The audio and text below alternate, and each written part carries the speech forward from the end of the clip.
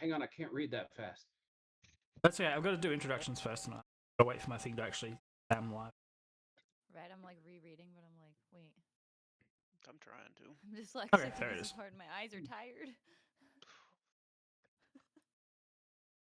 For a I hope second, I'll do that one introductions. person at least laughs at my live notification.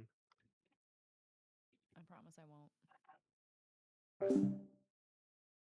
Good evening, everyone. This is Z, and I'll be your DM tonight. Welcome to the Training Camp One Shot Episode 1 with Crickey, Addventure, Solarace. We have various levels of TTRPG experience, from long-time players to people who know TTRPGs exist but haven't played one before. Additionally, we're experimenting with D&D Beyond's map system, so there may be some system hiccups or teaching moments, hence the name Training Camp. While our players introduce themselves in a moment, the story we are telling today is a group of adventurers known as the Irregulars, who adventure from the local guild for half a year and then return to their families, homes, businesses for the winter months. This one shot is taking place in the first mission since the end of winter. So, just undeafen, and we'll get on to letting those people introduce themselves properly. For the resub. Okay, so I've just done the introduction. So I was going to say, I have not. Give me a secondo. okay, people, we are pausing to let the other streamer their shit in order for that. And yes, I'm giving me shit for that. I forgot to add everybody else into the stream title. That's okay. Like a piece of shit. That is a-okay, my dude. That's These things fucking happen. rude. What's wrong with you? Hey, I'm working on it. Stand by. I will not stand. I will sit. Okay, sit by. God damn it. You tell him. Listen! Get wrecked, Listen- nerd. Listen to me, This is how Linda. it's gonna go. Mom, they're bullying me. Ma, the meatloaf. Who gets to be mom? I don't know. Me, obviously. Probably Amy, because she's like Uh, uber. I sent you the stream together invite.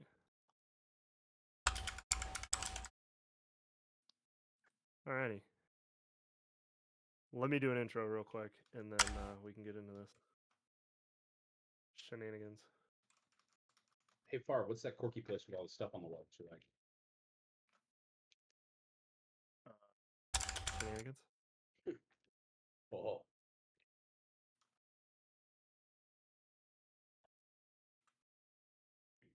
Alright, hang on a second.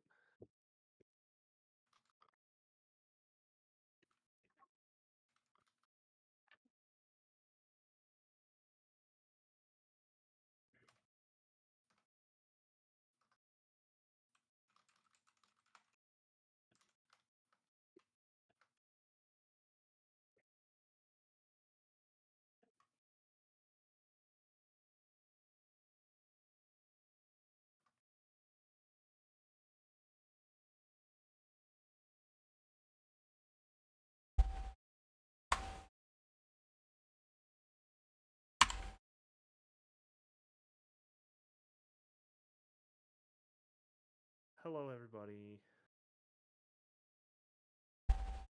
Alright, I'm all good now, Z. Awesome. Okay, so that just fucked up that. What happened? I had a command for players so that people could apostrophe.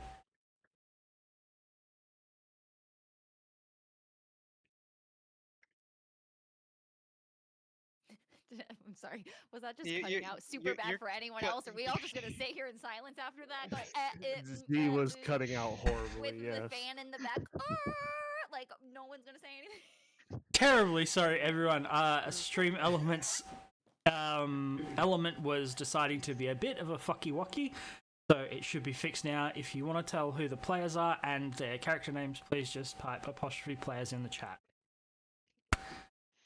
Exclamation players. Exclamation, that's the one. I got you. I got you, bro. You I got motherfuckers peer pressure me into this, so this is on you. Whoa. What the fuck? I was What the- invited as a guest. What the fuck is this wee shit? Nothing. Into Yeah. I think he's streaming. talking- hold on. Streaming. Time out. That's I was gonna say, I me. think he's talking about streaming, which That was also not me. I'm pretty sure. Solar got I mad at me even- for blaming. I even don't mod people who don't want to be mod. Like, I'm not offended. Solar got mad at me for blaming Crickey entirely for my Discord, which it's Crickey and Clock. No, this is entirely your fault, Crickey. You peer pressured me, and then you peer pressured Z because we were all gaming together. Whoa. Damn. Whoa. I don't recall peer pressuring you. As you I can feel probably like tell, I we're all was very like, good friends, so yeah, we're having a like, bit of fun hey, with this. don't It's be going to be a mad bit at off the me, rails, let's so set up a stream. please stand by. I'm pretty sure Yes, that's what happened. because numerous times during DBD, way back in the day, you'd be like, "This is funny. You should stream." But I say that to everyone. It's like my job. I take that as peer pressuring. That's why you're part of the peer pressure group on Discord. That's so dumb. I would like a revote. The vote has been cast, and the vote has passed. You are part of the peer pressure squad. Whatever. You have rolled a D1.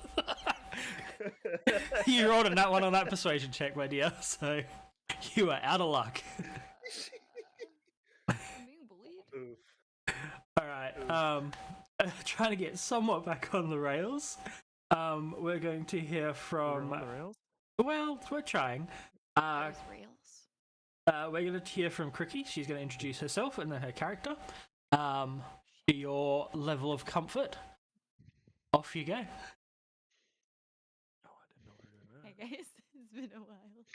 So Okay. my character's name is Hulda, or at least that's what everyone calls her. It's short for Brasgrahilda. Hulda, like it's a hard name. Names are hard, especially today. So she was born into a pretty nice home that was very like rich with like the arts and music, and so she's very interested in those areas, and she plays a lute and spent a lot of her time traveling, playing music, and one day she heard the whispers of the dead and was like, what the heck is happening? And she was originally very scared of this and realized that actually it's totally natural for clerics to hear the last whispers of the departed, and after that she began following her path as a cleric, helping people pass on. Eva? Matt? I am Matt, another streamer along with everybody else. I am playing Krug, who is a Goliath of the Northern Reaches. He adventures into the south during the warmer months and returns home during the bitter winters to assist his family with survival, as well as people getting around from town to town. When he travels to the south, he goes to see his best friend Chud, who is played by Solar. Solar? I am Solar. I am going as Chud, a kobold druid.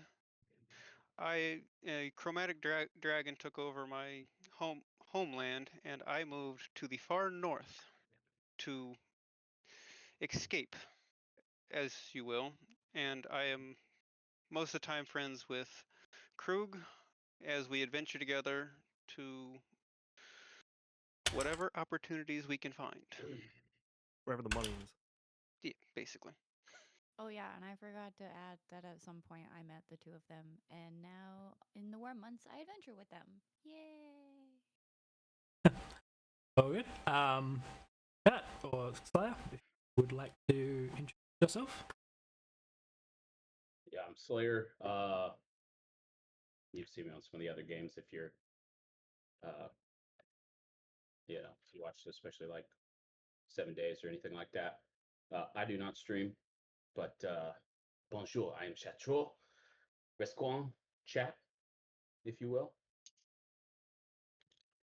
I'm gonna be honest, I'm gonna totally butcher how to say this. Arakokra. At Aerocrocra. Yeah. Bird dude. Man. Anyway, I've spent my life chasing the winds and the seas, and came across this group, and I'm gonna see what kind of trouble we can get into. Awesome. Alright, so we've heard from our players. I'm just Hopefully this doesn't put anyone's terms. Please let me know if it does, and if there's any echoing issues because permitting. You're starting to cut out, yeah. Yeah, every time I lean forward, I go under my mic and it's cut out. So I will attempt to remember to just like stretch instead of duck.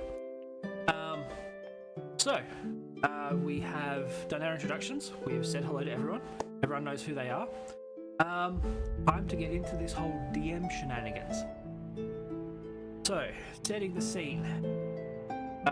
It's a chilly, crisp spring morning in Wagga Wagga in northern Centralia, with the cockerels crowing at dawn's light as Chud, Holder, Chat, and Krug wake up from their reunion party after 6 months apart. Having tied one off the night before, your party awaken with a new day and a new adventure. What would you guys like to do before heading to the Candlelight Inn or on track?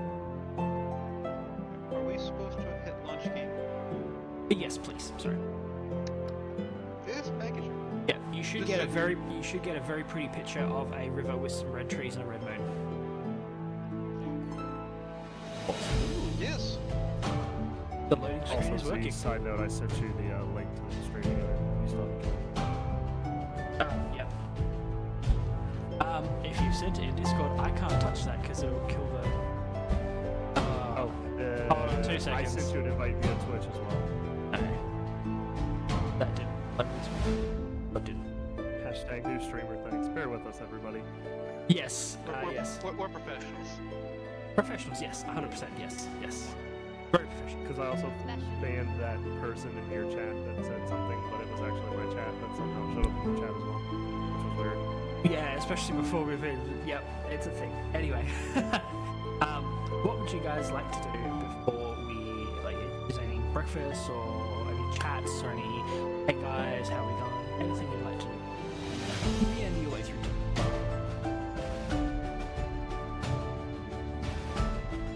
I'd like to stop at the nearest tavern and ask the keep if there are any quests around them. Then where you're going to get your job. You've got a job lined up already. We're going to a tavern. Yeah. So it's like anything. Yeah. It's anything you want to do before that. Like. Yeah. Misinterpret.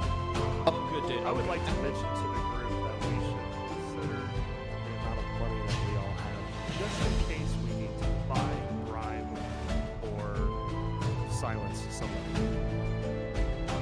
If that's enough. Yes. Oh, dude, that you guys should have money in your things, but you all would be sitting at around after the winter you've had. Is that the gold Yes. from the actual thing? Yeah. Yes. Okay, cool. Yeah. So I don't actually know how much you guys got, but you should.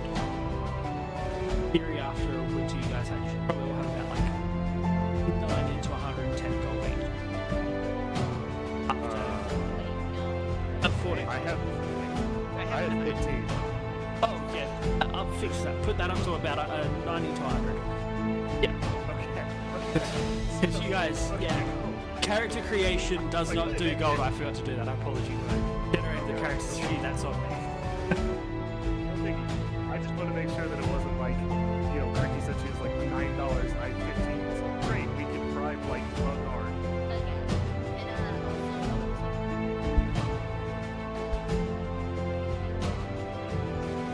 Yes.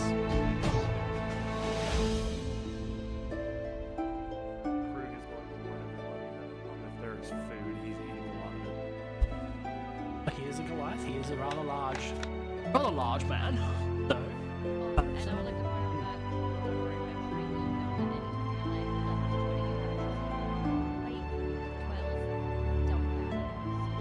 yeah. Oh good, oh good.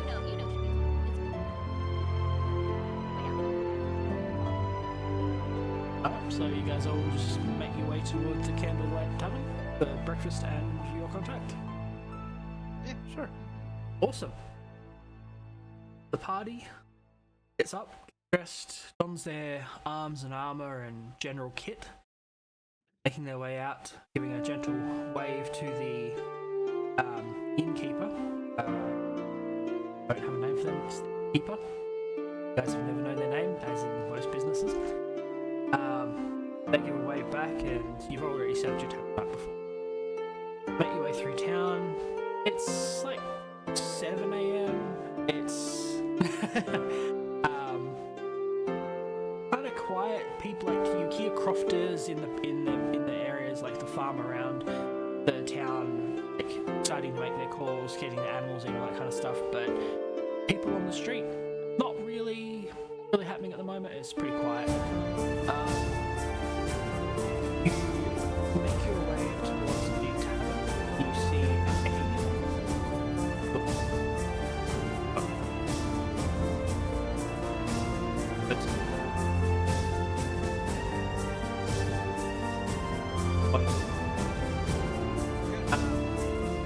you find Made the music at the tent. I was gonna say you're getting hurt to hear over it.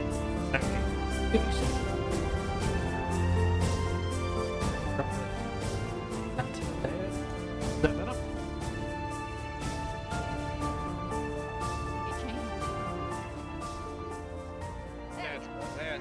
Okay, cool. Alright, as you walk up, you see a grey stone building, almost perfectly square.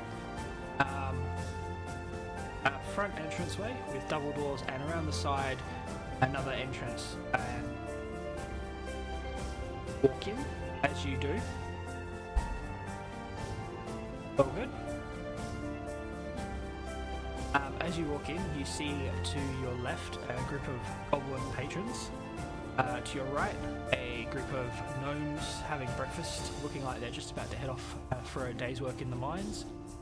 Near the fire, 3 kobold bar staff by the look of it. You've seen them hanging around before. Behind the bar, there is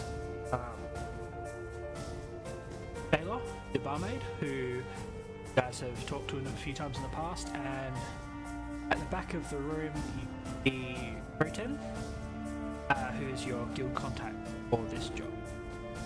You guys have known him for about 4 years. He's generally been your contract giver in town. What did you say? Proten, P-R-O'-T-O'-E-N.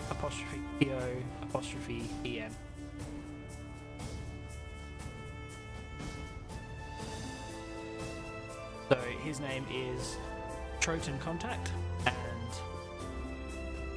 the person you guys are meeting with.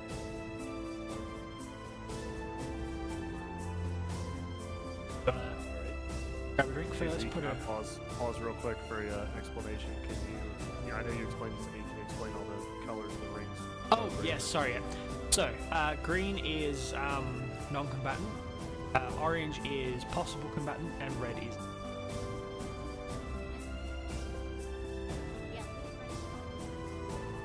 Wait a minute. Yellow is your teammates. Finally there. I said what I said. I have plenty of those spells, so I gotta be careful. Yes. Krug is concerned. I'm in danger. As we walk in, I'm gonna tighten my cloak over my dragon scale shoulders, so I'm less visible. Yep. To the patrons around.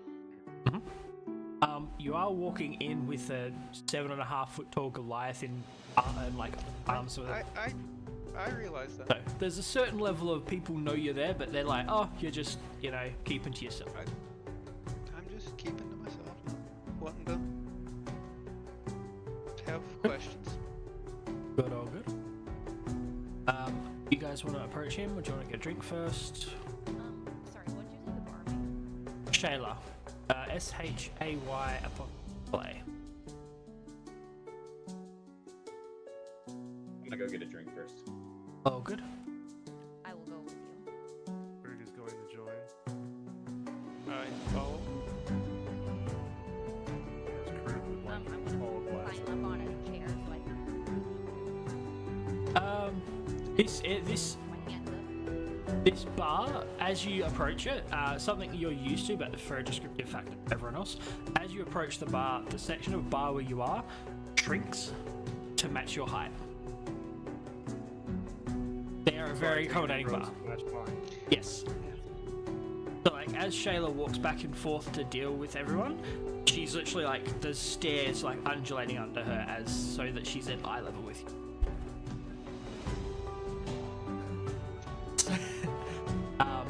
I cannot do a lady's voice, so apologies for that, everyone. What do you mean you can't do this? Can I do this?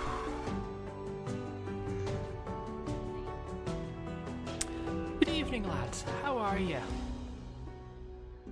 Oh, it's so good to see you, Shayla. Do you think you could get a round of drinks for us while we go talk to our, our usual little friend? Oh, well, for you, Holder, I think I can manage that. A mead for you guys and milk for Chud? Or something different this time? The usual. Alright, that'll be 4 silver. And, go from there. I'm gonna glance Looks down the over. table and slaps 2 pieces of gold down and says, "This is for everybody. Drinks are on me." She looks at Krug for a second, just like, and you can see the brains like doing some math, and she's like, "Thank you for the tip, sir," and it's gone in a second. So your drinks are paid for, and no one else's. So the rest of the patrons are shit out of luck. But she's very happy. She's gotten a massive bonus. You basically gave her like a $400 tip. Well, I don't know any better. I just hit things, god damn it. And it's much appreciated, Krug. Thank you very much. I love it when you come in. You're my favorite customer. Alright. He gets that a lot. I'm gonna pull out exactly. Oh, yours are being paid for. It's 4. It was four across the board between the 3 maids and the. I paid for the party. Yeah. And just a massive Overpaid tip. by a shit ton for the party. It's a good thing you're pretty, Krug. Alright. You just keep me around so I can smash things. Oh my. Sorry for that. Alrighty. She's just kind of she's handed you your drinks. As you probably don't know, but thematic things so people in Aurora this world. As she passes the empty steins to you all, and she says, "Here's your mead. Here's your mead. Here's your mead. Here's your milk."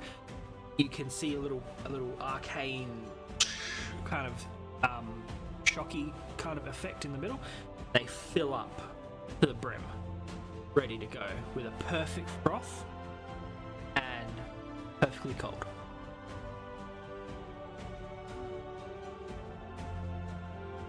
Gross.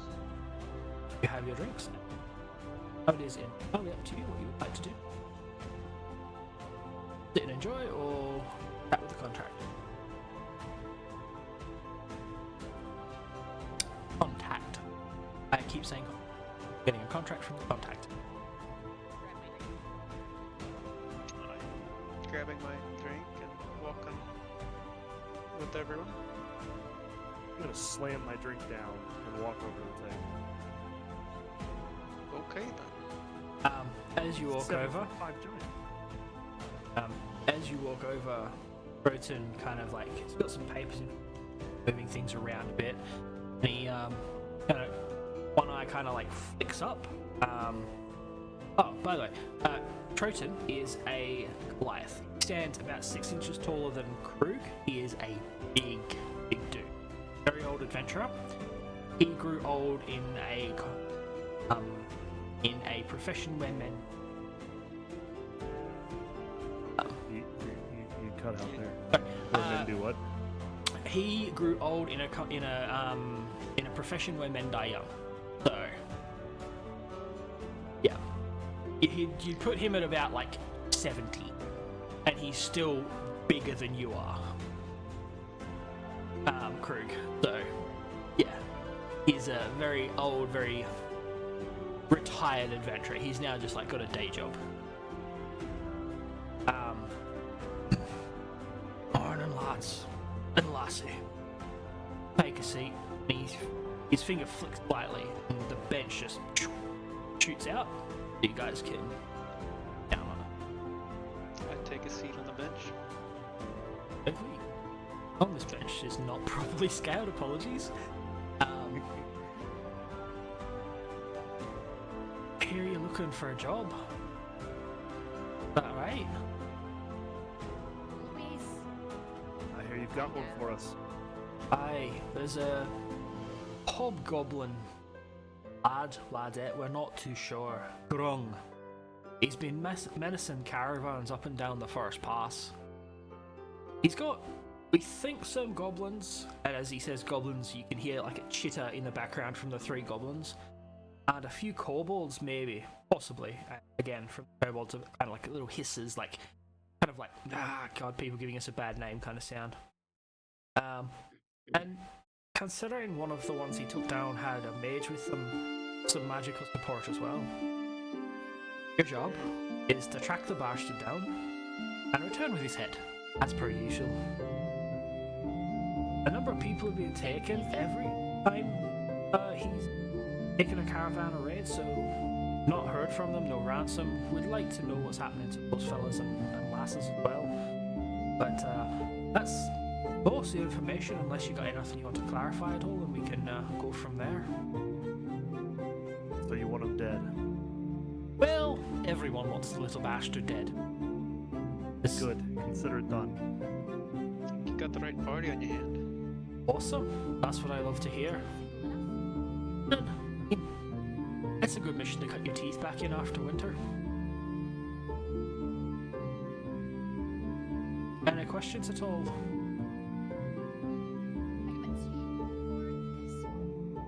Oh, well, for Grung's head, they're offering 500 gold.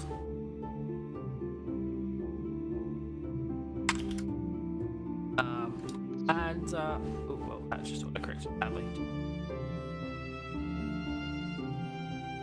And I'll tell you what, it's not really in the contract, but feeling a bit spicy today.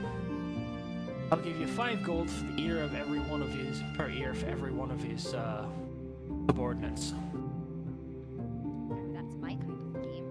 That's Sounds good. Smiles from ear to ear, pulling out a rope and a very large needle. He looks at him and says, "Oh, that sounds like my kind of plan."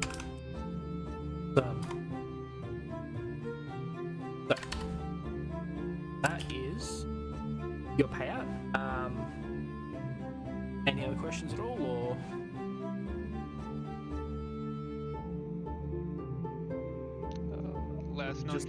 last known contact of a group that went looking. Well, you guys actually caught the first proper contract on him. He's kept mostly to civilian traffic, so obviously contracts there are civilian issued and don't have the money after getting busted by him. But he went after one of his name again. Patrician Volminus's caravans, the head of the Merchants Guild here. And, well, he messed with a guild caravan at that point, and they have the money to front up for it. So, pretty much. So, messed with the wrong group, I see. Yeah, that's life really. Mess with the wrong group, get a bounty on your head. Someone like you folks come along and take it. Pretty simple circle of life, really. Clerical question, or just understanding. You said we are against goblins, some dragons, and magic, correct? Yes. As potential parts of his caravan. Yes. So Okay. we know from the tracks around the last one that there's some kobolds and some goblins with him. We're not too sure what magical support or if he himself is a mage of some description. But the caravan that he took from Patrician Volminus had 2 apprentice wizards in protection, and they had both disappeared without a trace. So, yeah, not the easiest prey, but I mean, they're apprentice wizards, so not the hardest prey either.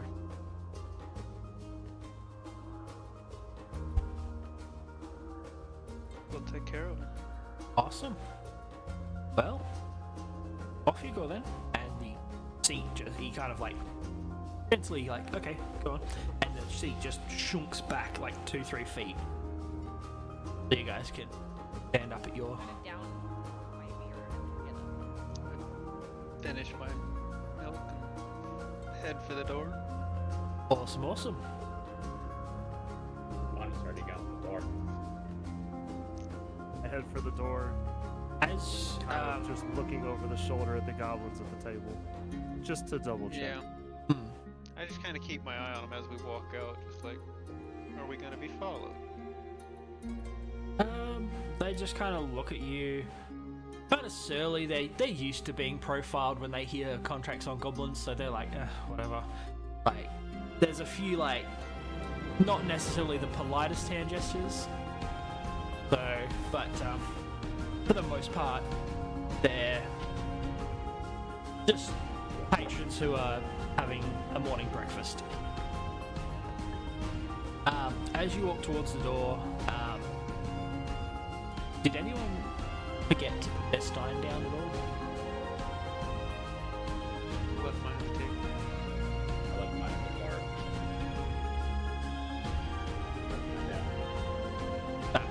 So, as you guys, as the ones that were left on the table, as you stood up, you notice them kind of like and reappear on the actual bar itself.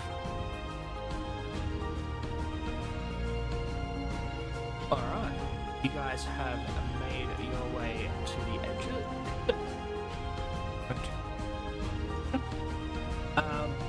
as you leave town,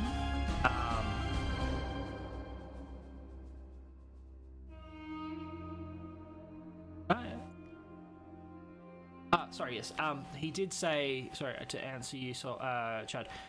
He had said that the last caravan that was taken was on the northwest road out of town, going through the forest pass. The forest pass is like the forest pass, it's the actual name. So, you guys make your way in that general direction. What kind of pace do you want to set? Do you want to set a kind of like getting a move on, or just ambling along? Keep it casual. Don't let it raise suspicion. Yeah, just normal travel pace. Okay. At around 11 o'clock that morning, you guys make to the crossroads. Hopefully loading. First. There we go. Loads in, and as you're approaching the crossroads, you can hear some voices around the copse of trees to your left. One of them you notice specifically is Captain Mattias from one of the town guards.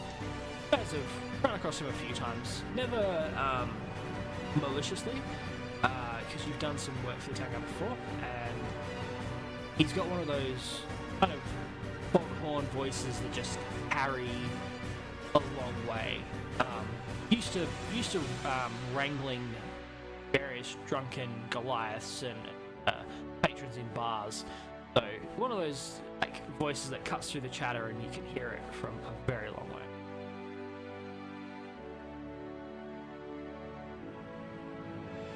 Would you like to do? That's the question. Where are our tokens? Down the bottom. All the way down to the bottom. Just go down. Oh, I didn't move the map. Like, where am I at? I was like, wait a minute. Yeah. Like, I'm not here. So good. Talk to him. Alright. So we're heading over or just you buddies? I'm Go gonna ahead. follow with. We're off.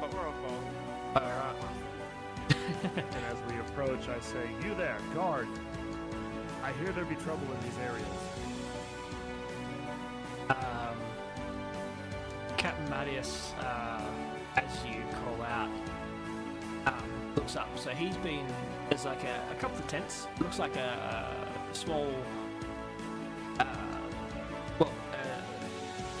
two noblemen, people are standing, which you recognize as patrician and plebeian Volminus. Patrician is the head of the Wagga Wagga Merchants Guild Council, and Plebeian is his younger brother and assistant. You've got Abelfard, one of the guards, and Captain Matthias, and a new astral elf you've never seen before. You don't know this person at all. Matthias steps to the front as you call out, hand on his sword, until he recognizes, Krug lad, how you doing, young man? Well, Captain, but we're here on business, not pleasure. I hear Well, there be trouble around here. What's going on? traveling together, so I assume that, young man. But depends what job you're on. There's lots of trouble in this region, as always, this time of year. Standing next to him, I'm kind of like up down the elf. Kind of looking at him like, just like a hint of suspicion since we haven't seen that one around. Would before. you check him at all? I would say I would. I'm just keeping my eye on him more or less. Okay. Can I get a perception check?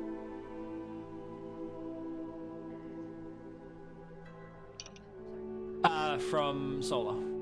From Chad. Yeah. Did you want to 26. answer him? 26. 26. That's- Okay. 18 plus 8. Yeah, that's a nice one. He stands about 6 feet tall. He is armed with a You Top of my cut out head. again. I can't remember the top of his sheet off the his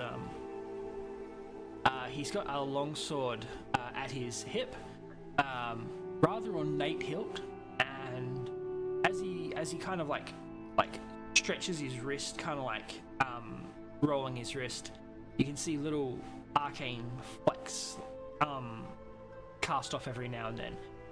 So he is some sort of spell sword. Not exactly sure. It's 26, right? Yeah.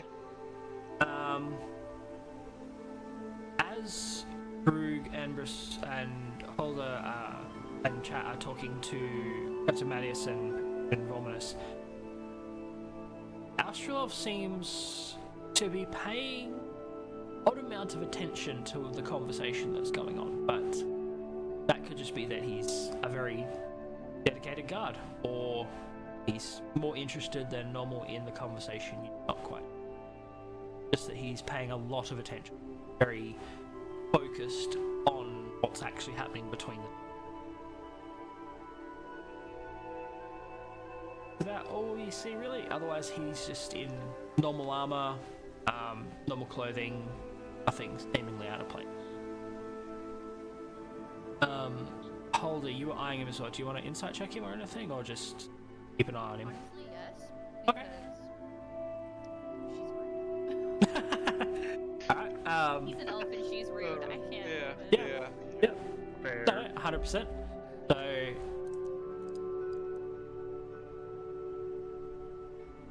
21. 21. 21. What did that tell you? He's quite attentive to what's being said, but that astral elf, he's just a bit too other. Astral elves, I don't know if you've ever played them. They're space elves. They're from Spelljammer, so they travel through ships in space, like sailing ship, similar to Treasure Planet. Even harder now. Like, Yeah, he is an odd elf. Yeah, so. For him in particular, his skin is very, almost not quite translucent, but whenever he moves, you can almost see light pulses from his nervous system through his skin. It's very odd and different to elves. But with that role, that's all you really get out of him. He's just very attentive, and he's paying close attention to Krug and Chat. You asked Krieg, you asked about jobs. Chat, were you doing anything at the same time? I've just been kind of idly standing by, kind of Ruffling your wings a bit and chilling? just kind of looking around. I'd like to actually do a perception on the guard. Which one, Abelfard or Captain Mattias? Albert. Abelfard. If you want to roll that quickly, then we'll get to the conversation. 15. Abelfard's not really facing you guys. He's more like looking around the area. He's keeping an eye on the surroundings. Given that Christian Volminus's had a caravan attacked, they're out in the countryside. Obviously, they're traveling between places. Abelfard is on higher alert than normal. He's scanning the tree lines, see if he can see anyone or anything that might cause a problem. But he's not really paying attention to you guys. He's given his history with you guys. He's dismissed you as a potential threat vector. So you guys are known people and known to be of good stand.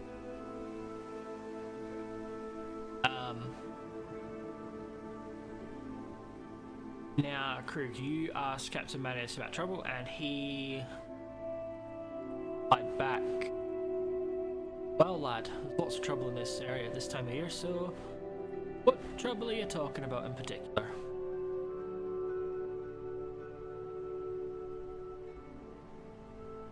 I'm gonna ask this real quick before we get into the conversation. What's the guy's name, the bounty's name we're after again? I forgot to write it down. Grung, Grung. Yeah. Grung. Okay. So Krug looks at Mattias and he says, "We got informed about this guy named Grung that we are after." Yes. That bastard. He took one of Patrician's caravans recently. Quite the bloody mess when we got on site and saw it. A couple of caravans completely gone, the others smashed to bits. Definitely a few bodies, but about half the caravan was made off with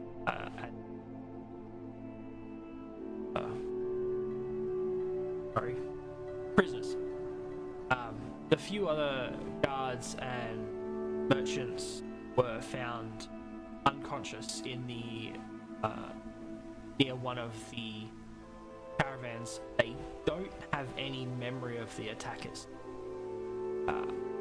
Fortunately, could have really used a good description of how many and what they were, how they operated. But like all survivors, they reported feeling a lethargy and then waking up when rescuers or investigators found the site of their caravan's ambush.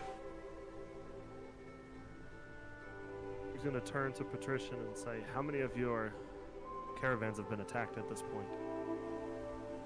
Patrician just steps forward slightly. Krung. Krug, I should say, sorry. Put it in there. Like, well, of mine, just the one. Civilians, out of town contracts, so not nearly really our concern. Probably about 50 people in this area, as you know.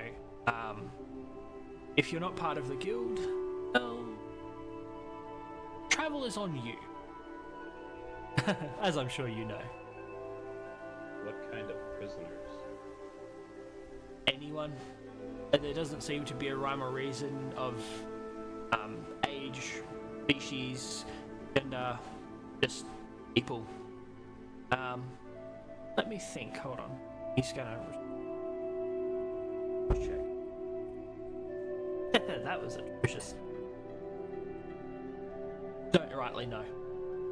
Just people, probably whichever ones went down the easiest so they could carry them off.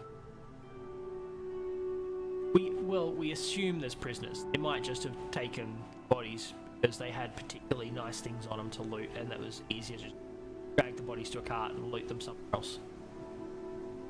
We're not 100% sure on prisoners yet.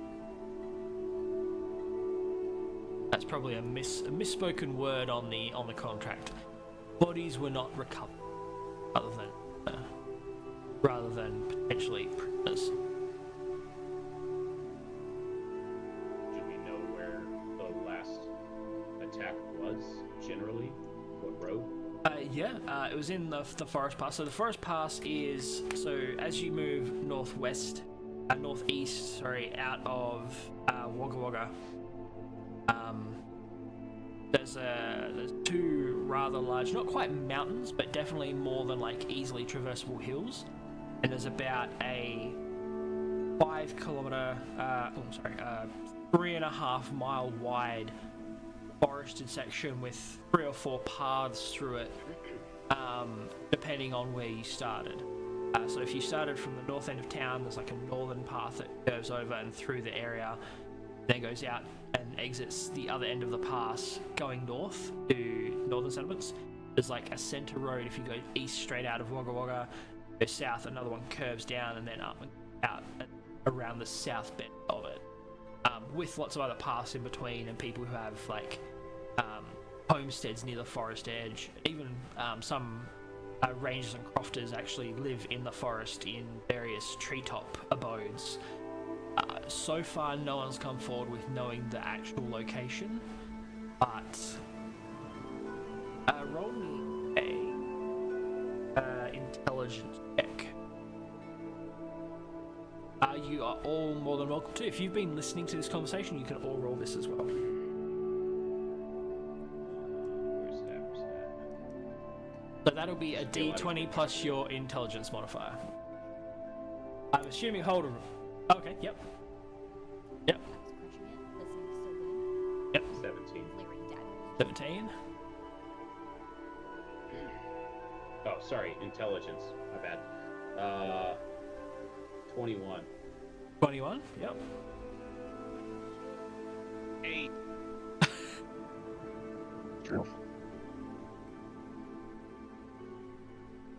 I have a clerical question. Yeah. When you say D20 plus your modifier, is the modifier the +1 or is that the 12? It's like the If I'm saving looking at my throws. character sheet. The +1. It's in the saving. It'd be the +1? Yeah. Oh god, I rolled a 2. Okay. Someone rolled a 21 from memory.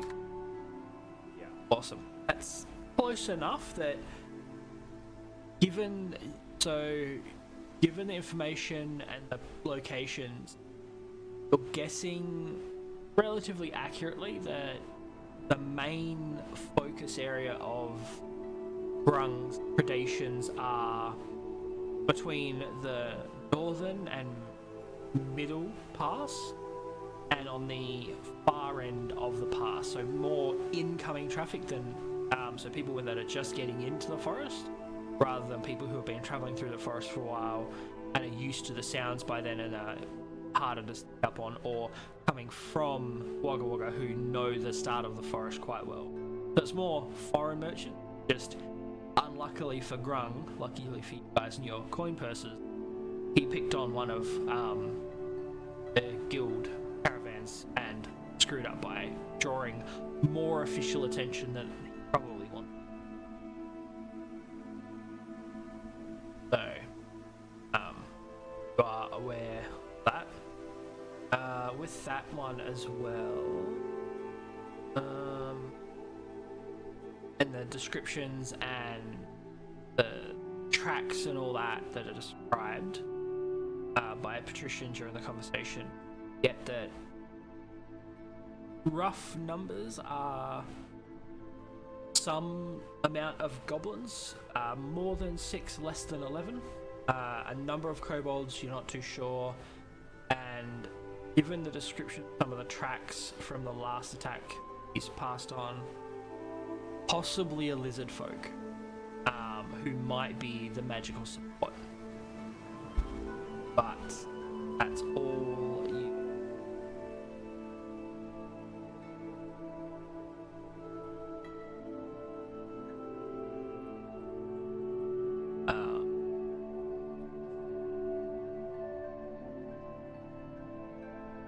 unfortunately, lads, patrician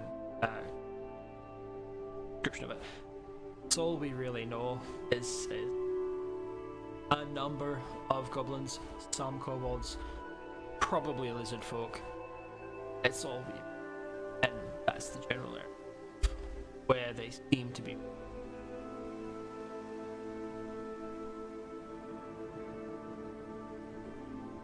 Izzy, your mic's cutting in and out really bad.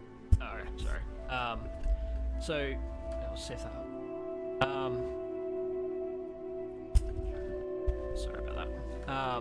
He basically. Krug, I'm going to step forward and extend a hand to Captain Mattias and say, we thank you for the information you've given us. This has definitely helped. We're going to kill that bastard and bring his head back and stop these unneeded attacks. Well, Lots of ears. Don't forget the ears. All the ears. as you say, Krug the smiles ears. as he turns and looks at Holda, saying, yes, thank you. As you say the ears, both Matthias, Patrician, and Aberfard just kind of look at you like, sure, yes, they will have ears. The ears was entirely contacts, Troten's thing, so they're like, I know. Don't worry about it. Krug turns back to them and says, listen, that is our information. You do not need to be concerned with that. it's a thing. Matthias just kind of like, no battle shaming here, Holder. It's like, you do you. You're a weird one, but okay. I'm just gonna nod and pull out my lute and just start like playing a little ditty, like Yeah. rattle, just like. Okay. Are you guys all comfortable with the information you've requested? No further questions or anything, or no further insights you want to try and glean at all? Krug turns to the group and just reminds everybody that as we are possibly encountering these foes, we need to keep a weary eye out because Grung is taking prisoners, and if we can find any of them alive, we need to free those people And not take their ears. No, and not take their ears. not those ears. As you guys are still in earshot while you're saying this, Matthias does reply, like kind of calls out because you guys have moved off a tiny bit. Well, I'd certainly hope you wouldn't take the ears of innocent prisoners.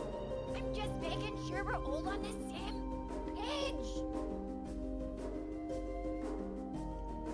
Krug turns around Awesome. and looks at Mattias and Here, goes, and they put that. Did you see that one with the ears? Krug turns around looking at Mattias going, when have you ever known any of us to break the law? He just kind of like cuts his eyes to you slightly. There's a bit of a provably broken the law, lad. Provenly. Make sure you clarify that point in the future. Safe travels. Goes back to you kind of need a little ukulele you can play. As we begin walking away, I do keep a weary eye on Steinbreaker as we do not fully know who he is. I want to make sure that we're not followed. Okay. Any kind of check on it all, or just noting that you check? I'll do a perception check. Okay. I'll do a perception check as well. That's a D20, right? Yeah. D20 plus your perception skill. Nah, she's here for vibes. Yes.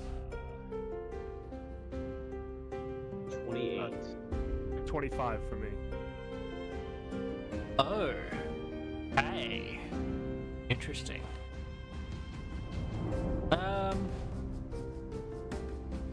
As you're walking away, thinking over the conversation, thinking over people's reactions to it. Oh, sorry. I just saw that. And his reactions now as you're moving past.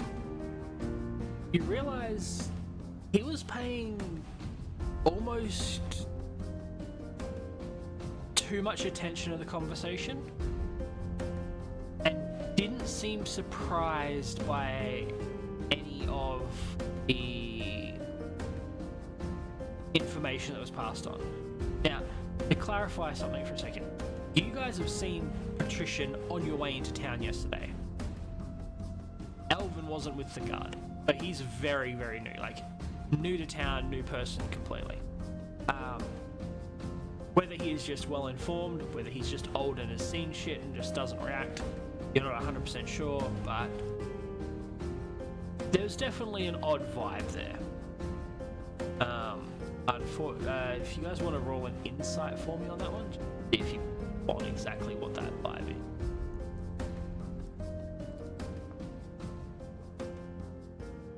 Nine.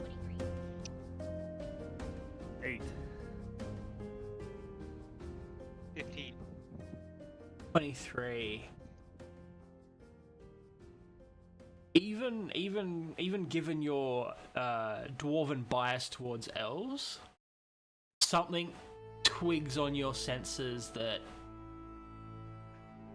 whether it's related to Grung specifically or whether it's related to other business, Elvin is squirrely.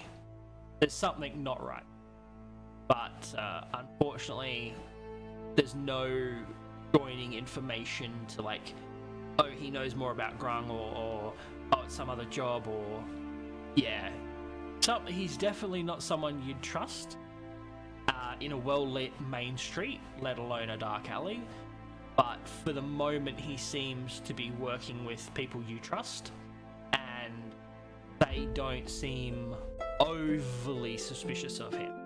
So it might just be other business that you guys aren't privy to, but there was certainly something there that kind of set your teeth on edge, more than just your inherent bias towards elves. Otherwise, As we're walking away then, and we get out of earshot of Mattias and them, I'm going to lean over to Chud and kind of nudge him and say, that Alvin guy, he just... something doesn't seem I right. don't trust that guy.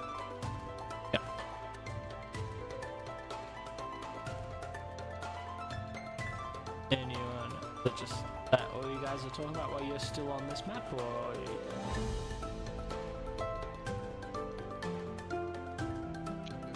awesome. All right. What we'll do is we'll go to a loading screen here. Straight through this so quickly. I don't know. I'm sure either way. Like, Really, I don't. you guys are I've never had you as DM, so I don't know like how heavy you are. Like, go for your life. where we are. So. We are about 45 minutes in, so you guys are probably about 20 minutes ahead of schedule of my brain. So, yeah. This is, I mean, again, pausing for a second, this is a very on-rails thing. So it is, like, this is a training camp, obviously. It's for getting everyone used to A, amazing, B, you guys playing together, and C, people with no TTRPG experience to played in like 15-20 campaign.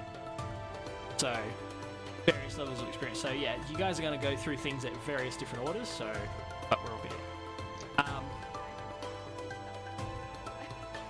You are more than welcome to. Currently we're on a traveling screen. Sneak behind the bushes. Can certainly try if you want. Like I said, dice takes the way. So if you want to do that, so you can certainly try. Yeah, Z, pull up that previous map, if you can. Okay. Back to where we were. Okay, Well, let so- me ask, which bushes are you going to, Jack? Because this is a tree, by the way. So, That is not a bush then. that Well, He's I'm a bird. sneaky and I can fly. that is a tree. These are trees. These are shrubs here. You guys can see those pings. Yeah. Alright, so this tiling square here system, it actually stands for a much greater distance because this is crossroads. So You're about 120 feet away, or like 30 meters, 40 meters. Okay. So you are still well within eyesight, and these are guards who are paying attention. So you can certainly try and surreptitiously fly, but you're also a 6-ish foot tall bird man with a 14-foot wingspan, who's bright white. And we're in an open field, per se. Yeah. Right. I mean, we're essentially standing in an open field with a couple trees. Yeah. So you are certainly welcome to try, but these are pretty good guards. Mattias and Abelfard, you've worked with them in the past. They are quite good at their job as guards. So yeah, you don't know how attentive Elvin is, but you did see him queuing in. Like, you guys have rolled high enough as a group. You saw him queuing in on a lot of things during that conversation. Get the idea that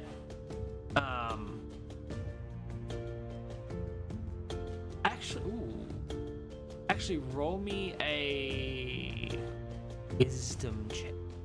D20 plus your wisdom modifier. You all can roll this. Because this is kind of like a... That's a 7. Crickey, I rolled bad. So did I. Take a photo of it. Yep. Okay, so... Oh, I didn't get that bad. I got bad. I rolled a nat 20, 24. Okay, awesome. You get the idea that Elvin would probably... He'd probably be 2 to 3 times as strong as either the captain or Abelfard.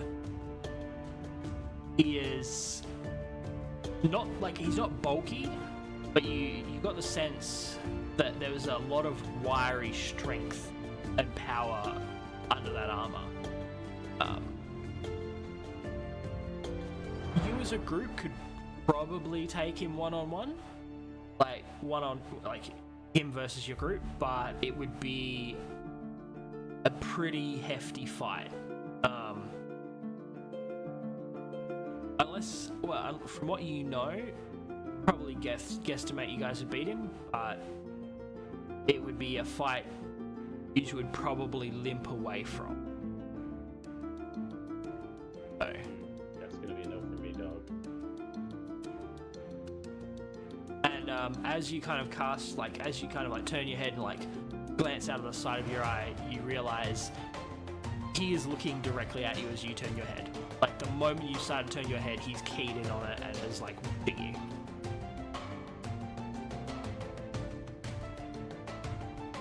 We don't like He's a 10. I'm gonna turn and look him dead in the eye as I tell the group. someone else's conversation. I didn't even listen that hard. I'm gonna turn and look him dead in the eye as I tell the rest of the group. I don't trust him at all. Can he see your face when you say that?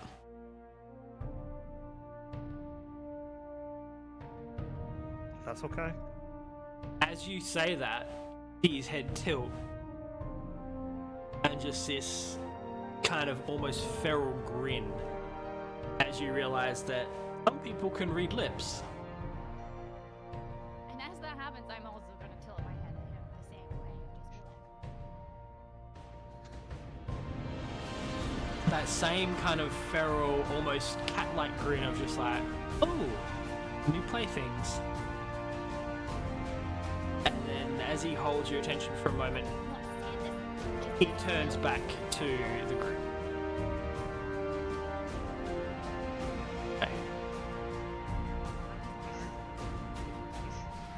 He seems like a scout.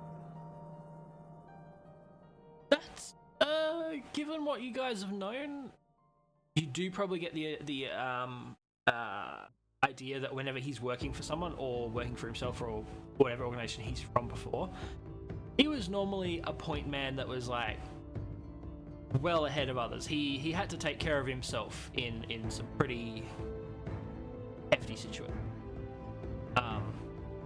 4 relatively heavily armed and known adventurers were there, and he was pretty chill with you guys. So when you guys interact with normal people and normal guards, there is a certain like, oh yeah, there's a certain like, oh these guys are like civilians meeting military. Like, oh shit, these are people who are killers, people who can make my life end very easily. You didn't really get that with him. He was just like, meh, samesies. Kind of different soldiers from different countries meeting. Like, there's that kind of like, meh, not too fussed.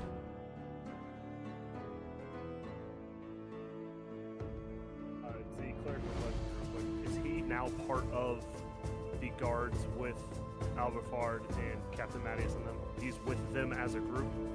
It does seem that way. Or did he just also appear at the same time? So he seems to be with them. So you notice there's 2 tents there. There's a blue tent and an orange tent. They're very much set up together. It looks like these guys have spent the night there. They've like had a late start.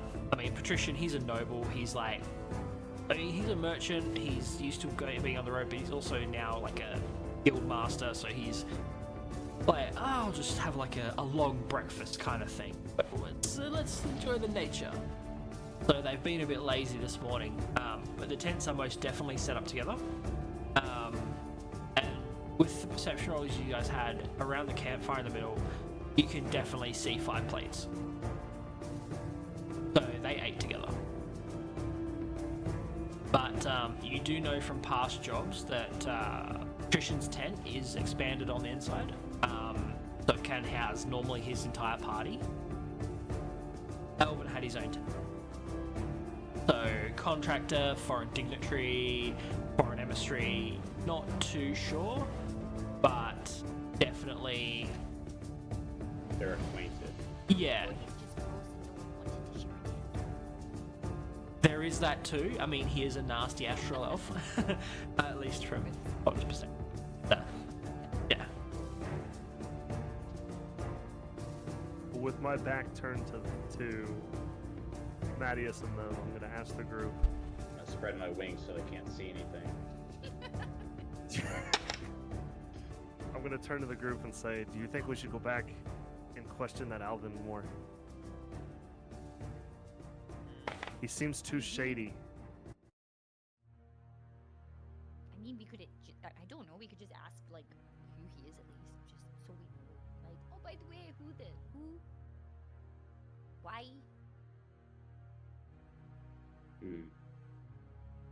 More than welcome to if you want. I'll leave that up to you guys, huh? He seems like he's ready for a fight. It would raise suspicion since we have, in fact, left. No, it's not that weird, and I'm gonna start walking back over. Okay. I'm Yeah. going to turn around in a non-threatening way, point to him and say, what did you do before joining this group? Okay, so you're gonna like, are you like announced, like, are you hollering that out, or are you just like saying it? I'm hollering it to him. Okay. As you do, your voice rings out across, and Patrician, Plebeian, Mattias, and Alrufar just kind of look at you. And Alvin,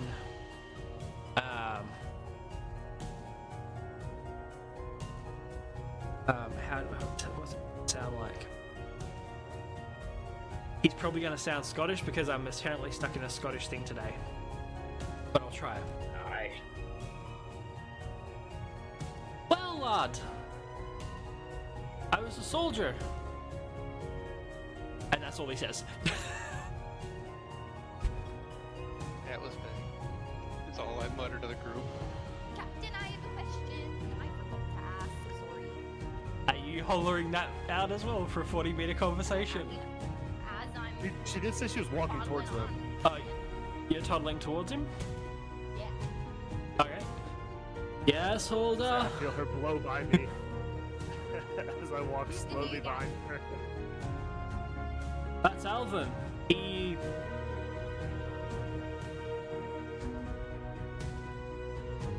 works with patrician. No, sorry, plebeian. Clarifying that he as he says that, plebeian is patrician's younger brother and assistant, and by the sound of that, Alvin, someone plebeian has brought in to business, as it were. Do you all remember your known NPC sheet that I sent you? The known NPCs that had a little blurb on the people?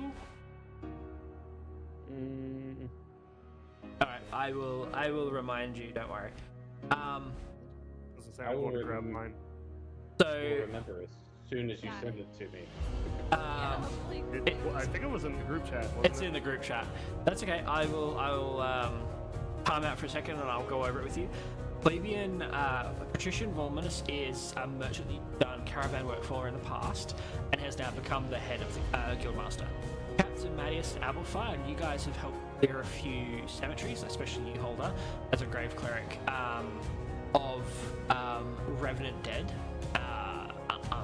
unpassed on dead, and also tracked down a few cut purses in town for them. Plebeian has never been particularly fond of your group, but has never outright obstructed you, and the general vibe, the best way I can say it, is bitchy younger brother vibes. He's as smarmy as a guild master could be when he's just the assistant. Patrician, while in their interactions and the interaction between you, Patrician, and Plebeian at times, Patrician very much in a brotherly way is very supportive of his brother, but when they're on business, he is very much corrected Plebeian, you are my assistant, not my partner. Like, Gotcha. privately at like soirees and like guild things, that music out, at like events that you've seen around town, they're very brotherly without an issue. But when they're at business, Patrician is very, you're not my brother, you're my assistant right now, and well, Plebeian is a little brother, so Family and business are two very separate entities with them. yes. Well, for Patrician, for Plebeian, Plebeian kind of rides his brother's coattails a lot. You've never But had. he thinks he's like hot shit because of his like. Yes, he's So he uses his brother's name to his advantage. yes. He Okay. sucks. Okay. Yeah, Piece of shit. Okay, Yeah. cool. yeah. He's the assistant to the guildmaster, but in reality, he's basically his secretary. Okay. So, yeah, he's like, oh, I'm the assistant to the guildmaster, and Patricia will go, you're my secretary. It's yeah, Are we talking like okay. Monica So- Lewinsky kind of? they're brothers. They're brothers. They're brothers. What are we talking about? This ain't Alabama. This is not Game of Thrones. Oh, copyright. I don't think that was accurate enough. It'll be okay. It's missing some notes.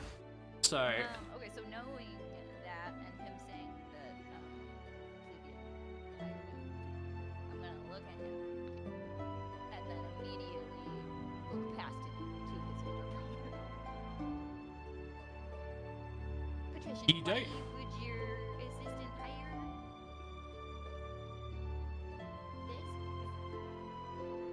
Patrician looks at you, and you can see him make some considerations. Brain. Hold on 2 seconds. Sorry, I cut out there. He just kind of like rubs his hands together. Just that's I'm sorry to say. Guild business. You hired us. Well, no, it's You guys got attacked. Is it like he's like the new boss? But yeah, no. it's guild business. Sorry. Fine. Well, Virtual guild got a business. cheeky grin, and I watch it. And I'm gonna turn around and go. Okay. While she's being snarky with them, I'm gonna step over by Chud and nudge him again and go, now I think he's a hired bodyguard. I still don't trust him though. Awesome. We'll keep our eye on passing by. Okay. I'm not trying to pick a fight right now. No, not the slightest. 100%. I'm gonna Awesome. start walking. I'm gonna start walking towards the bridge. Okay. So, guys heading out of the area? Yep. I was gonna walk over to the bridge and wait for everybody else to cross. Yep. So that the Goliath does not collapse said bridge. It's a pretty sturdy bridge. You've walked over it before. So if that's you Can't go off guys. the picture that I was like, wood bridge, not good. Ah, yeah. Alright, well, I'll put you back on the loading screen, on the traveling screen. So, you guys have had that conversation. As you finish it, it's probably spent about a half hour there, talking to them, inferring what you can infer, learning about the new person.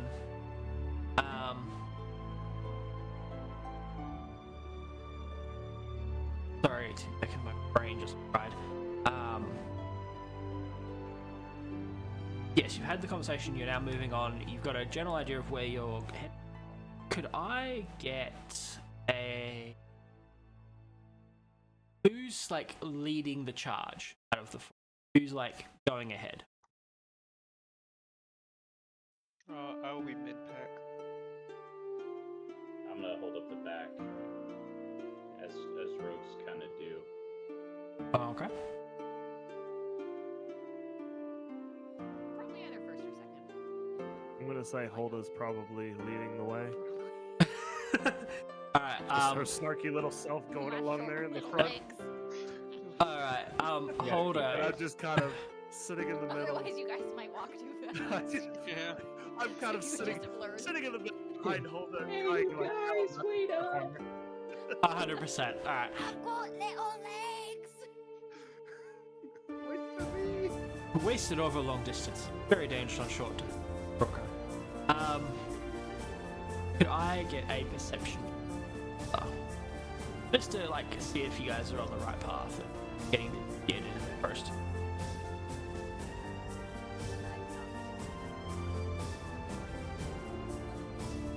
That's close enough. You guys have been through the forest paths like many times. Yeah. So you guys are heading in the right direction still. So you guys are on time. As you guys travel, Thank God. it's going to take you about 2 hours to get where you're going. So if there's anything you guys would like to talk about, anything you guys would like to hypothesize out about anything moving forward, any plans you want for your coming battles, now is time to... Well, I'm going to ask that take a quasi-intermission because I don't have magical hands to hand me stuff like somebody. Yes, yep. So I'm going to go see my own magical hands and go grab a water. Yep, 100%. What we're going to do is we're going to take a 5-minute break. I'm going to leave the up because I don't want to break it because I've just got it working properly. So we'll stay on the screen. You might have some chair streams viewers, so give us a second.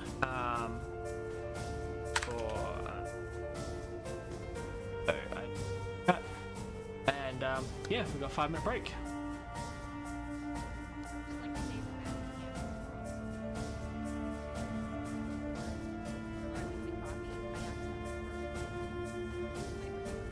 Oh no! Oh, this is a problem. I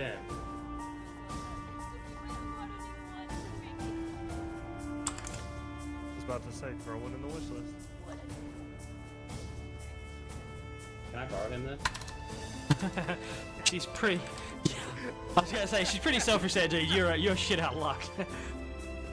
Oh Lord.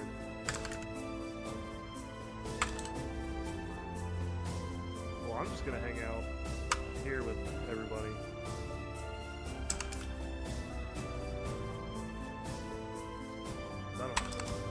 I'm also nervous like usually I made a BRB screen.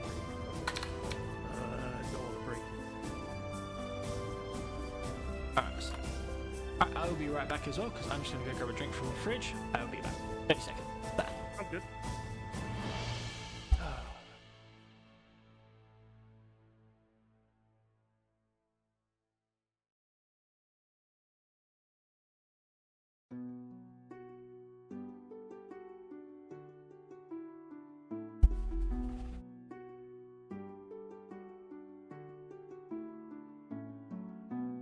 Will say it is 100% weird be doing this on stream where there's an audience, like having to remember to take into account there's an audience.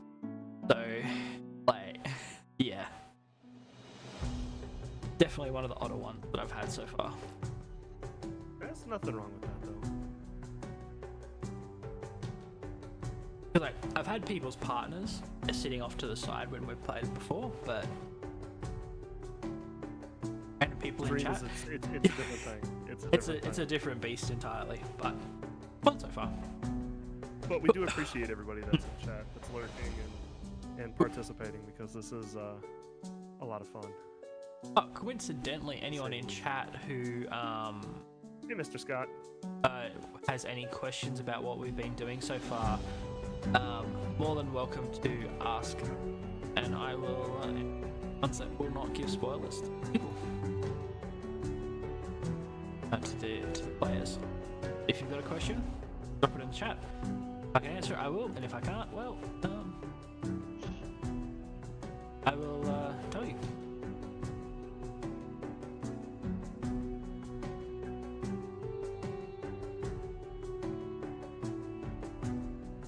Hi, Raina.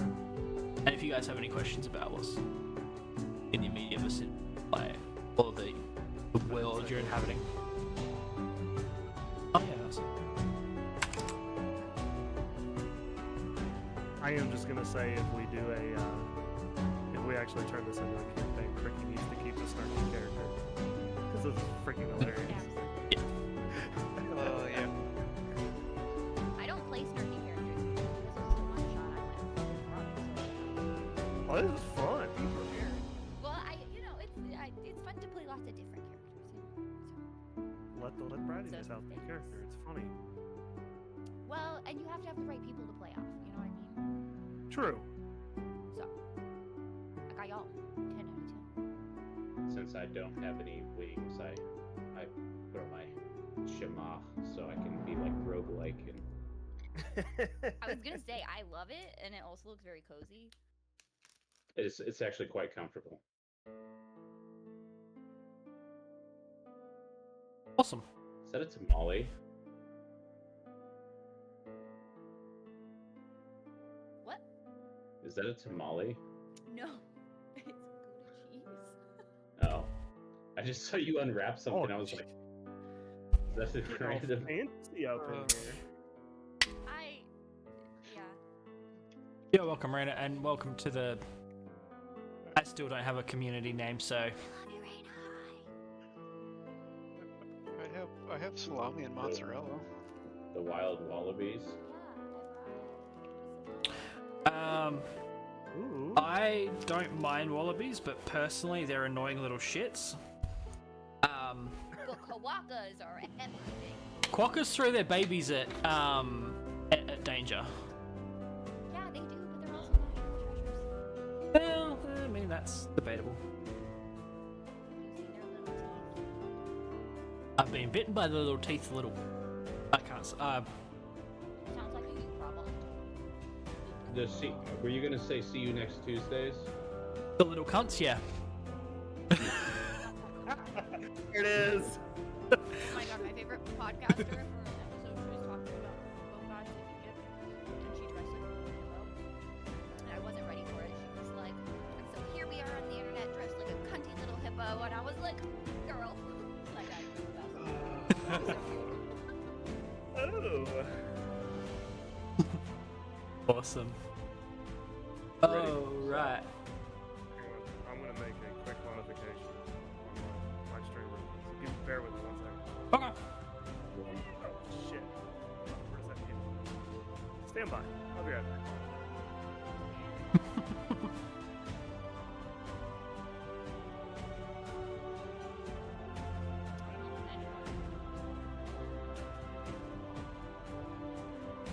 Okay.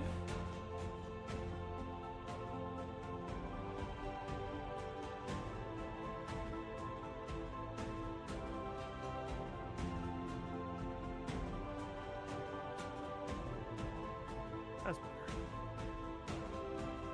Okay. That's an angle change for sure. And now you're completely muted.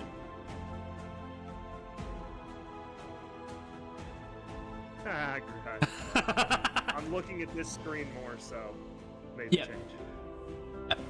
Anyone who is wondering why I'm looking up, it's because all of their faces are on a monitor up there. So I'm up the things. I was pointing, not giving you the finger. Uh-huh. Uh-huh. Alright. Sure you were. I tend to do that if I'm gonna do it, so it's very obvious when I give you the finger. like you are aware.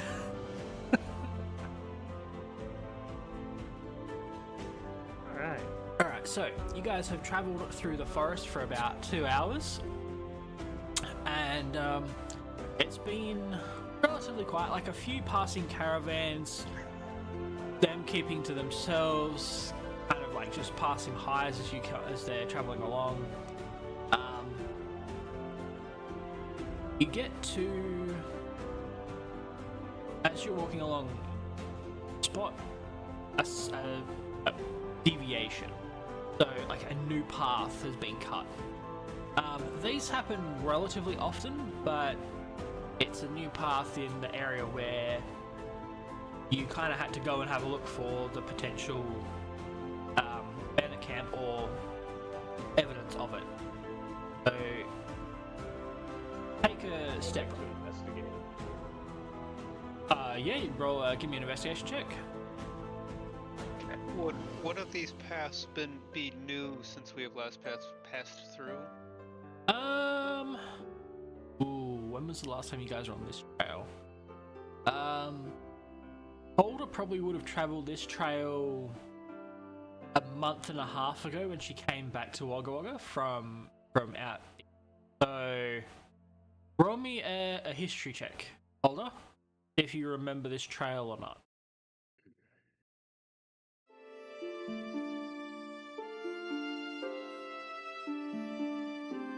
18. Awesome.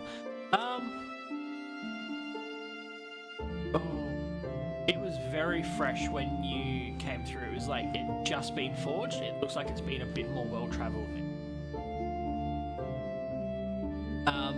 I get your investigation check. 13. 13.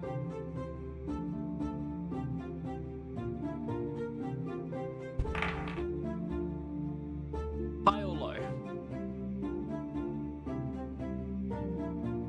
Low. Awesome. As you're investigating the area, you notice at the base of one of the trees. So as a rogue, you know thieves can, right? It's a kind of a pseudo mystical language that thieves and rogues like learn and internalized. This is kind of like pigeon thieves can. Kind of understandable, but it's very much not. It's kind of like a French person trying to read Shakespeare. They kind of like, the words sound familiar, but they don't really know it because they've not necessarily learned English. But there's certain grammatical things upon. You get the way, surprise, and run. from the thieves' can. Try to get an intelligence. From me? Yeah. See if you can like decipher this bastardization of a language you know.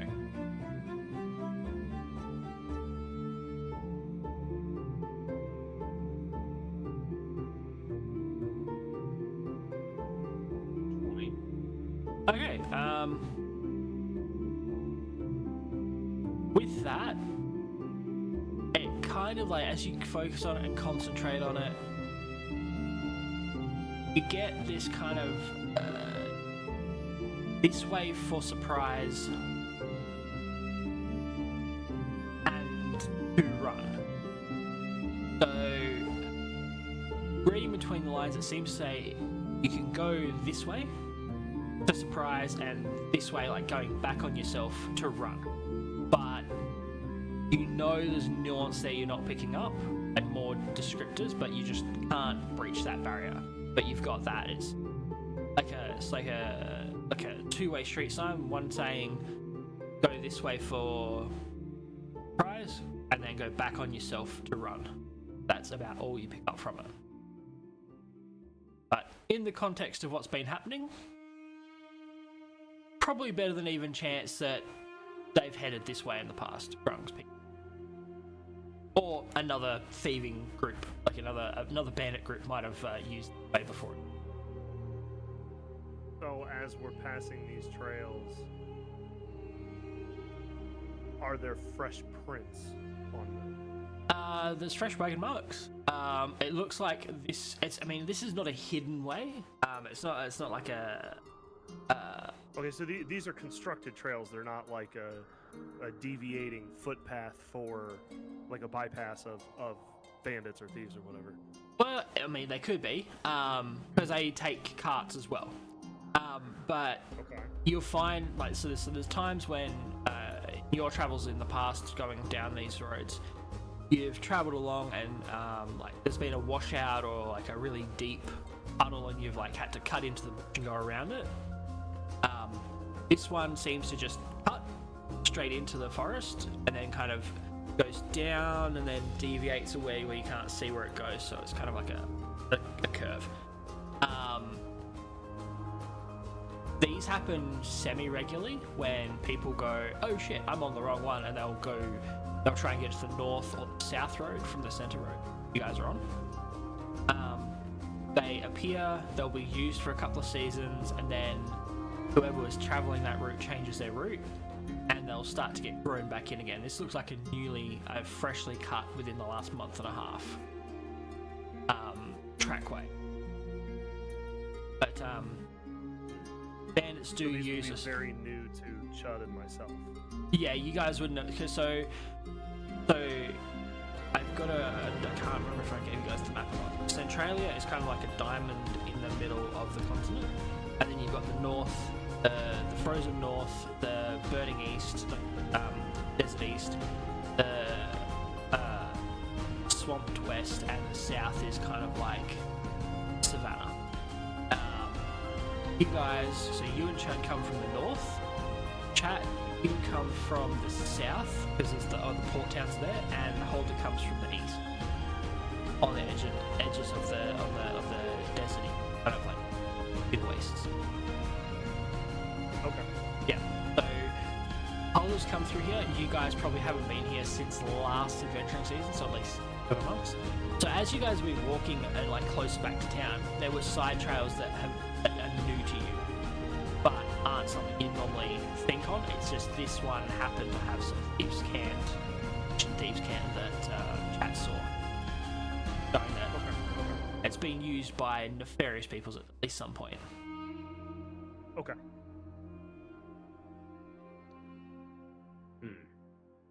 I think we should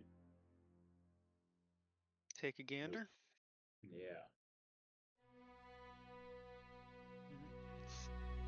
Take a gander down this fresh path. Awesome. Alright, as you travel along, this is not a wide trackway, so you've got like the cart tracks, like tire tracks in the forest, but the trees are very close on the side, and the canopy branches over, so it's very dappled light. It's almost dim light. Most of you have like through your adventuring and time in the various places lived, adapted good vision, so you're not hindered by this, but it is certainly a close environment. It's chat, you feel a bit uncomfortable because you realize that you can't actually fully extend your wings. So until you get through this holloway, this area where it's overgrown, your flight is reduced to 10 feet per. Once you're out of it, it'll go back to normal. But for here, you can kind of like hop and flap your wings a bit and like get a bit of extra distance, but like actual flight is restricted.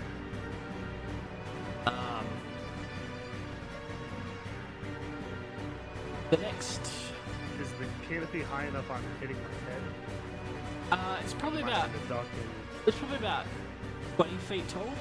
So it's like 20 or 30 feet, and then the canopy goes over, but the actual width of it is like the width of this track is like the width of a large four-wheel drive.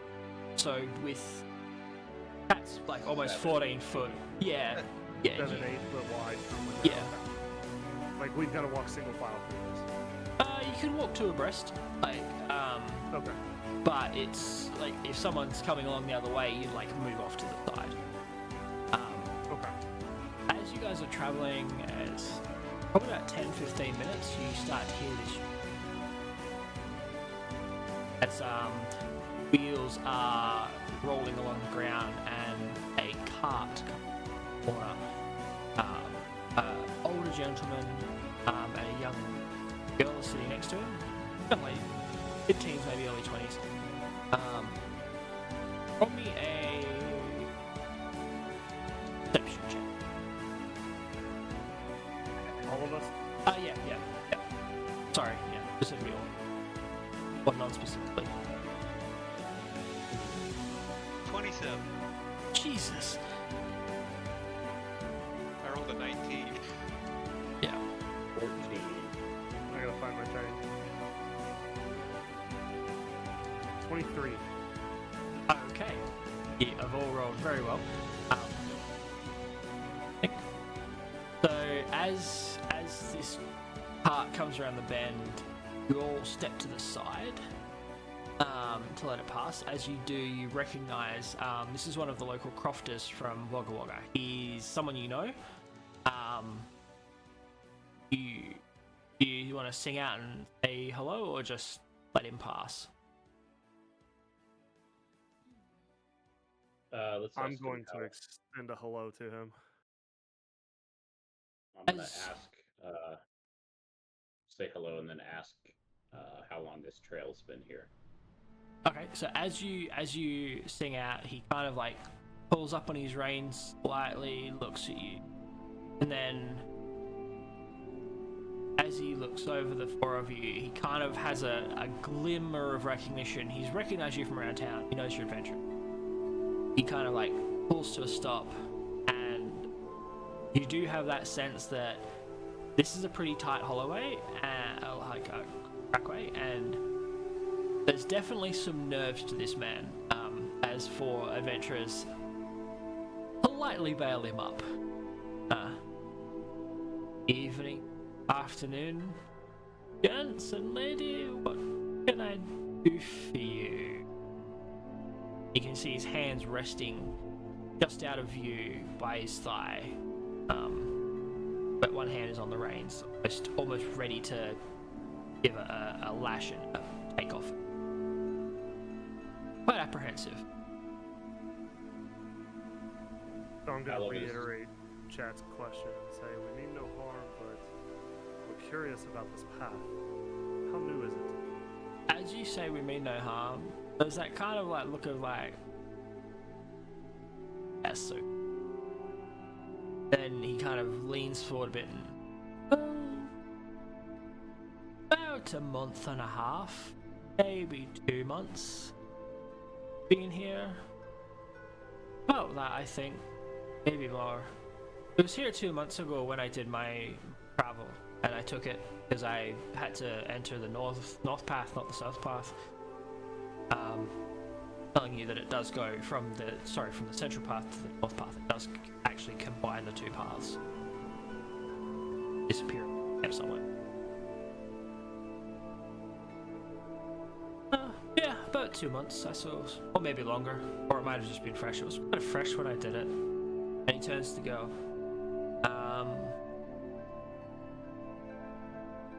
and asks her, about 2 months, wasn't it? And he like looks up and goes, yes, Grandpapa, it was 2 months ago. Very long-suffering teenage sigh of like, oh god, Grandpa's memory's going. Can't remember that 2 months ago we took a new track. She's rather just like, very teenagery, just like, That's that vibe. Yeah, about 2 months, and it connects the centre to the north path. Have you noticed any suspicious characters on this path besides us? As you're saying that, he's just kind of starting to eye you, and the moment you say besides us, he's like, well, it's a Holloway. Pretty much every time I've gone through here, there's been someone odd. I haven't been accosted yet, but that is yet.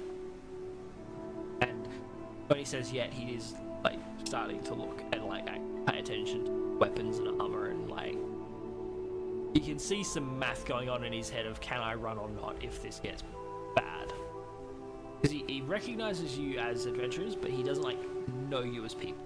So like you're saying you're good, but I also know that this is a fight or lose if something goes wrong. While they're talking, I'm gonna kind of glance around the forest to see if I notice anything that seems off. Perception check. That's an at once. That's a 9 total. That one hurt. That one hurts. With that, you find as you're looking through the trees, a tree next to you has this really pretty purple moss on it. It's just a really pretty purple. And, ooh, that's purple moss. And that's... You have been distracted by the sparklies.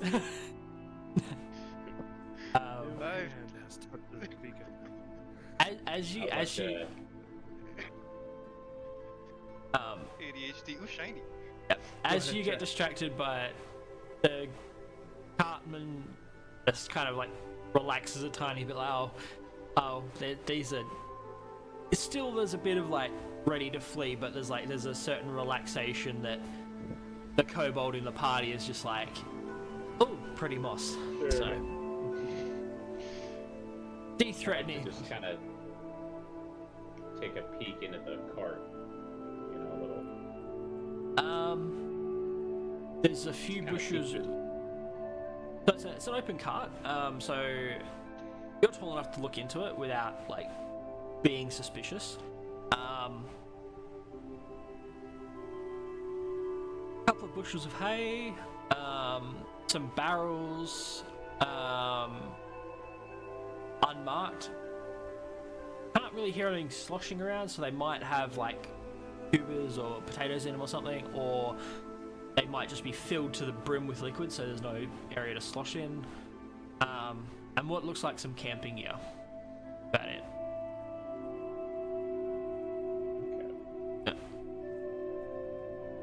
I'm going to take a step to the side, petting the side of his horse, wishing him safe travels as he moves on, and then I'm going to suggest to the group that we move. I'm going to get a quick animal handling check. Oh, God damn it. Oh, shit.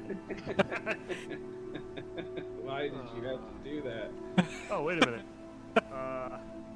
Hang on, math. 26. Yep. The horse kind of like Right, 19 plus 7? yeah, it kind of drops its shoulder a bit as you get close, but it doesn't like, it kind of like, you can see its eye follow you. and then relax as you like just run your hand down the side and move on. It's a bit weirded out that some random person's touched it, but it's not flinching and it's not like getting ready to bolt. Like, okay, new person touching me without my permission? Sure. But otherwise, it's fine. Are you guys joining Krug on his moving on, or are you? Yeah. You might need I don't know, tap me on the shoulder to get me undistracted from purple moss. I elbow him as we start walking. Yeah. Hey, Let's go. sorry. Purple moss. As he steps away, I wait. I don't know if I can do this. You can certainly try. Can I? Okay. Question. Yeah. Maybe. Can I pull out my hand axe and cut a piece of the moss off for him? Do you wait for the cart to leave? Yes.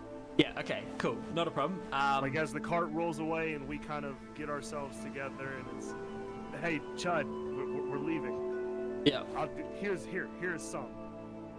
Okay. You go to cut the moss, and you cut it off without a problem, and just hand it to Chad. Here you I go. thought it was going to be Who's shining and psychedelic, let's so get going. One of the off-screen rolls you didn't see was whether it was something or not. thank Because God it wasn't psychedelic. Well, I mean, there's a thing called yellow slime, and I do have variants of all the different colors that have different. This was just normal moss, so you're all good. Fine. Oh. Yes, you guys wouldn't So have I just encountered. stupidly took a risk on that this actually was boss. I just made a dumbass move, basically. Yes. You're lucky he's a nice DM so far. Okay. Oh no, that was 100% a roll. I've got the stat sheet for purple moss, and that would have been bad. I'm just saying. Oh shit. That would have been bad. So, you were lucky. Well, who's shiny and I'm trying to help a friend out. Hey, good intentions, road to hell. These have been said for a long time. Oh, Oh man. Alright, as you guys have completed your talk and are now moving on, it's only a few moments later that you see the holloway, the tunnel open up and spill out into a clearing where someone has constructed a bridge over the river. It's a very new bridge. Very new. Like, even from like 200 feet away, 300 feet away, you can see like shining nail heads. It's very new. Someone has put a lot of effort into this holloway. Well constructed or very quickly put together? Well constructed. A group has been dedicated on having. So normally in an environment like this, they would just ford the river. They'd find a shallow part, and that's where they'd just drive straight through it with the track. Someone has very specifically built a bridge in this position. So someone has. Animals around. You can hear birds in the trees and like foxes and various types of native cat and marsupials like moving through the forest. Like normal animal sounds are here. Along. Actually, can I get a perception check?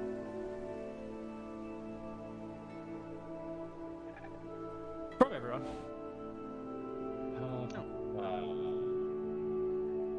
19. 19, that's pretty good. 22. 27. Okay, so 3 of the 4 of you have beat that. Okay. So along here, you see normal animal sounds and markings, and like normal movement. However, what you also see is 4 goblins hidden in. They're seeing that as we like exit like the narrow space. I'm gonna be like, oh yes, I finally stretch and breathe, as if I'm like significantly bigger. One of the things I do roll when I do group perceptions is the group will, as a freebie I give, will let you know that things are here without alerting the enemies that they've told you. Ah, sick. Yeah. Oh, cool. Be oblivious. I'm just not gonna So, for the moment, they've noticed them. What I want you guys to do is a charisma check. This is kind of like a bluff check, so see whether they notice that you've noticed. 13. Oh, Sure. 13. Also 13. Are you kidding me? 7.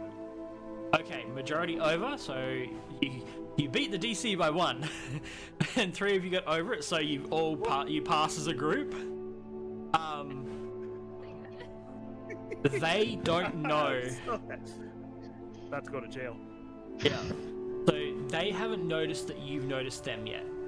So you've now got options. So if you hadn't noticed them and just trundled through, they would have got a surprise on you, so they'd have an entire attack round before initiative started. Now, however... Question.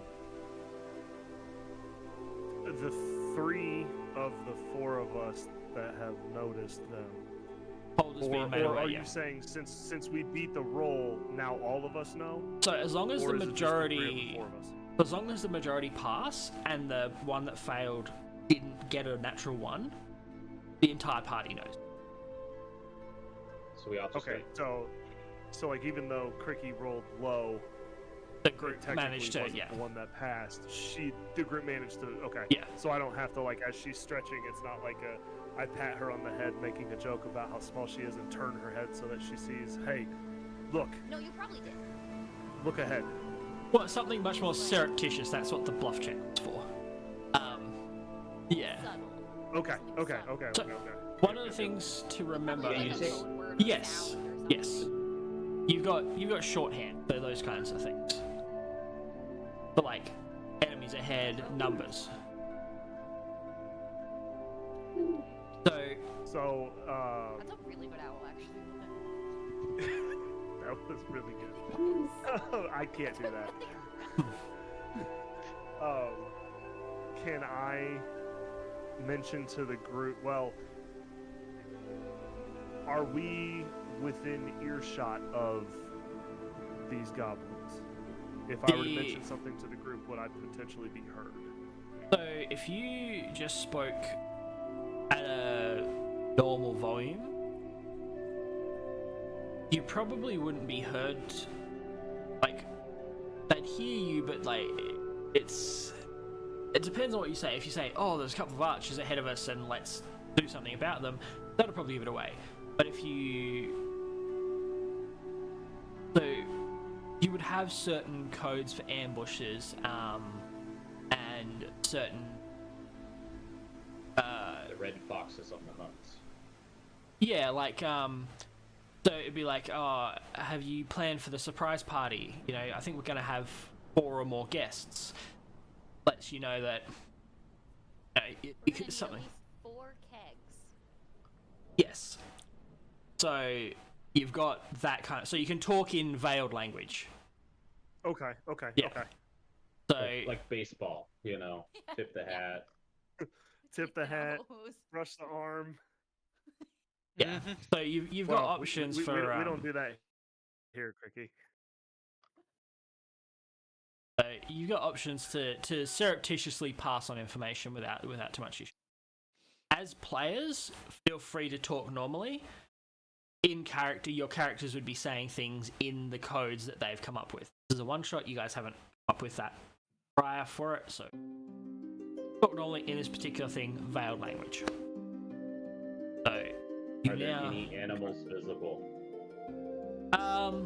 like through here, you've got like a couple of like foxes and birds that you can see, and like just like looking around the area. They're not super comfortable. Obviously, for relatively present people, especially a bird of prey, have like come into the area. So birds and the foxes and like cats and the various like wallaby type, kangaroo, marsupial herbivores are like, oh shit, there's a 10 like the 6 foot tall eagle. Oh fuck. So they're like, a lot of them are moving further away from you. And something Chat would know when he's walking through forests is like there's like a wave, a bow wave in front of him of animals that move out of the way. Because even though you're counted as like a humanoid, you are a bird of prey, so a lot of animals have an instinctual oh shit moment when you're in the area. But the goblin archers, they don't want to turn into dinner. Yes, very much so. Well, I was thinking about using my psychic whispers to talk to the animals and try to get some information. Psychic. 2 seconds, pop you, because I don't remember that bloody in. Three creatures you can see, then roll 1d8 for a number of hours equal to the number rolled. Speak to telepathically,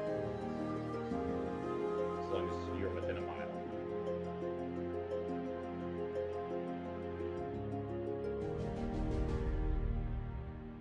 Now we're getting spicy. Oh, and on the map, each box is 5 feet, right? See? Yes, yeah. Okay. Okay. Just doing some maths in my head over here. That's okay.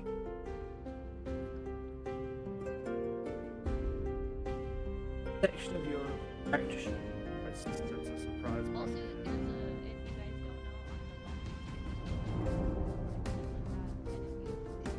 party. if you guys don't know, on the launch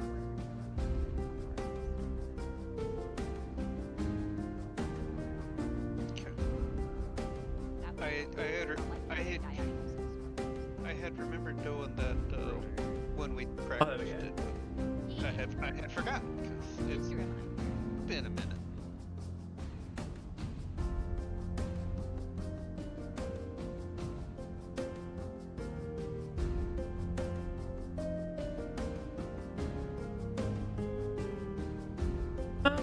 It doesn't preclude animals, so I mean you could certainly talk to some of the animals. It doesn't preclude them. Intelligence-wise, that might be an issue. Some of the birds would probably be intelligent enough. I think foxes are intelligent enough that you could have an actual conversation with. And there's a few of them in the area, so you've got options. You wanna?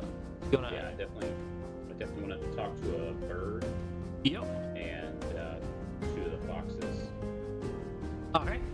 As you connect to them, get this kind of like itch at the back of your head where the psychic connection propagates from. 2 almost slinky feeling connections establish, and 1 absolutely bonkers what do I want to use? Energetic, enthusiastic, scatterbrained connection establishes as a parrot in the trees here kind of like turns its head, like turns aside and then tilts its head and is looking at you from its eye. Hello, can you hear me? Hello. I can hear you. Oh. Actually, I just gotta roll an intelligence check for it. As you say, yes, I can hear you. You just hear this. A bird god can talk to me.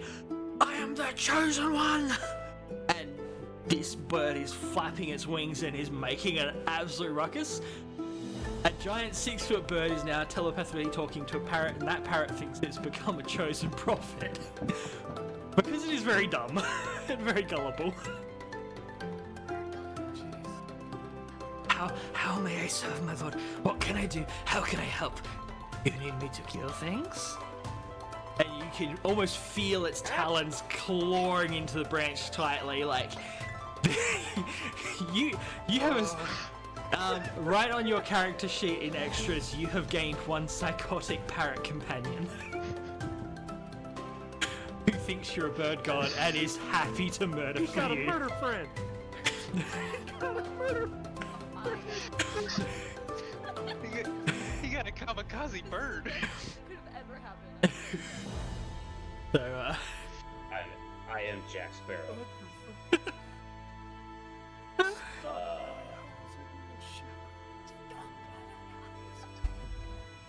even as you're feeling this connection, you can almost feel the two foxes. They just let out the weariest sigh of like, oh God, this poor bird has found its, oh no. And then relief. He's no longer our problem, it's not gonna live here anymore. They are ecstatic and so thankful because this crackhead bird energy is now no longer their problem. And you feel a slight... How do I add this thing? Alright, so I will... I'll add it as an ally. I think in notes you can add it as an ally. No, I'm trying to. It's not as... You just click on it, I think you can just enter it. You have a side window pops up says enter ally here. Yeah, well... When you like do the manage extras deal. I just add... No, In- not in extras and notes. In notes, sorry. Oh, notes. In allies, you now have one crackhead murder parrot, thinks you are God, and it is the chosen one. You, Estoy confundido. Where is notes? Notes So- is right next In to the extras. tab next to extras. Oh, This has definitely lived up to the Chaos Coalition now. oh God, I actually have to, I now have to look up a parrot. I need a stat sheet for a parrot. I was not expecting this. Claw attack. Dude, this is flipping hilarious though. I mean, come on. Well, while chat's making buddies with a murder parrot, I'm going to quietly, as to not be heard, in Yeah. a very low voice, mention to the rest of the party that I think we have a surprise party up ahead. And it looks like 4 kegs are needed. Well, so I'm going.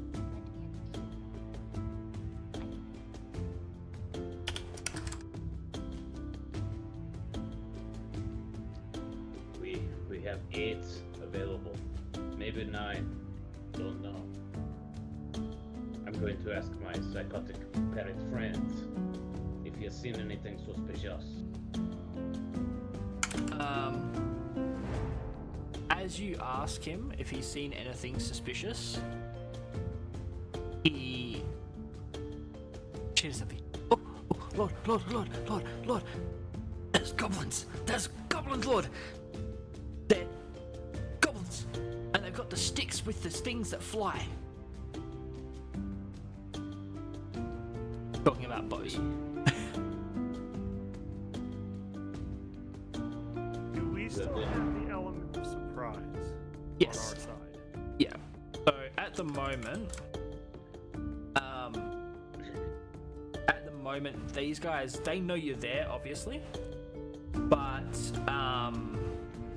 they themselves are waiting in ambush because you guys passed the bluff check, so they don't know that you know they're there, but you know that they're there, and you know that they know that you're there, but you know that they know that you're there, but you also know that they don't know that you know that they're there. So they know about us. Okay. Yeah, But they they're can see waiting you. for the Yeah. optimal time. Yeah. And they They- don't know the deep. Yes. Okay. Now I'm going to turn to Fantastic Mr. Fox. Hello, I'm sir. going to ask him the same question. Well, there are some goblins, and they're archers. He's just gonna roll a quick thing. Oh no, they don't notice. There's 4 of them. Would assume your eyes, being quite sharper than ours, could probably see them, but apparently not. Do with humanoids. No sense is worth a damn. Very, very cunning, very, very like smarmy, snarky. The foxes think the best of themselves, and everything else is just a pale imitation of wishing they could be like a fox. I see too that you are French. What is French? Mother was a hamburger, your mom smelled of elderberries. No, your mother was a hamster and your father smelled of elderberries? Oh, Anyway, Off the rails we go. what are they protecting? well, The trail. Oh, oui. Merci. you could So at this point, you I'm could gonna hear the nudge duh Chat on and that one. say- At this point, I'm gonna nudge Chat and say, "Is there anything we need to be concerned about moving forward?" Again, in a low, sultry kind of voice, as to not be. These animals do not let you Well, they know 4 goblins are there. This seems normal for him. As you say that, you see this parrot flutter out of the trees and like just beeline it straight towards Chat. My lord, I have come, my lord! And it lands on your shoulder, and you now have a crackhead parrot sitting on your shoulder, who is the most whisper sweet disheveled. nothings in the ear. It's a relatively One-eyed, decent sized parrot. disheveled. It's kind of like the size of a macaw, but parrot colored and a little bit. It's got that kind of like doesn't know how to care for itself, doesn't know how to eat properly, doesn't know how to do. It's a psychotic murder parrot that has now, according to its own internal monologue, been chosen by God to be a menace. So, Okay. yeah, have fun with that. I'm gonna going. lean down to the others and be like, why does our bird have a bird? I bet to keep it quiet. Perception. As you're saying this, I'm like, going to take a knee and suggest to everybody, not necessarily yet taking an attack move, but pulling out my longbow and saying, I think we need to handle this while we still have the upper hand. Way ahead of you. all right. Now you said that they can see us. Yeah, so they're aware of you guys because they're watching that entrance. So the ones in the shrubs are watching that entrance, in the shrubbery are watching that entrance, and the ones in the tree are watching the other entrance.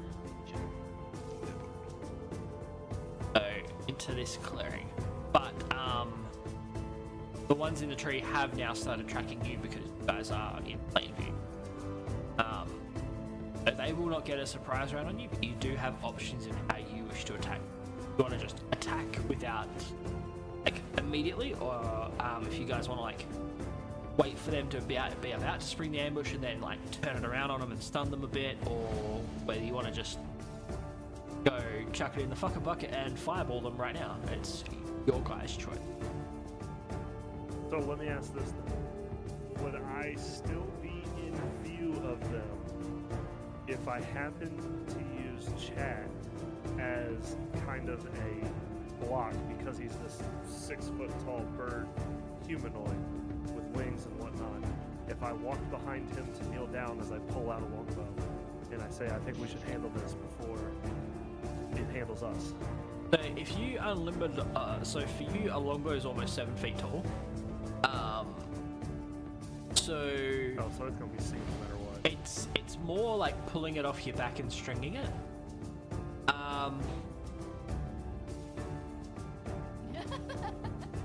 Bird Or shield. well, actually, hold on. You guys have been traveling through the woods, so at some point you probably would have limbered your bow because you were expecting combat at some point.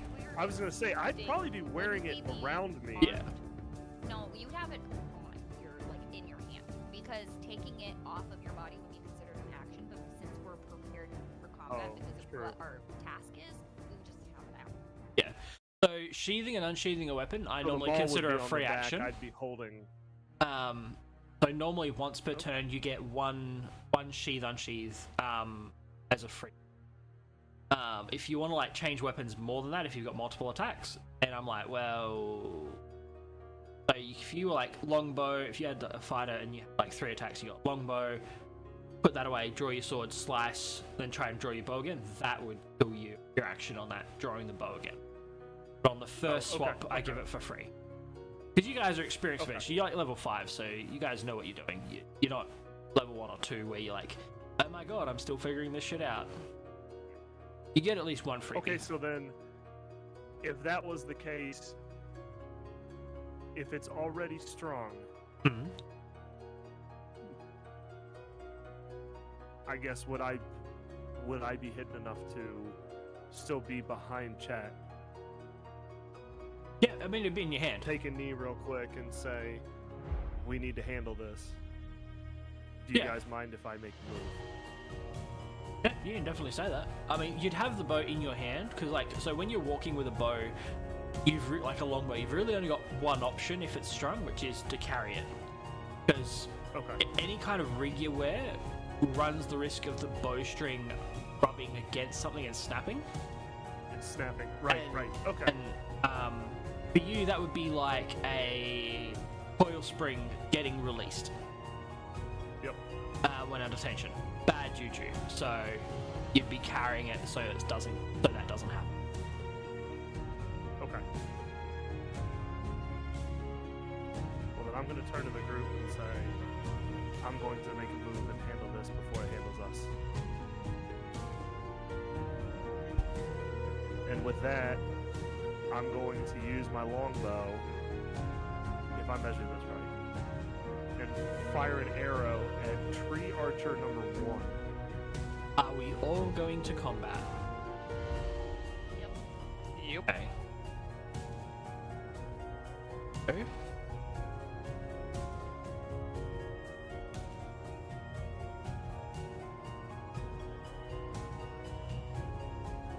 Not giving. No, there we go. So, auto initiative them, and if you guys want to use your character sheet and click initiative, it'll play. It'll log you. What is it we're clicking? Initiative. It's next to your AC, your armor class.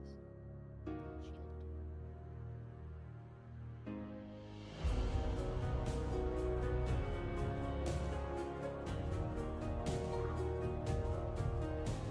Someone got a 25. Nice. Alright, so that's all of you have rolled.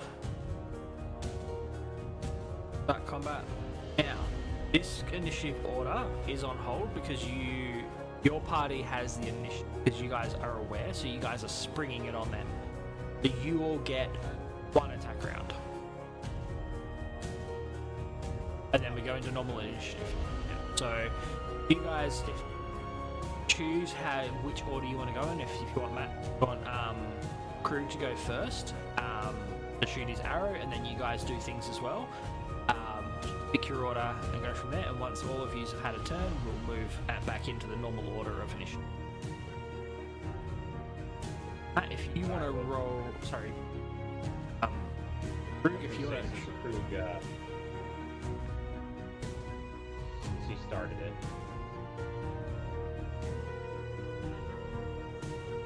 Don't take your shot. You have a meeting with it. So, okay.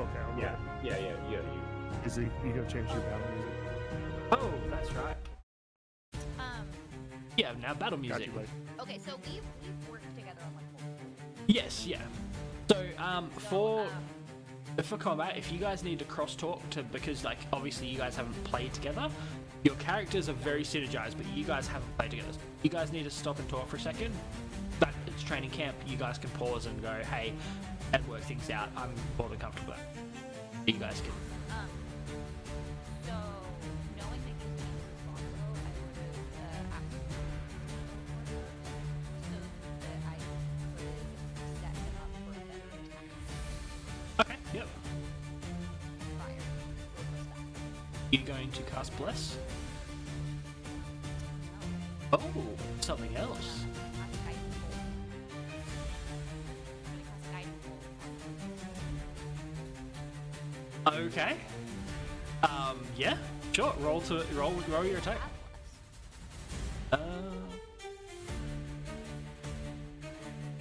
What? Entirely possible. You are a grave cleric, so it's entirely possible that you.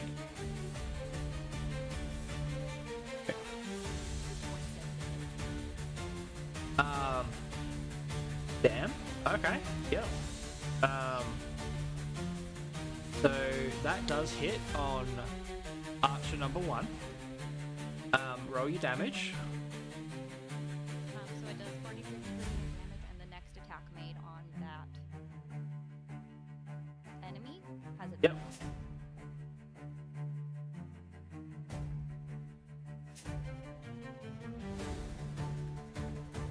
See, what die is the longbow? Uh, To the hit DC. all attacks are rolled with a d20. So on your sheet it should have as attack. 13.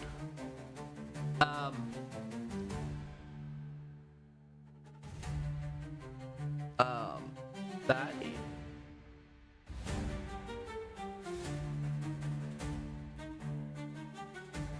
Why is this?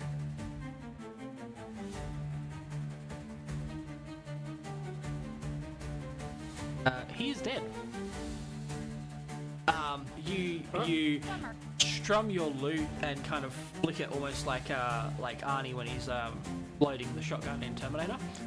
To strum another note, and as you flick it out, a bolt of coruscating gold black energy shoots across the field and passes past one, and you can always see it singe the face of the first archer before it slams into the target. And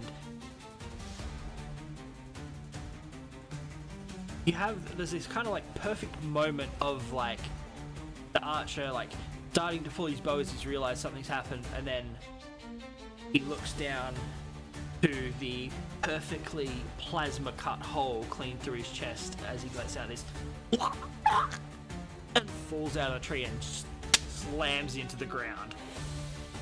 I'm gonna look at Crow.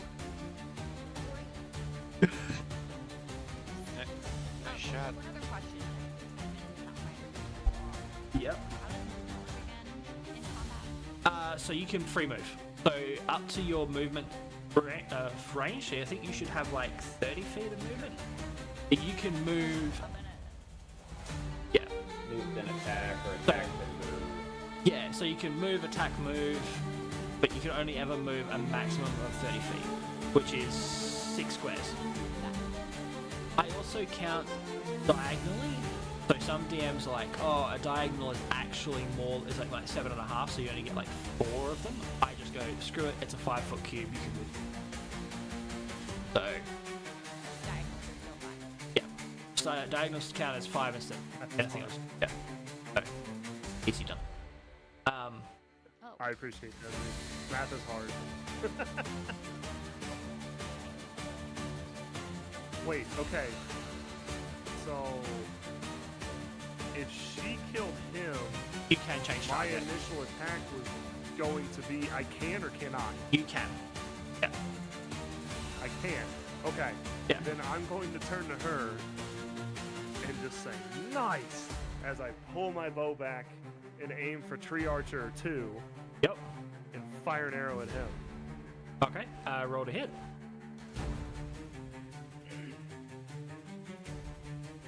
Ooh. Nat 20. 26. You can roll the damage if you want, but I'm telling you, with the crit rules we have, that motherfucker is dead. You draw the bow back. You've got it lined up, and then you give it that little extra tweak to give it that little bit more power, and that arrow whistles through the air. And again, the archer's like, huh, and he's turned around. And he's like now starting to focus on you as that arrow. He's bringing his bow up as your arrow just goes clean through the string. You see his bow shatter and like embedded shards in his chest as your arrow just goes straight into his nose and like out the back. Like he's just like and just slams into the ground. Again, he is dead. That is one way to deal with them. Yep. I move forward closer towards Shrub Archer 2. Yep. And I'm gonna do Psychic Blades. Okay, yep.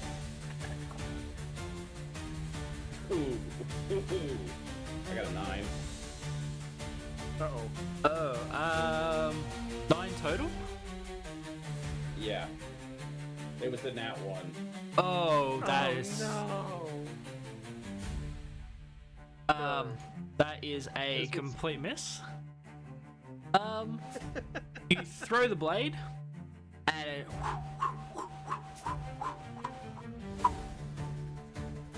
keeps going and lands over the the Shrub Archer 2 just kind of like turns to look at you. There's like a bit of terror in his eyes as this glowing purpley white blade has just buzzsawed past his head, missing him by like just that little bit. And there's a certain amount of, oh, this is just going to be a bad day, isn't it?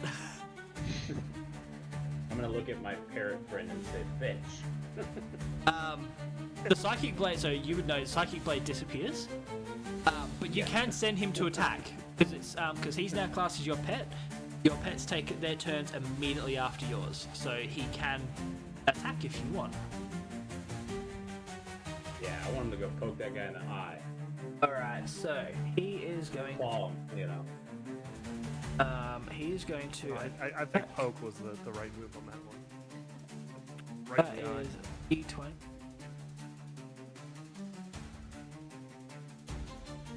Roll. Plus roll 12. Plus 4, so it does hit. He flies in and pecks him and does 1 damage to Shrub Archer. Hell yeah. We're on the board with damage.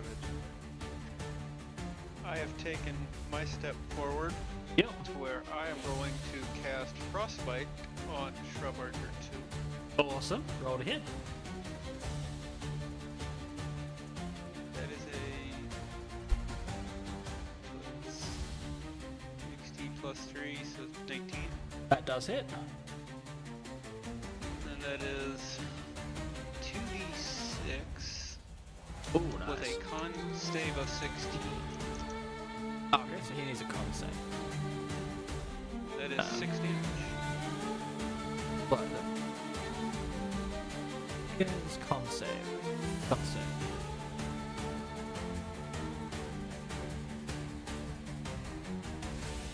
That is a 15. That is a fail.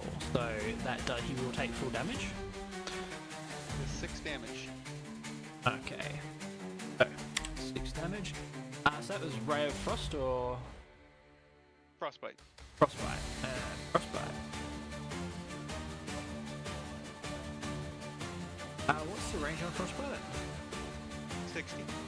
I meant to have all your character sheets open and ready to go, but close them. 2 seconds. And it will with that it will have disadvantage on the next weapon attack roll it makes before the end of its turn. Okay. Just a quick. In your character sheets, there when you cast a spell, there's a slots marker at the top. Just make sure to tick off when you've used a first or second level spell or something. That is a cantrip for Yeah. me. So You're all good. Holder, yours has been marked off already. Up in front of me, I'm marked off. Oh, first. Yeah. Oh, okay. Awesome. So, as you fling out your that is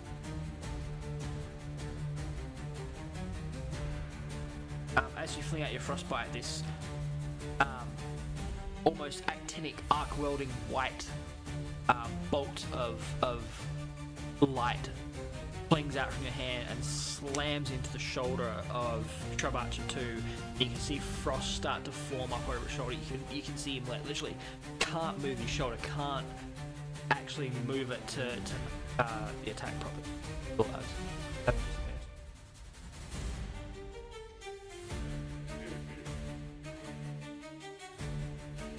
Oops, so that is you, and then so it's Kat, you've all taken your turns.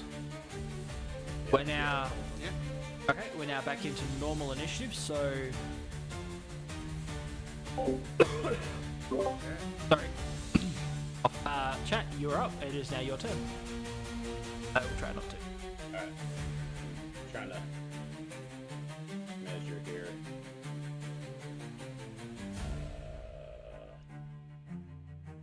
Okay. Something like right there. Should be 30 feet. Yep. And let's see here.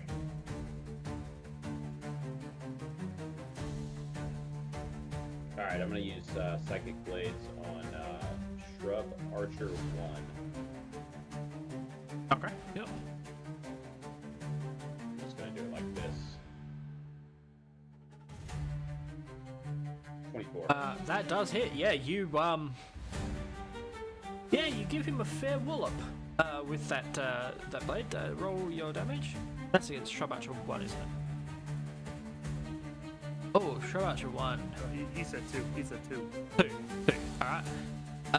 So, Shrub Archer 2. You fling your blade. No, 1. Oh, did you say Shrub 1? I Archer. thought you said 2. Yeah, My one bad. of the further one, yeah. Shrub Archer 1. Alright. So, as you fling your blade towards him, it starts to spin and spin and spin and get faster and faster and faster. And just as he turns, having seen his two comrades die and checking on them for a second, he's turning around again as this buzzsaw of white-purple energy just clean through his head, and you just hear this like this as his head splits apart and his body drops to the ground. Crush, you guys are massacring them, killing them. That is Gabacha 1 dead. Alright, now my bird. I'm going to have him poke Shrub Archer 2 in the other eye. Alright, alright, so Blind this poor bloke before we kill him. that does hit. It's okay. I froze his shoulder in place. I want to take him hostage. So as you send forth Murder Parrot, Murder Parrot flies forward, flapping its wings at the last second to pull up and just whack with the beak, and you see it draw a rather surprisingly large amount of blood for like 1 damage attack. I'm gonna get a perception check from all of you. So this beak, like, because it's a parrot beak, What it's he come in said. and just like scraped down the side of the eye, and this poor thing's like, my nose like, it's this poor thing is rough. What is Is this? that perception? Perception, yeah. 28. Oh Jesus.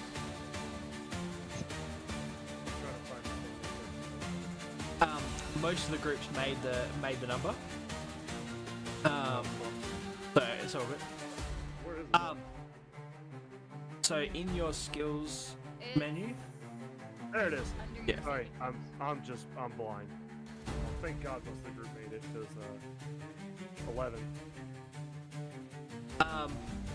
you can surmise that this Shrub Archer is on 1 health. disabled, partially frozen, eye nearly gouged out. Poor guy. This poor thing. Yes. Is talking an action or is that a reaction? A quick sentence is okay if you want more that normally parts, because a round in D&D 5e1 is meant to be about 6 seconds long, so a quick little sentence Yeah. is fine. Yeah, so like a hey, surrender is Maybe keep him alive. awesome. That's your turn, chat.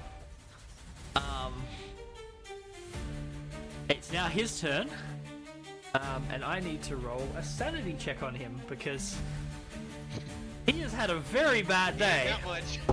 Dude, he just watched all of his team drop dead in like 6 seconds. Like, And he's all froze up, like he's like, my eyes gone, my shoulders frozen. He has rolled a 19 on his sanity check, so he is making a rational decision. Yes. Can I time out for 1 second? Do you care if I change the borders on the dead guys to a different color? Just visually for me. Yeah, give me 2 seconds, dude.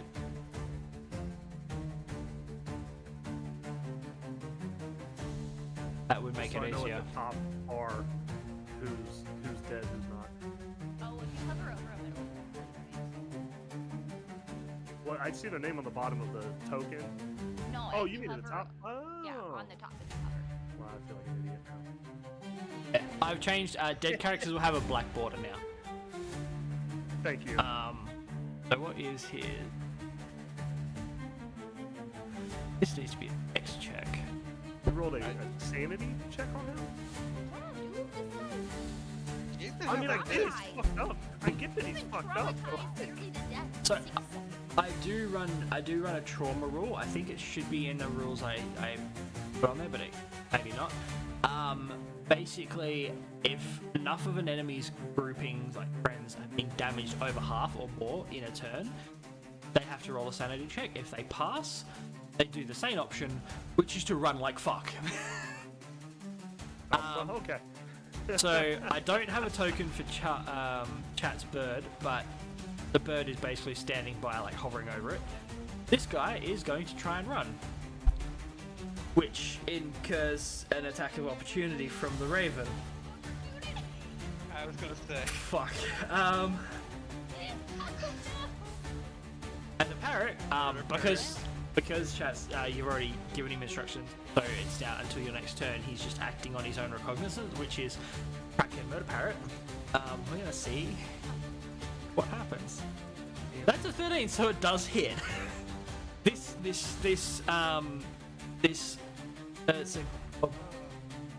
This goblin shrub archer with one hand is like holding its collar there because his arm's all fucked up and it's down up.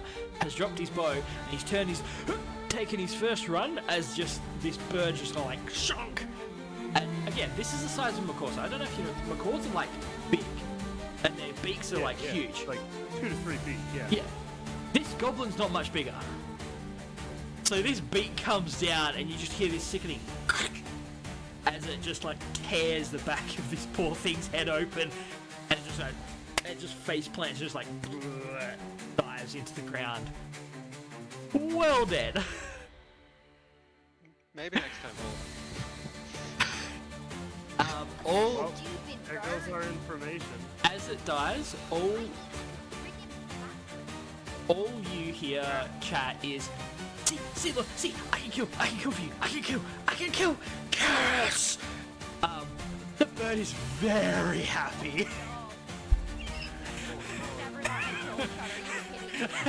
It flies its way back over to you. And Damn it, Chat. think of like how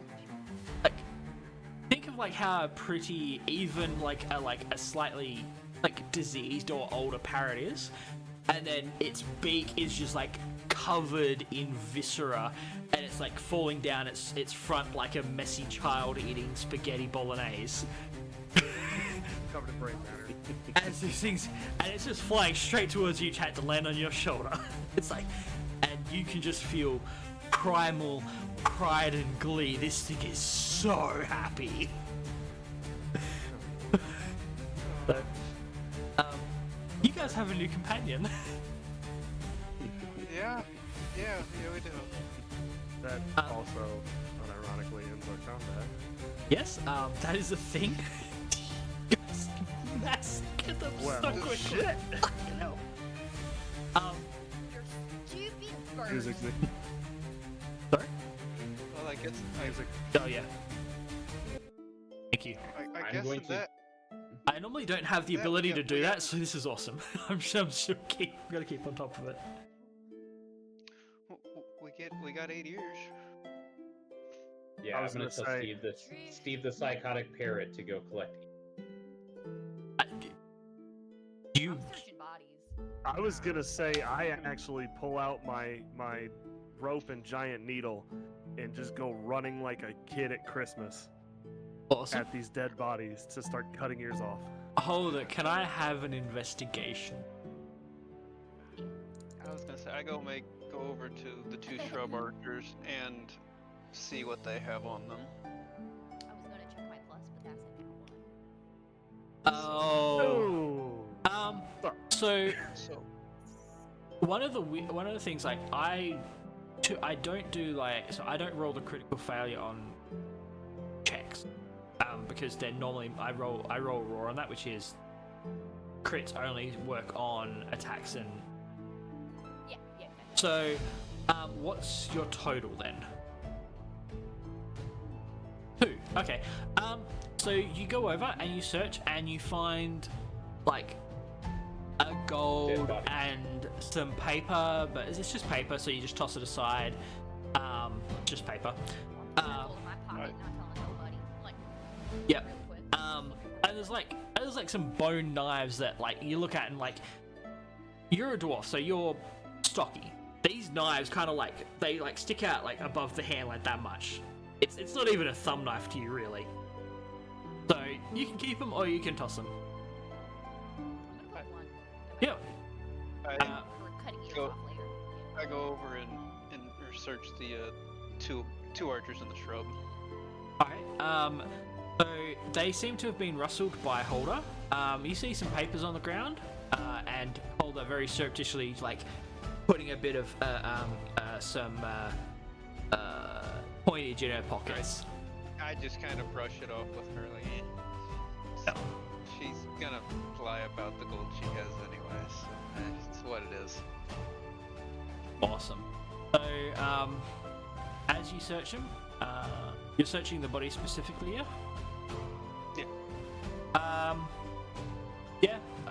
Some broken bone knives, like some very, like, their arrows are only like that long. They're not very big, like, so there's not really any use to them, like souvenirs. I just kind of look at them like, I don't have a bow. I just kind of toss it aside because I don't have anything for them. Whatever. Okay. I'm going to interject a teaching moment. For who? You cut out again. I'm going to interject a teaching moment for a second because the training camp. Is anyone concerned with the papers that got tossed on the ground? Awesome. Not when out one. Mildly. I'm more excited to be cutting ears off. Awesome. Cool. You can cut your ears off. That's easy enough. Chat, what would you like to do? Well, I'm assuming I've seen them kind of throw these papers aside, Yes. so I'm going to investigate those. Wonderful. Awesome. Teaching moment over. You go up and investigate them. Can you roll me a investigation check? Just like maybe I would have loved to. My character has wisdom. Yeah. 9. Oh no, 100%. 9. It's goblin, so I mean it's pretty crude to begin with because these are not the sharpest goblins in. It's a crude mud map.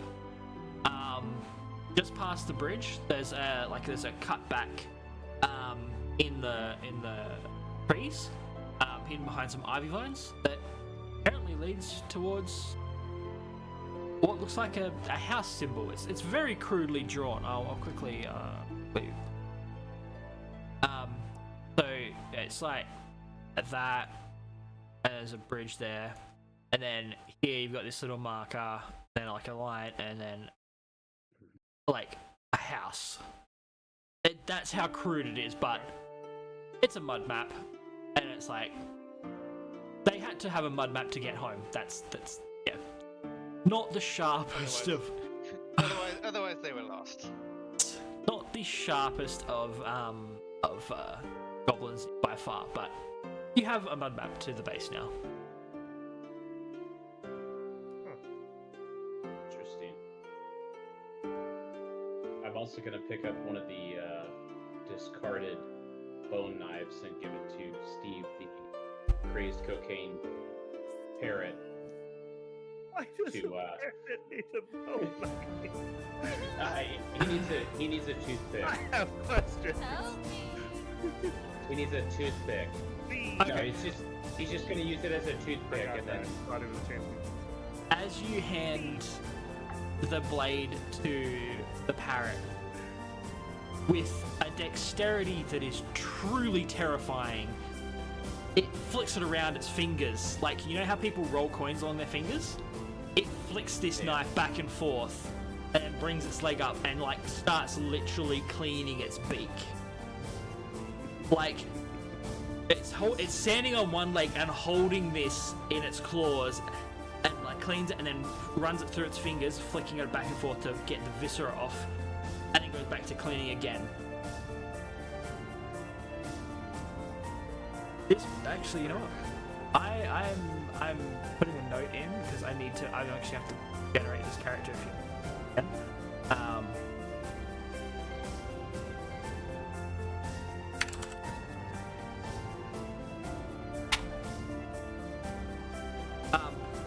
This particular parrot has now gained 1 level in Rogue with its kill.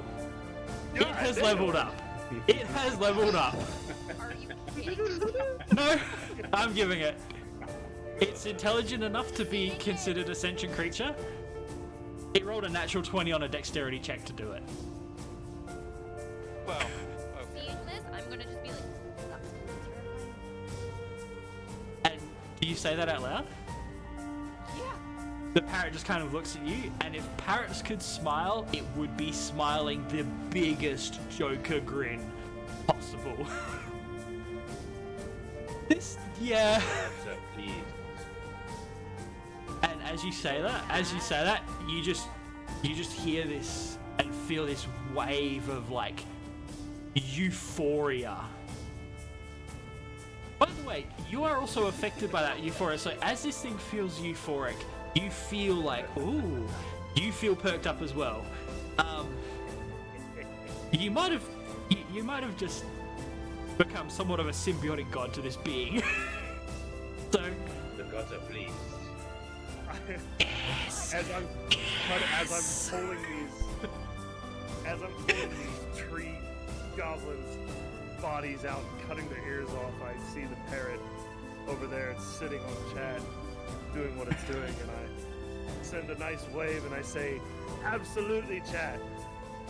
And then I hold up the rope, and there's 4 ears on it. Awesome.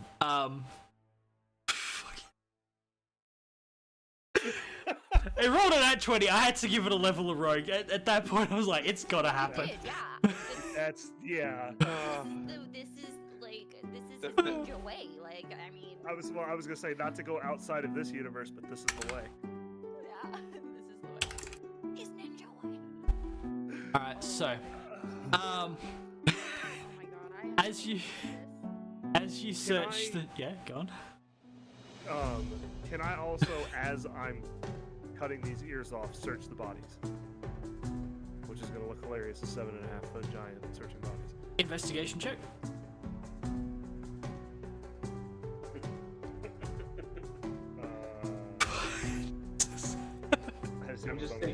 I'm just thinking of him trying to like pinch his giant sausage fingers into the tiny pocket. Of the goblins, of the I'm 3-foot tall goblins, like, I'm standing there. I'm just gonna stand next to him, just like, I was gonna say, I'm just holding up this body of a goblin as I'm like, And I'm just, peeling away pieces. I'm just shaking my head like, Oh, that's a what's this guy 15 doing? You find 2 gold and Probably half the size of their pocket. It's too gold coins are only like not about that big. Like coinage is small, but valuable. One for each pocket, so they don't walk in circles. So they They were lead with it. actually for, you know, Yeah. You get the idea that these tree archers might have been a bit more intelligent because they don't have maps on them, so they obviously didn't need a map to get home. How much was that investigation again, sorry? 15. You would notice. You do notice. Roll me an intelligence check. See if you actually get it.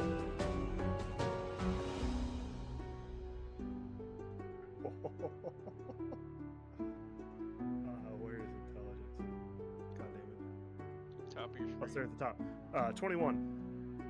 I just rolled that 20. That's all you needed to say. You oh yeah, see, you say that one. you very distinctly see 4 different hair types from wolves. From this, you can infer that there's at least 4 wolves in the camp acting in concert with. So I'm going to turn and mention this to the group then, so that everybody is aware. Yeah. You know that you've confirmed that there's guaranteed at least 4 wolves in the camp. And Boy, they were everybody, comfortable enough with there's goblins wolves in this too. being like touchy-feely. Right. 'Cause he's got- obviously. Yeah, there's hair on the goblin. They were petting him or some shit like that. So, guys are now aware of that. That's about all the loot you'll be able to find on them. They're very. These are scouts. They have, except for the dumb one that had a map. They very much were like the first line of like, oh, they've died, and the shift change comes over, or like, you killed them pretty quickly. So, oh, actually, that's right. You do find on each of them a little silver bell. That when you touch it, because you've dealt with magical artifacts, or you're wielding magical artifacts, you feel the faintest little shimmer on your fingers, kind of like the little shimmer you get from a battery. Not very powerful magical items. You Holder and Chud, can I get Arcana checks?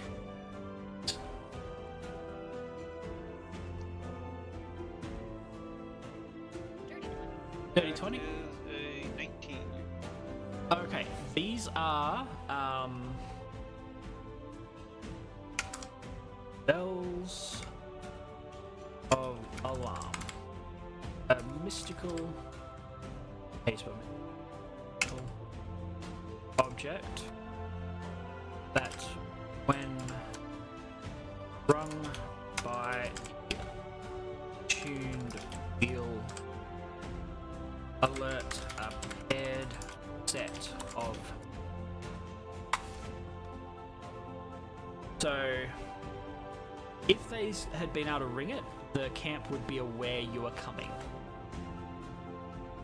So, with the 20 and 21, you guys are aware. You've seen them in shops before. You've never actually bought one because like you guys travel together with yourselves, so you don't need it. But you now have 4 bells of alarm. You guys aren't attuned to them, but if they'd been able to ring them beforehand, it would have basically been like the panic button on a radio, sending a signal back to base. So, guys, really dodged a bullet there. Well done. Yeah, you guys massacred them in one frickin' turn. So, Thanks, Steve.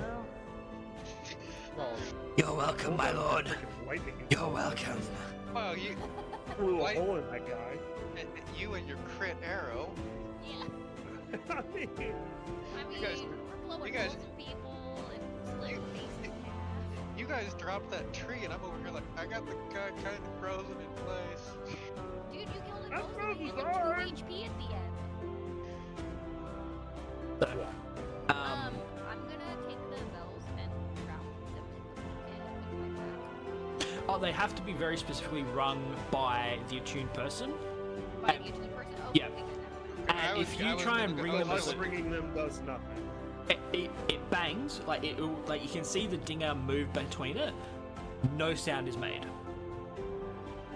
These are like when one rings, when one's rung, the other one rings. How long do they take? Attunement takes like 30 minutes to an hour, so like a short rest basically. Okay. Yeah. Yeah, so there's 2 of them, so technically you guys would have the slots. So if 2 of yous, there's 4 of them. If 2 of you wanted to have 1 each, and then the other 2 wanted to have the other 2 and attune to them, if you guys split up as a group, like 2 and 2, and you ran into trouble, you'd be able to ring it and alert the other group. Guys, Can we cut off one of the goblin's hands? the attunement fades the moment they die. I mean, we don't want them to know we're here anyway. If we were to become attuned to it, we would not be attuned to the other. If we were to become attuned to one and then have to ring it, that does not notify then all of the other bells within the goblins. Correct. This is it's a full disconnect once they're dead. Yes. The moment they're dead, it's 100%. Oh, 2 seconds. Reuse. So I'm gonna walk back towards holding 2 of these tiny little bells in my massive hands, saying we should learn these. Oh, that's the thing. As you hold them, you hold one out to Holder and one for yourself. Yes. The one in your hand has grown to the size of a cowbell appropriate to your hand.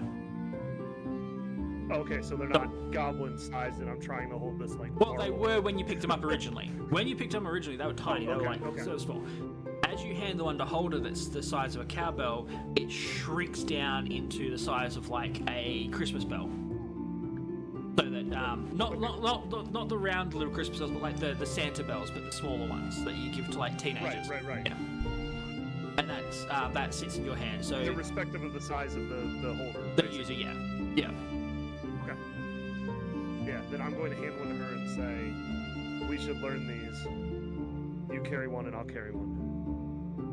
There are 4, so you can give the other 2 to Chat and Chuck. But all 4 of us can't get attuned to them, correct? Yeah, because there's 4 of them, 1 each. Oh, so we could all get attuned to them, and Yeah. if we split up split up 4 into ways, one. all of Yeah. us could bring it. Yeah. Okay. So, I understand. actually, hold on, 2 seconds.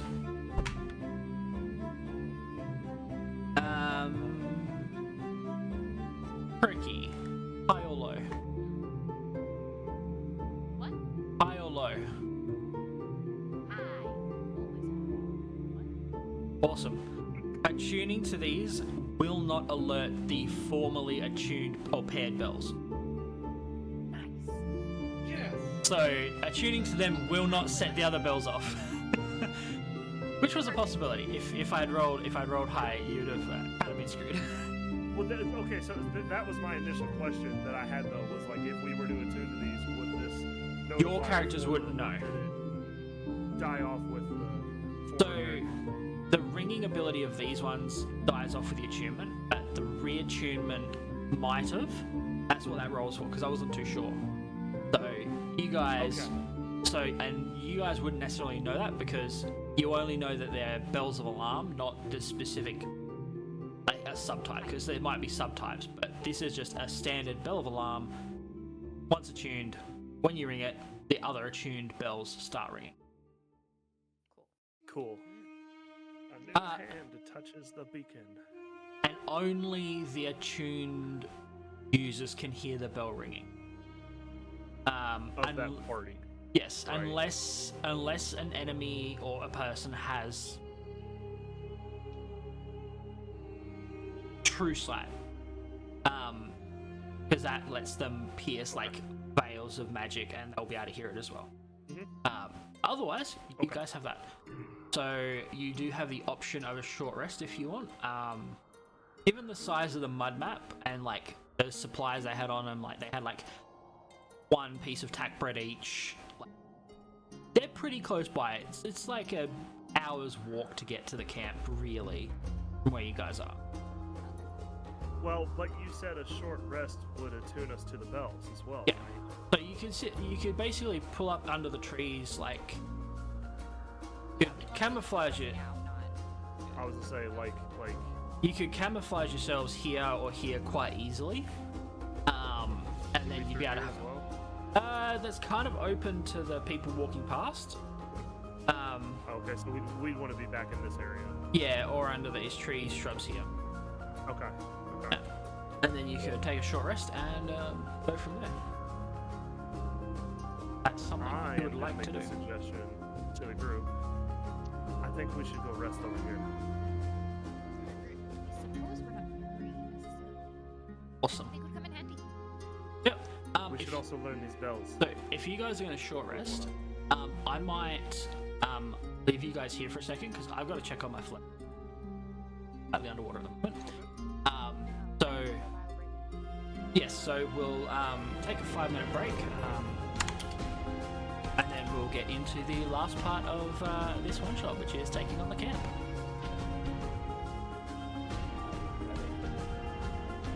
Cool.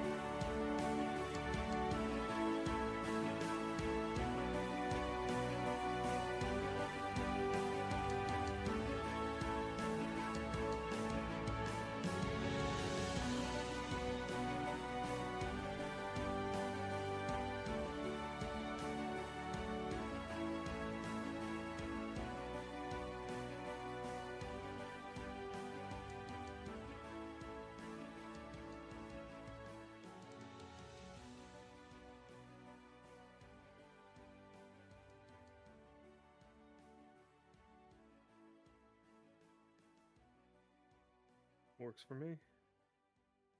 Alright, you guys are no longer muted in stream, so aware of that. Oh, just kidding.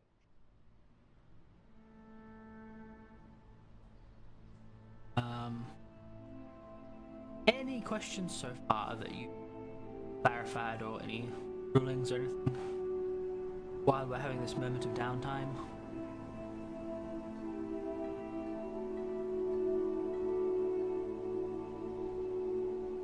I just have a random one for you, Z.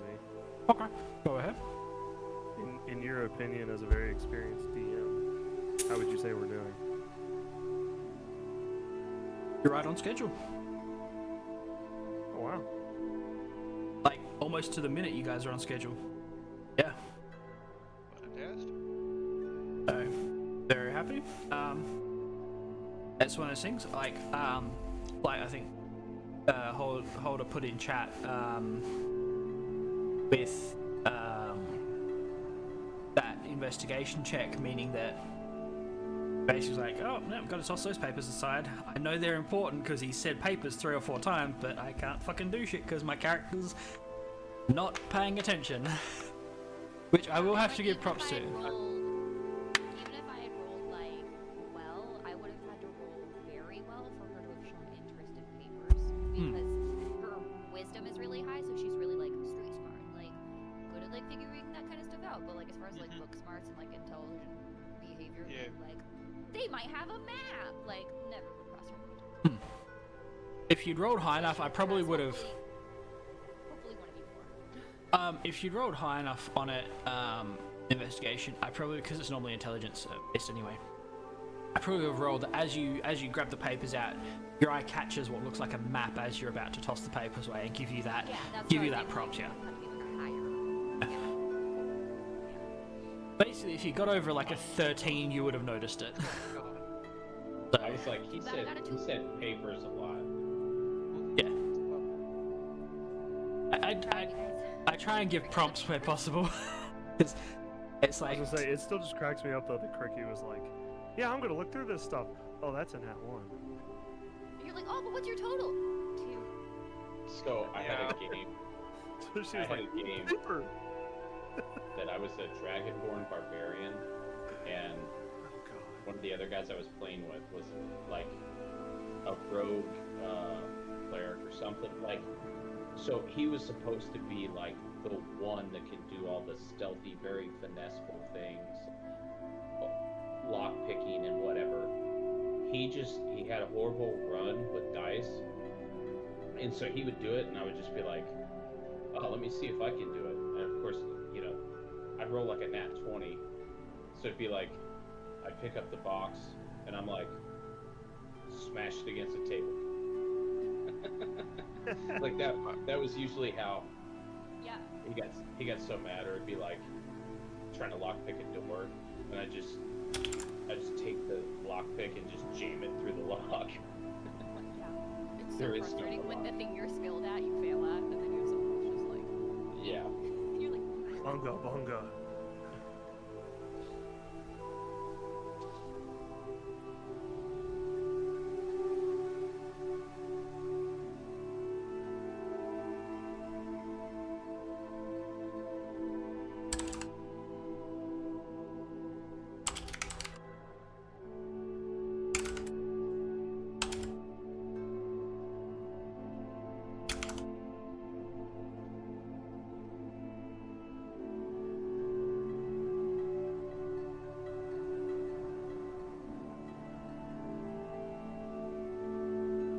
note down stuff for the next section. If you are watching my stream, could I please ask you switch over to main tabbing Matt's stream for a bit, because we'll see things on mine that will be a bit of a spoiler. Just in case. Loading screen. And then we'll the next. So, you guys have dying over there, Crickey? Are you okay? I just sneezing a lot. I'm fine. Bless you. Awesome. Alright, so you guys have sat down, you've had a little cooking fire, you made yourself a quick little snack while you're attuning to the bells of alarm. You now each have a bell of alarm. I will have to make an item and I'll put it in your inventory, so if you want to use these characters again, you'll be able to use them. What that means is that if you get into trouble, you're separated from the party, you can ring the bell. It has an option to ring it, and it alerts all other bell holders that are attuned. So you basically have to have an attunement party to attune all of them at once. All other commonly attuned bells will ring, and as they ring, similar to a gyroscope, they'll drag the user into facing your direction. And they'll like how when lightning strikes and you can hear, okay, 10 seconds, it's 10 miles away. The bell ringing will give you a similar sense of the distance to the other person. So you will get they're like 100 feet away, or they're like 200 feet away. It's not super accurate, but it's like 200 feet or like 60 meters. In a dense forest is really unfortunate. In an open field, it's like, oh, it's right over there. Right. But you will now have that option. Yes. Direction and vague distance, accurate to within 100 feet. That's great. So that will give you a bit of a hand up there. So we are now going to move over. So you guys have attuned, you've talked, you've chatted. You've had a bit of bite to eat, you've rested. If you've got anything that regens on a short rest, I don't think your spells are short rest holder. Any other ability that does. The short rest up top, just to be on the safe side. But... Yeah. Matt. Krug. Don't forget you can rage as I think it's a fraction or a bonus action. Which gives you extra damage and plus bonuses to it. That's the primal savagery, right? So rage. You can take a bonus action to enter rage if you aren't wearing heavy armor.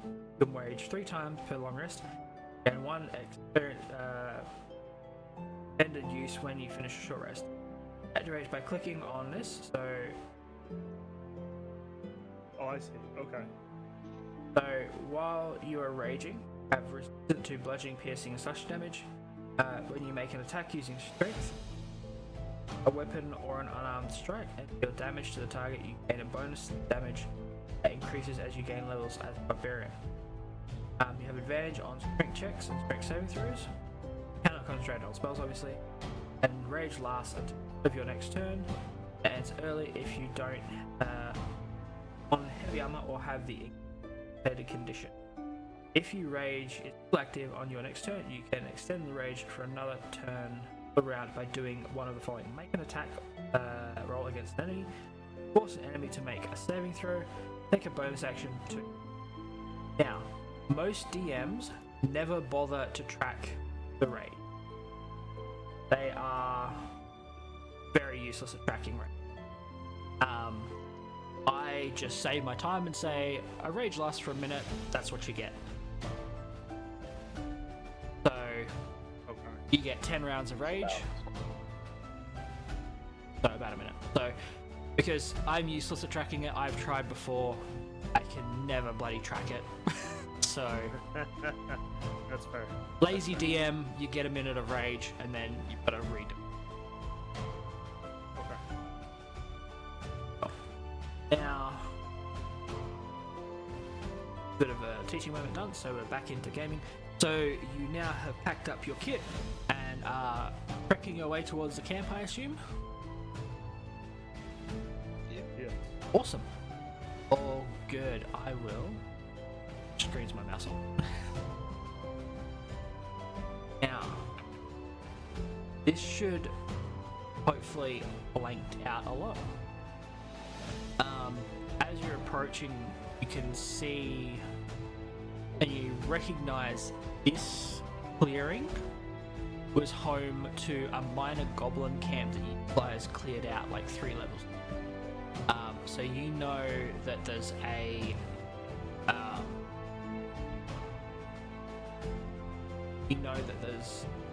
couple of different entries.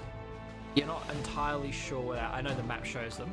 Can I get a perception check from each?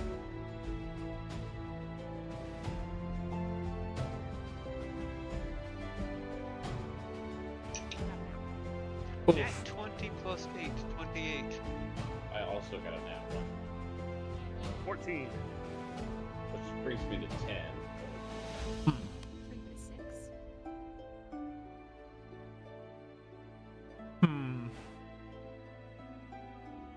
That's enough. You know that there's the main entrance. Yeah. You also know that there is a northwestern entrance, a southeastern entrance, and Todd, you remember a vague little goat path of a track in the northeast. Okay. Oh. I was like, it's just gray. I had to zoom out. Anyway.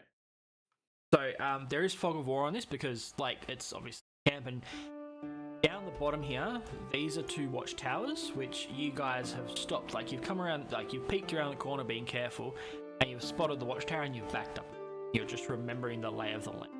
You're like, oh, wait, hold on, we took out that goblin camp years ago.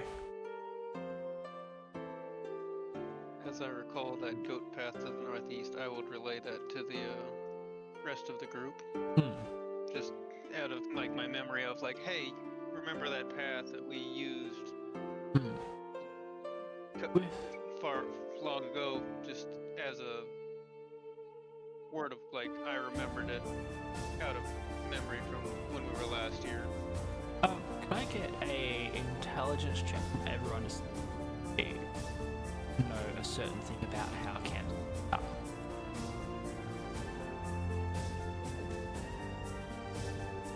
That sounded good. That is 9. 13. 13. 13, 9, and Crickey? 19. 19. Alright, combined it's just enough.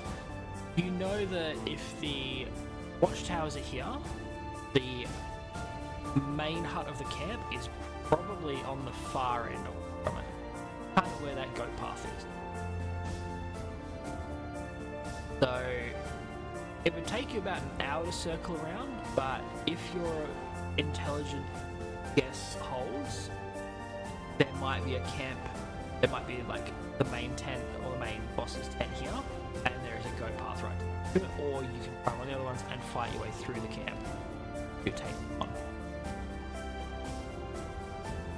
Is now your guys' decision how you would like to. If you do want to press in on some of these areas and like investigate them further and actually physically move your tunes there, we can certainly do so, and then we'll reveal a bit more of the map. But it will require stealth rolls from you guys. See if you guys can stealthily. That would be.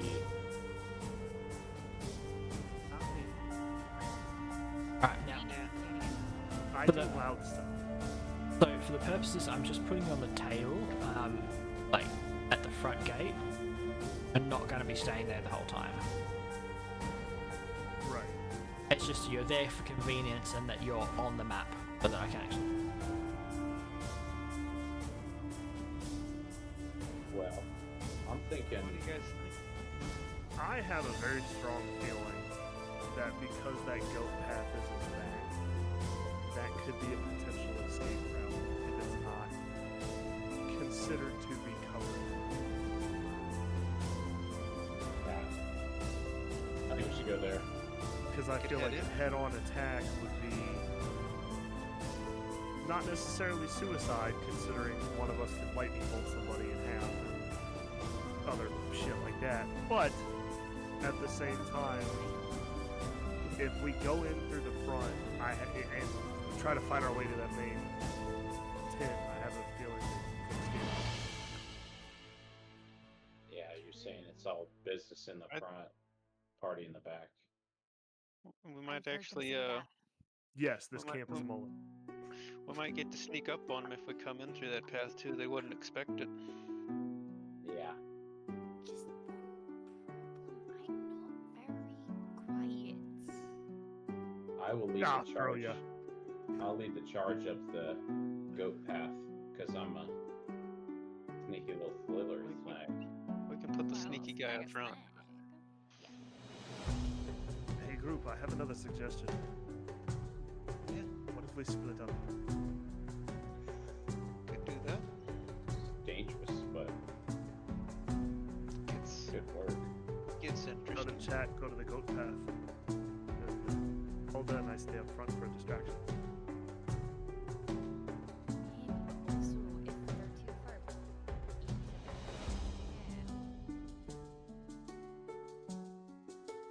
We can come in from the two paths up top. We could do that. Those are traveling around. We- We can If we come in from, if we split up and Chud in the chat come in behind off the goat path up here, we could come in this way and kind of phalanx through. That could work. What's everybody's thoughts? You can certainly try. Okay, that might be a bad idea.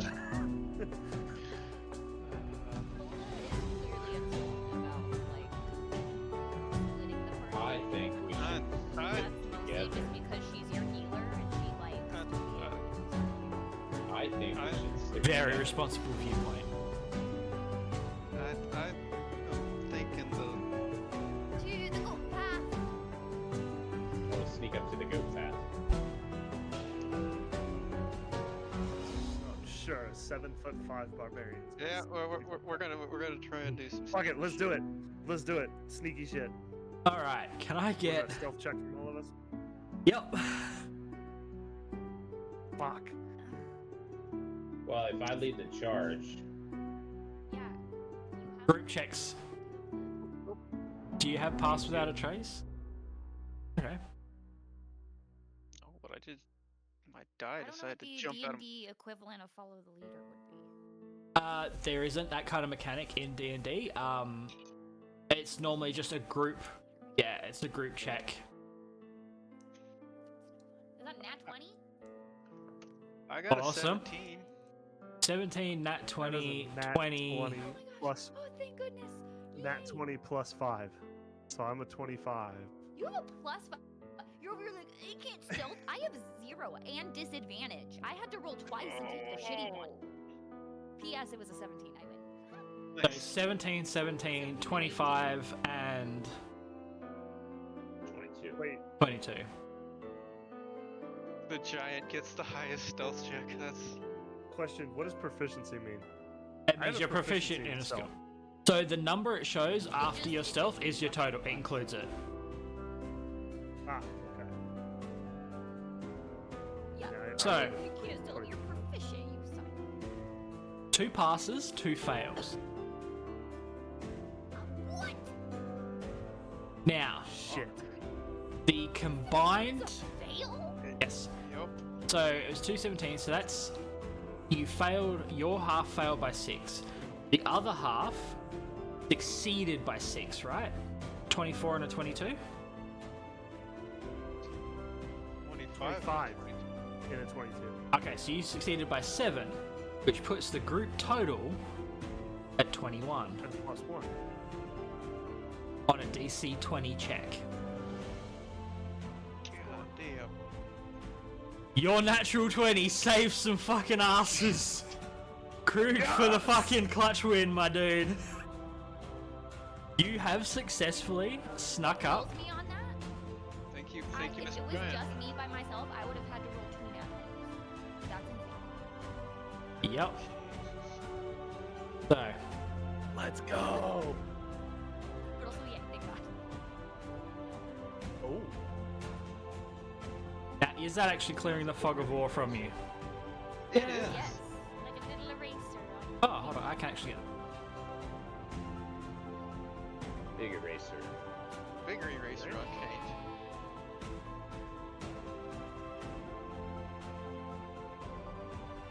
That's what you can see so far, because the back of the tent is literally a wall. You can see to your bottom, to your left, there is what looks to be some form of like standing stones, and the earth under it is covered in bones and blood. It is a charnel pit. Over here, you can see the remnants of wagons and broken down crates, the bolts of cloth and some wheat and barley bushels, and maybe the half of an axe. Maybe it's just a stick, a branch or something. You can see down here the edge of a couple of goblin tents, or you can see from right there. Now your stealth roll is just high enough that you do have some leeway moving around, but the bigger the thing you want to do, it might incur a recurred stealth roll. So just be aware that there's could be interesting things ahead. If you want to like sneak around the tent and open up the field of view more, the further around you want to go, the harder it will be to do that surreptitious. Alright, well, I would like to sneak ahead and take a look, Okay. because I probably have the best chance of passing it with my plus 11. So, So this side or this side? I'm gonna sneak down to Alright. this side here. As you get to about here, you start to hear voices and you start to hear the chittering of goblin language. Now pushed, can't quite see it. There's like the edge of the tent. If you want to push around it, the palisade will hide you a bit, but I will need a second stealth roll if you want. Right here. Yeah, we'll go here. Cool. Stealth roll. Where's the button at? 23. All right. Now, I normally just go if one person can see it and use it all relatively packed together, all of you. So, not like that. So you can see a pen in the middle. You can see a goblin shaman, and quite see in there because that wall is thingy. You can see a lizard folk shaman. Yeah. And a number of goblin dotting the area. And what looks to be a pen, which you can probably just see the edge of a wolf right there. So it's like a wolf pen.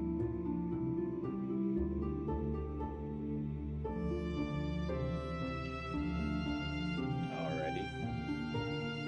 I think I'm gonna try to sneak around to the other side. What else I can? Alright, so if you get to... So, again, if you get to here, because, like, you're wandering around the back of it, as you get to here, I'll need another Yeah. stealth roll, just because you're pushing out and getting a bit... 16. Oh! As you creeping forward, you're paying attention to the spines on the... It's a very spiny tent. It's obviously, like, quite vicious mockery of something. You're being really careful, but as you're being careful for it, kind of step just slightly too far, and some of the ground that's put forth for the palisade gives way slightly, and you land hard on the wood, and your claws, your talons on your feet, instinctually grab it. And grab the rotten wood. And it makes that sound as it shatters apart. And where are we? As the entire camp is now alerted. This entire half of the camp, plus the boss, is now alerted to your presence. You have one turn to make a choice. Giving you one turn, because you are quite dexterous, quite fast. They now know you're there. What would you like to do?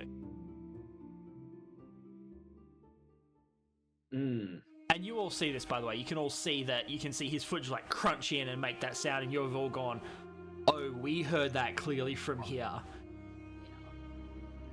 He is very known now to everyone that's in base, so you guys are still hidden because you guys are behind another palisade. So there's like a palisade and you're hiding behind it, and then he's on the other side behind another palisade that he's partially broken. It's that by 4. You get 1 round to decide.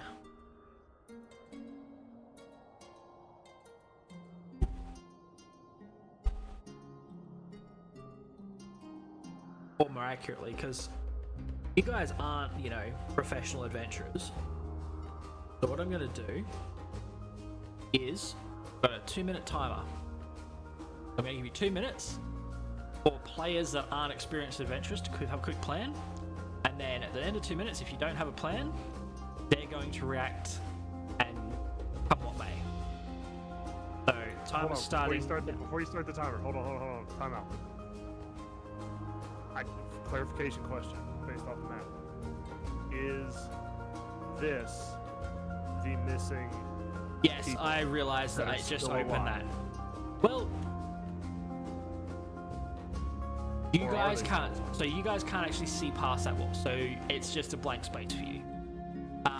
The fog of war reveal accidentally revealed it, but for the purposes of it, you have no clue what's in. So we don't know. Okay. No. Okay. It's a pen. Ignore that question. It's a guarded pen, and there's a charnel pit right next to it where some form of butchery happens. Alright, so about to start the timer. You now have 2 minutes to plan. And if you need to ask questions, you are more. It's the upper half, the 3 goblins, the 2 kobolds. Basically, that's who's been alerted. Where are we?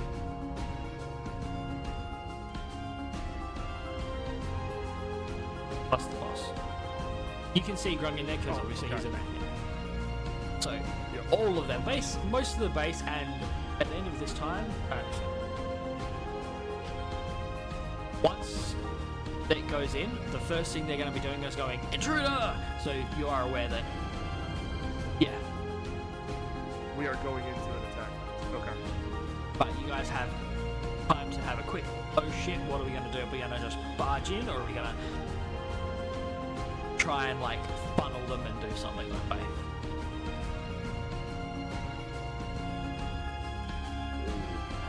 Can I ask another clerical question? I'm sorry, guys. Yeah, no, it's okay. It's training. Is with this now being open to all of us, vision-wise, with Fog of War, would attacks count to anybody? Would we be able to see, being that we're way up in the corner, would we be able to see who the hell we're attacking on the other side of, say, the tent? Not really. The 3 goblins at the top, you could probably see past the tent, but the ones in front of it, they are line of sight. But, I couldn't go for the wizard floor? No, you'd have to go around. Okay. Considering we have 50 seconds. Yeah. I'm liable to just start straight up I can either run across the top, run sorry. This is what I'm trying to do. I can either run across the top, Yep. Or ground within 60 feet for 10 minutes. I'm going to activate that and indicate right now. with the last 15 seconds, I'm going to move down to, God damn it, where's the fucking thing? I'm going to move down to here and shoot an arrow at the shaman so that we can get rid of the magic as soon as possible. Yeah. 60 feet from where you are is there. I'm gonna take myself and go Okay. above. That is 2 minutes. All right. You guys have a plan? Yeah. I believe so. Okay, I would suggest we initiate it now. What I'm going to do is pull that. This. Everyone's in combat. Don't forget the music. I'm atrocious at it. Alright, so I'm going to auto-initiate good. them. Should we all roll for initiative? Yep, you'll all need to roll for initiative to go in the order. Once they're in the order, now in this particular instance, because they've been surprised by the fact that people are there, you will all get a turn, and then we'll go into normal combat. So you guys were aware that you might have to jump, like you guys were prepared to go into combat at a moment's notice, because stealth doesn't always work. Experienced adventurers, players that aren't, like you guys don't run spec ops, so you're not, players don't necessarily know how that happens, but your characters do. You guys get that.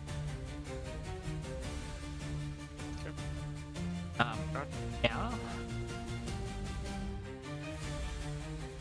so if you guys want to do, your thing, so we'll go what? Pat, Holder, Chud, Krug, or whatever order you want to go in. First, move on to normal combat.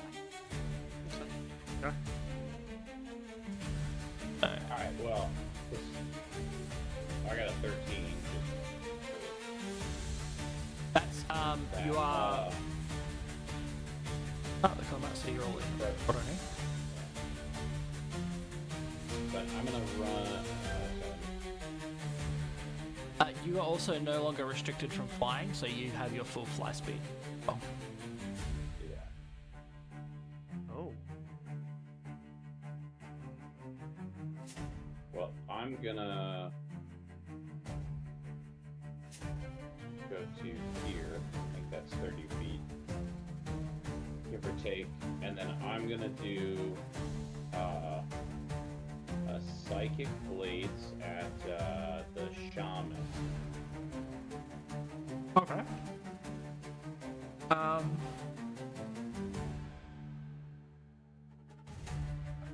Technically, he is surprised. So roll with advantage.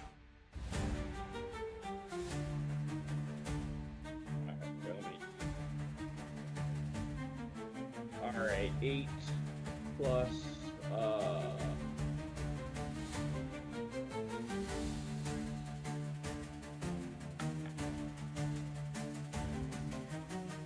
so I got a 16 on that. 16 does hit, so you get damage plus sneak attack. Alright, I'm just gonna do the so I have to do math. So 9, Yeah. and then so sneak attack is do it again. It's 3d6. It's 3d6. Yeah. Because you didn't crit, so you don't get to double all the dice. If you critted, he'd be dead, because he'd be doing like 50 points a day. 2, a 3, and 6. 11, 9, so that's 20 points of damage. Yeah. So you fling the blade, and again, this buzzsaw, this swinging buzzsaw of purple-white energy flies forward. The shaman just manages to catch it and kind of like moves and manages to get his staff up. Enough that he doesn't die, but you see this gaping great rent carved into his shoulder and his arms hanging down. It's like, you have done a significant blow. He is not in a good place. Alright. And then I have Steve attack him. Okay. I forgot about Steve. Monkey. Steve now has a level in Rogue, so he gets to attack with advantage. The fucking bird can attack with advantage. Oh my god. Just wait to see this bird get a nat 20. 19 plus 2. That does hit. I actually need to pull up a level 1 rogue. So I know what the abilities here. Holy crap. Because he now does get sneak attack. So bro. attack at level 1. This bird's gonna get another kill.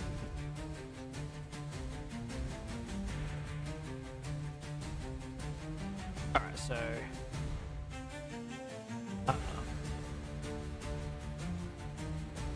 5 plus 1, he does 6 points of damage.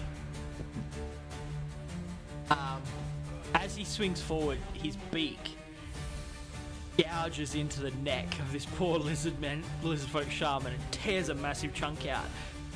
And you can see the shaman, he's like holding his neck and he's like holding his staff. He's just still alive. 1 HP.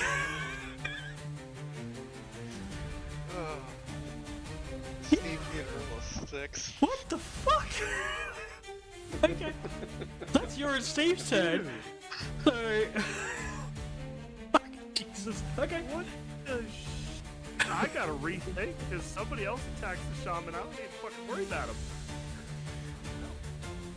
So, that is. Chat. Can I ask a timeout question real quick? Yep. Is there just because I don't see anything, is there a range to speak with animals? If it is a cantrip or a level 1 spell? Because it just says range is self. Okay, so Which obviously it's a basically, self-inflicting spell, so I'm just curious with that.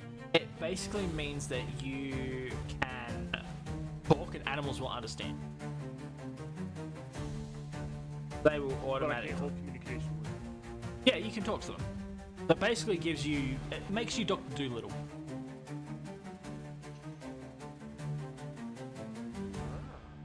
Or Yeah. Eliza Thornberry. That too. He has a new idea. Okay. Alright. And, is it only one animal, or can it be more than All one? animals. You're Dr. Doolittle under that spell. Okay, he has an idea. It does not give you any advantage on dealing with them, but you can talk to them and they will understand you. And be able to reply. You can certainly try.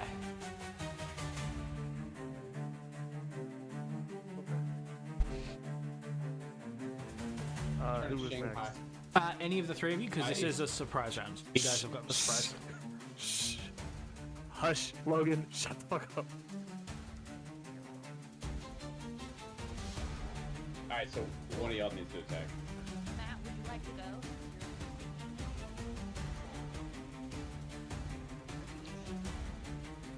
How about one of y'all go?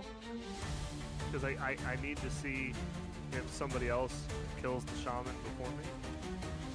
Because that will decide on my plan. I'm going to move to here, Yep. and then I am going to use Ice Knife on Goblin A. Goblin A, yep. So, can I give a bit of advice for a second? Ice Knife. Ice Knife, when it hits the ground, explodes. Yes. But if you were to aim in the middle of them, they will all get hit. If you, actually, if you hit him, Let's say it's a hit and miss if I. so if you aim for him with the intention of it hitting the ground behind him, I will let that play out. As long as you don't nat one it.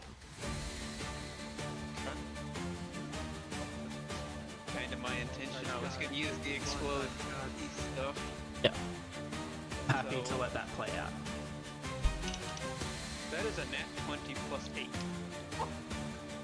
Okay. Let's fucking go! That is 28 to hit. So roll me a d10. I am just going to do that through this because Oh my god. And that's a 10. Fantastic. What? Fantastic. What is going on? All right. So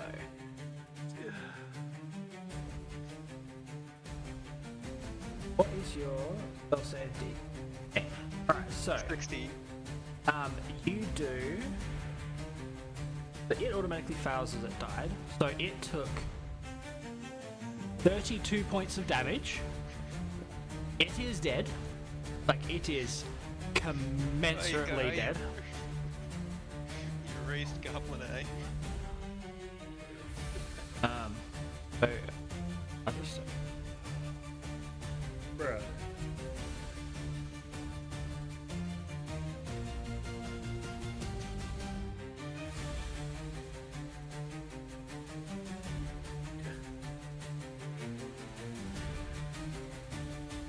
Distance use case. Should have already done, but for some reason. Shaman the only one missing right now. And the two archers. Just so that.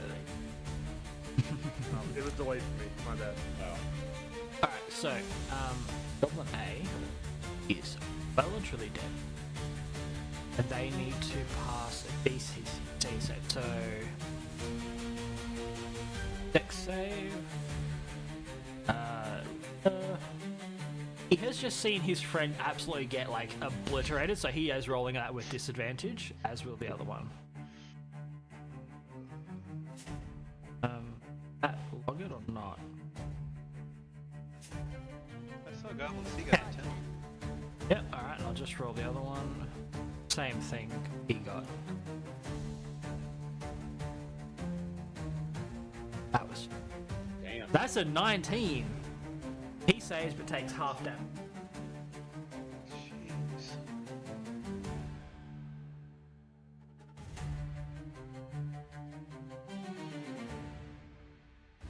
Oh no, so if they succeed, they don't take half damage, they don't take any damage. He's fine. The other guy, which is, it's a crit, so all damage is maxed and then rolled again. 2d6 will kill him. Nope.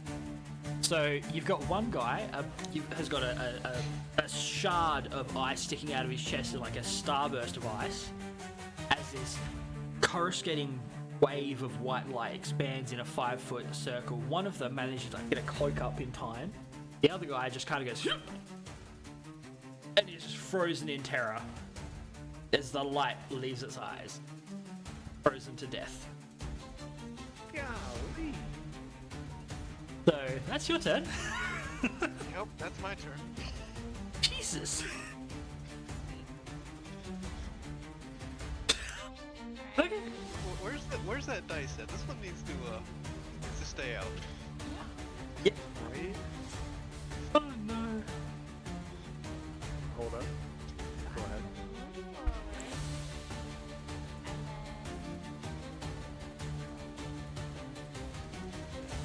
Oh, by the way, Krug, yes, I know exactly what you're trying to do.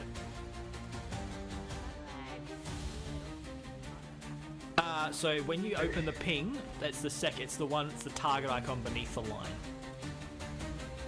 Right, the one underneath the ruler, and then it opens a little stub one, and it's the second. Oh, it didn't. Oh. It's delayed. Right. Yeah. Now, do you have sleep or snooze? Or snooze, sorry. Okay. Snooze is a con 16. It'll affect everyone within 20 feet. So all 5 of them. Oh, damn. Constitution save. You're casting this at Right. second level? Right here. This is going right here. Yeah. Yeah, so it'd be Goblin EHK, whatever the one got covered, and the shaman. Jay? See, is it Jay? That's fine. Yeah. Okay. Alright, so it's a con save. So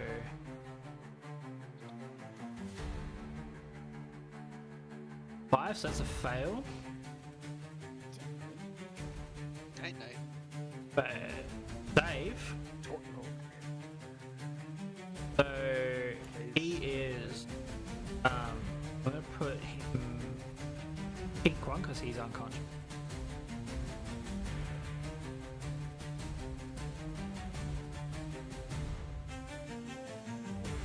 Oh wait, hold on, Goblin K, that was a dex save. Hold on, sorry, terribly sorry.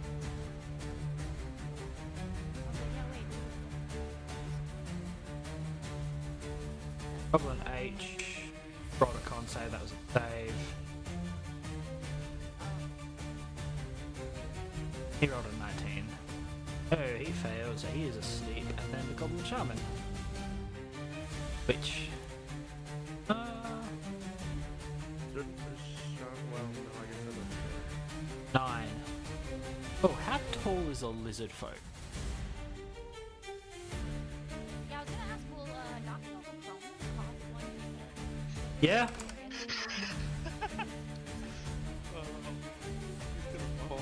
He's gonna fall, hit his head, and die.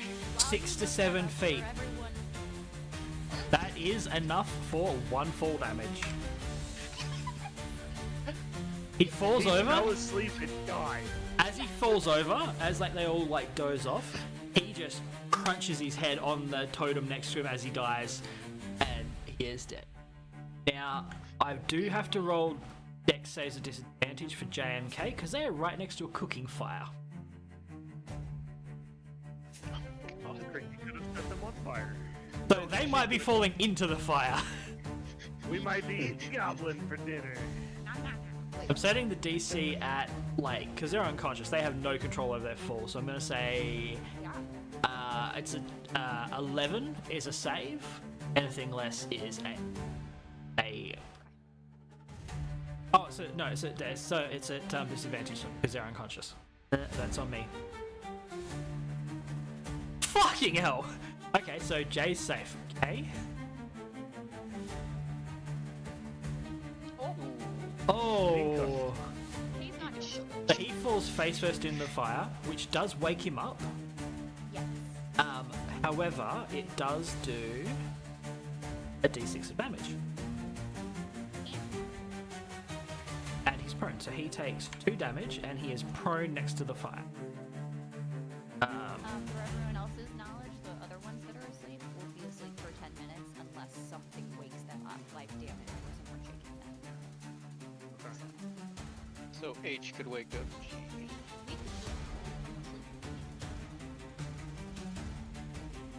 Alright, so Tennyson's named Goblin K prone, and the pink one's asleep.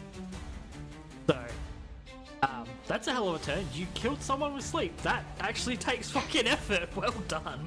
I know, right? And with my bonus action, I'll do like activate my tremor. Oh, good. As you activate Tremor Sense, you just... Huh? Yeah, I was gonna say with it, can I teleport? Can. I'm gonna... Take a look.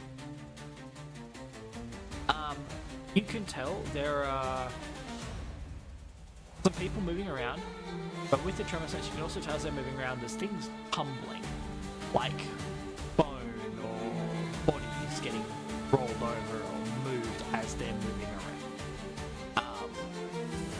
It's not a nice place in there, I would... Yeah. That is about as descriptive as we're going to get of what's in there. Unless you guys really want to know. Then I will, otherwise. I did. I'm good. I'll pass Yeah. for now. Yeah. And Krug, it is your turn. I have a question. You might have an answer. Does a spell count as an action, or can you do an attack, It's an action. and a spell? Okay, so a spell count. Yeah. If it has an action cost, so the attack do attacks is an action, and to do spell is an action. Yes, yeah. Okay. Wait, hold on. You're a barbarian. Hold on, two. You have 2 attacks per action, my dude. You can attack twice when you take the attack action. Because you're level 5. Oh. Neat. I has an idea. Uh-oh. I am going to move down here Yeah. and use my Speak with Animals spell Yep. to talk to Wolf A, B, C, and D. Okay. What do I need to roll? You don't. You just activated the Or spell. I don't. Oh, I But don't. yeah. So I just Yeah. start talking to them. Yeah. I Now, want you do to- have 6 seconds. Okay, I want to convince all of them to attack Kobold C. How do you do that in 6? What do you What do say you to mean? them? Because a turn is 6 seconds. Right? Each combat turn all round is 6 seconds. So that's how long Okay. you've got to say something. So I'm going to tell them that I will guarantee your freedom without harm if you kill Kobold C. Guarding your pet.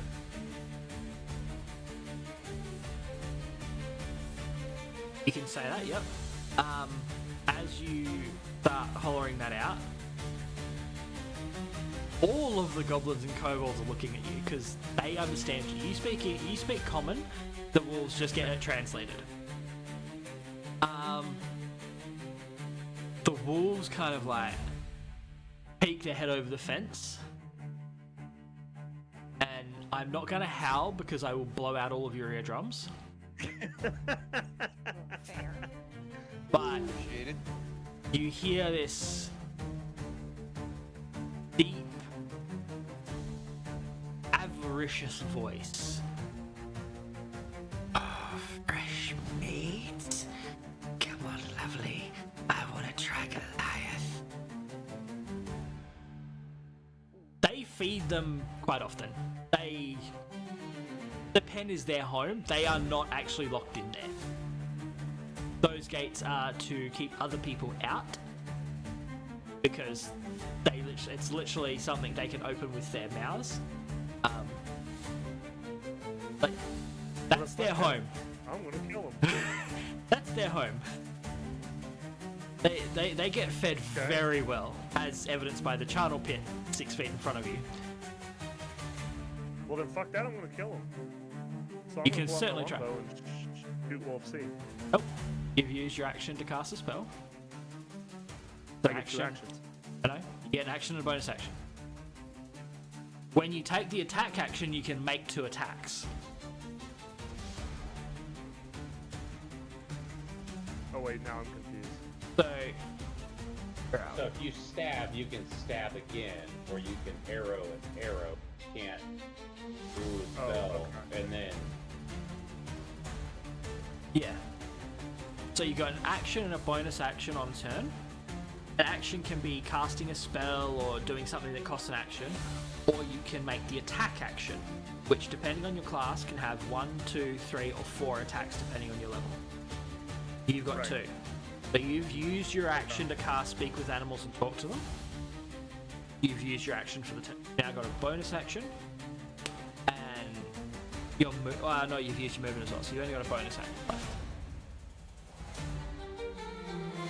Well, I've used 30 of my 45 movement, but 15 speeding.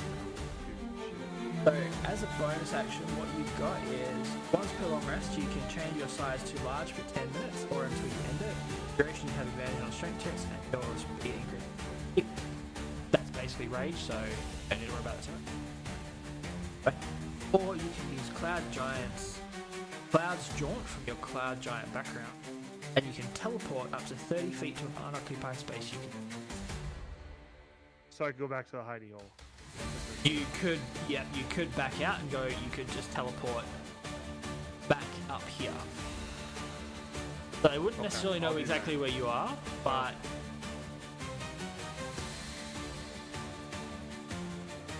Because a teleport would just be, I have disappeared out of sight.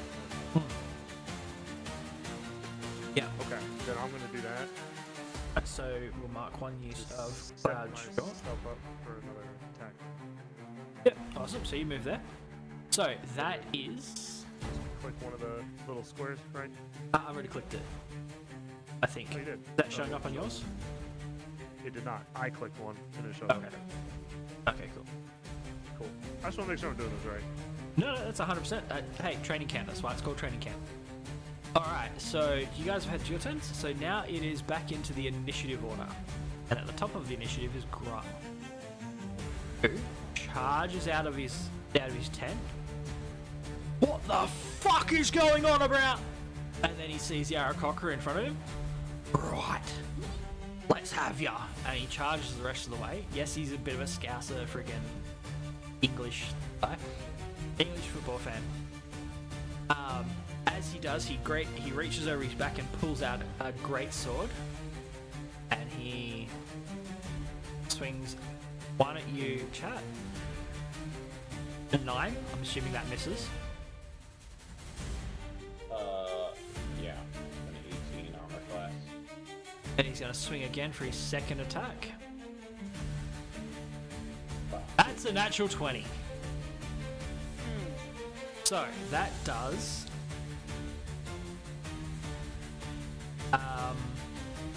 it's 12, 14,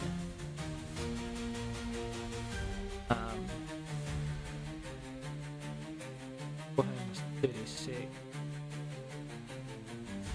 and poison damage. Oh god, that's actually got to add all of that together because it's 14, 20 plus 3d6, 17. You're dead. So that is 37 points of damage to you, I Chad. am still alive, but You got like 10 HP from memory. 8 the details. So that hit like a truck. That is his turn, however. Krug, you're up. Crits suck. I'm sorry. I'm really sorry.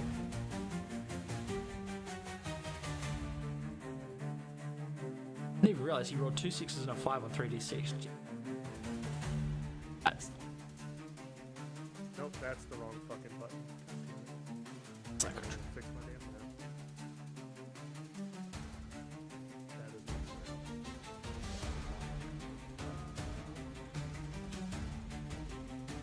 I'm going to say, playing a bit fast and loose with it back, basically 30 feet for you would get you just in front of this palisade here. well, so if I'm to run for movement, I have to go around the thing, right? So you can take a straight line. So you can take a straight line like that, and you get to here with 30 feet. Or on the other end, 30 feet will get you basically to Yo-ish. You do have a bonus action again, like on this turn again, so you can teleport, so you can like go to there and then teleport 30 feet. Is that bonus action movement, is that on top of Yes. Yeah, my because walking movement? yeah, because it's an effect, not a additional movement marker. You, And then the other question I have is a bonus action that counts as an action, right? So if I were to teleport and then walk and then use, say, the mall, then I'd be able to swing the mall once, right? Because I've done No. 2 actions. no, so your bonus action. So you've got 2 different classes of action. Your bonus action. Think of it like AP. So your action is worth 3 AP. Your bonus action is worth 2 AP. And when you use a bonus action, you use those 2 AP, and you've still got the 3 AP from your action left. Ah, Yeah. Okay, So- that changes things. You could walk, teleport. And then attack twice. Yeah. So I'm gonna use the teleport again Yep.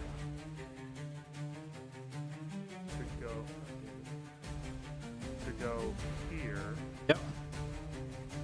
and then You've got more than enough walk speed if you want to get behind. I was gonna say. So I'm gonna come up Yeah. to Grun Now, because I am NIT pissed for a off. second. Okay. Just make sure you're completely flanking him. So the flanking rules apply and you get advantage on all the attacks. Which he's straight behind, and if he was running straight at me. If he was running straight at, well, if I was here and he was running straight at him, if I came around the tent, he wouldn't notice me. In theory. I mean, it depends. It depends how you want to do it. I could come around. in I have battle enough theory, movement speed to come around the tent and over. either way, when you as long as you haven't taken the hide or sneak action specifically, I'm assuming a 7 foot tall guy running around with armor and weapons and stuff is going to make enough noise. Most people are going to be like, I know you're there. I don't know your exact location, but I know you're coming. That's not a surprise. But you've got to take the hide or sneak action specifically. But that is an action. So then you wouldn't be able to attack on the rogues. Now, Can do it Would on it as a have bonus been- action. Well, would I Would don't it have have been high order different? anyway, so. would it have been different if he would have walked and then teleported? No. No.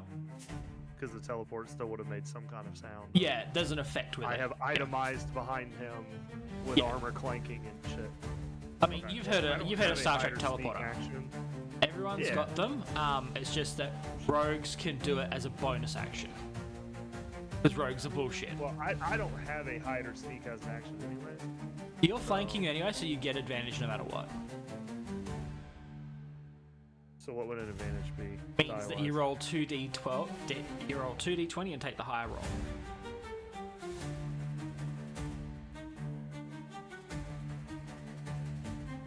For the hit, correct? Yes. Yeah. Okay. So since I'm right behind him, I'm going to use Flame Tongue Maul Yep. and roll that for with advantage. Yep. On both attacks. On all attacks.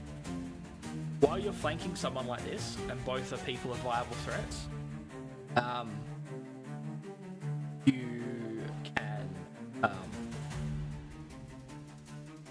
train these. Make all attacks with advantage. Okay, I'm gonna call or use the streaming rookie card. I turned the dice with my finger and I went to grab it, so I'm gonna re-roll that. Yep. Because I have no idea what the number was. Oh, good, dude. These things happen. You're gonna be mad. So I rolled an 11 and I rolled a nat 20. Awesome. You had advantage and So the advantage would take the nat 20 then, right? Yeah. Yeah. Yeah. So, Okay. for you, that means let's go. 4d6, 24, 28. I need you to roll 4d6. Oh shit. Okay. I don't think you can kill him in one turn here, but you can get fucking close.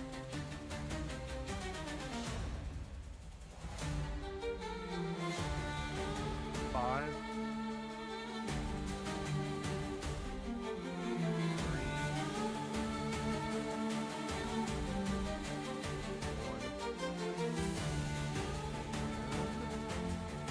Six. Dang. 15. 38, Thank you for those. 43.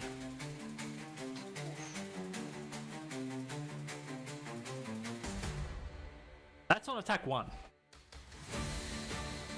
Right. I'm gonna You have a second swing- attack. Yeah, I'm gonna swing them all again. That was one.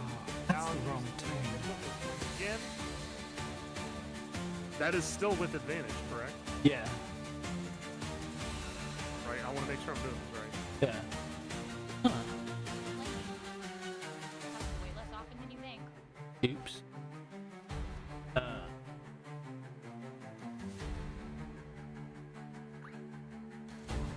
No.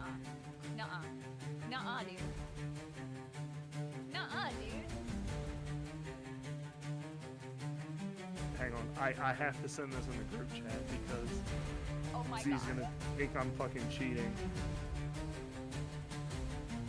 Okay, I've picked up that one.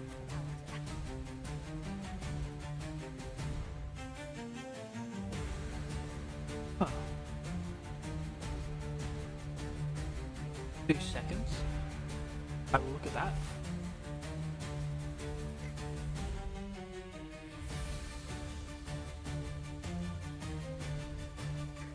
Really pissed he hit my friend, okay?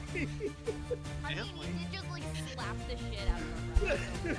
That's so real. You saw him running out and bitch slapped him, and you were like, whoa, whoa, whoa. In all honesty, obviously, we're mates. I'm setting that so that you're not like, alright, dude, what the fuck? I'm not making numbers up, brother. No, I'm good. I'm trying to find. I can't believe I just critted and critted. I'm just trying to find Grung's character sheet because. Yes. No, but yes. I can't find it because it's not in D&D Beyond anymore. It's gone. I'm gonna have to do this from memory. So please bear with me for a second while I do the math on this. Roll your so it's 28 plus 4d6 again. So just do the math on that while I 27, but yes. Oh no, 4d6 plus 4 is 28. Because you rolled a crit, which is max damage, and then roll your damage dice again. So it's 28 plus 4d6. Crits hit like a motherfucker in this. That's why Goblin. So it's Age roll is not a bad 4d6. thing. Yeah. Then add 28 to it.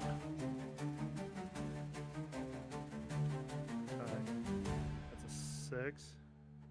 That's not. 3. Oh shit.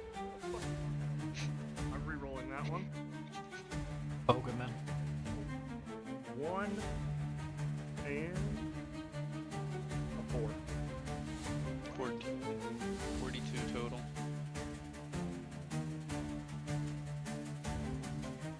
42 total. That's okay. Alright. This is not how the boss fight's supposed to go, sir. You're not supposed to just see him and then criddle diddle him to pieces. And delete. Goodness. The others don't run in fear. Right. I'm. Well, 2 of them are asleep. Yeah, I'm So... gonna cut one's ears off while they're sleeping. Fuck that. Oh, God. 2 of them sufficiently dead. One of them's just gonna start like, huh? One's a little bit Huh? on fire. What the fuck?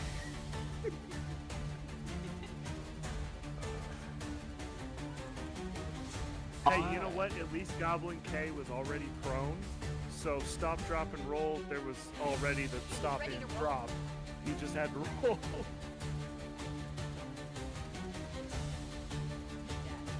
I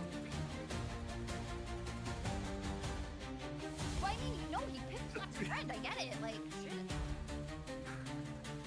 don't piss off the barbarian. I mean, that's who apparently has a flaming hammer. That's a +7 hit DC and the 2d6 before. With fire damage. I am so terribly sorry. The entire thing is weird. I don't think Very D&D annoying. Beyond was expecting one character to mollywop the shit out of it. Alright. What I'm gonna have to do is I'm actually gonna have to just use like the character template, like the template itself, and try and get it to work. So I apologize. No, you're fine. That's not the actual original character marker there either.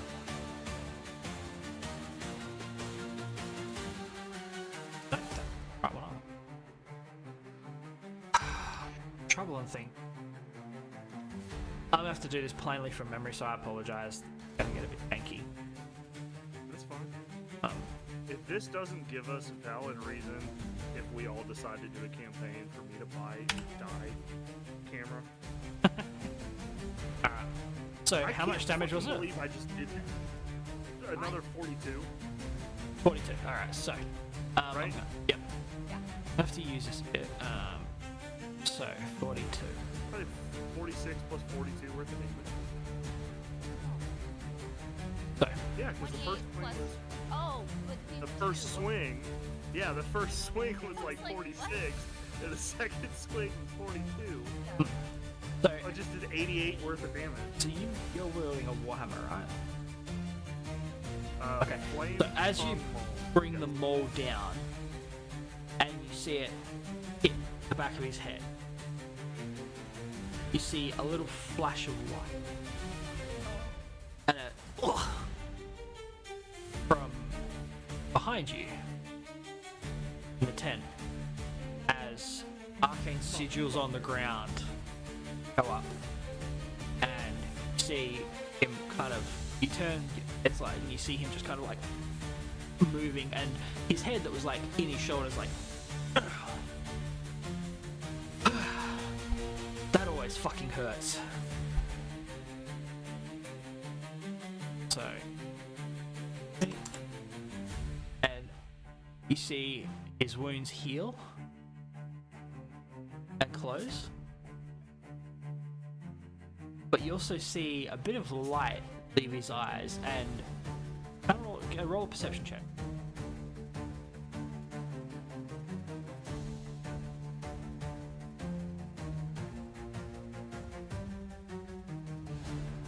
Need over a 12.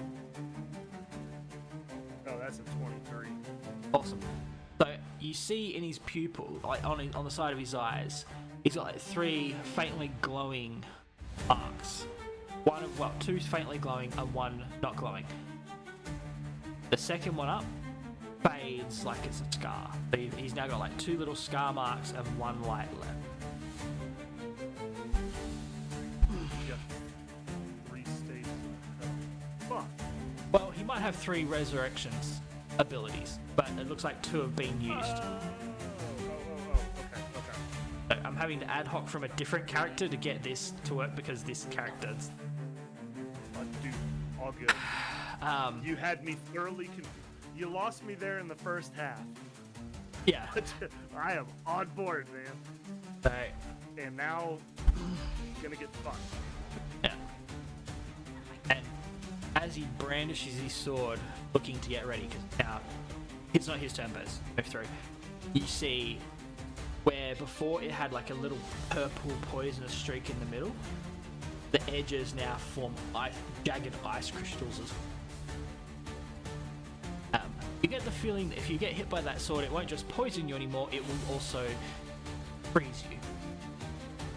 Or do ice damage. So. Don't worry, he's got to get through Krug to get to you. But, so that is Brung's resurrection and Krug's turn. It is now Chat's turn. You should have a couple of health potions, by the way, as well. They should be in your character sheet. The bonus action to take one, and you roll 2d4 plus 2, I think. If you don't have any other healing. Or if you just want to fly 60 feet up and hopefully be out of range of one. I can only go 30 feet up, eh? Our cockers have could have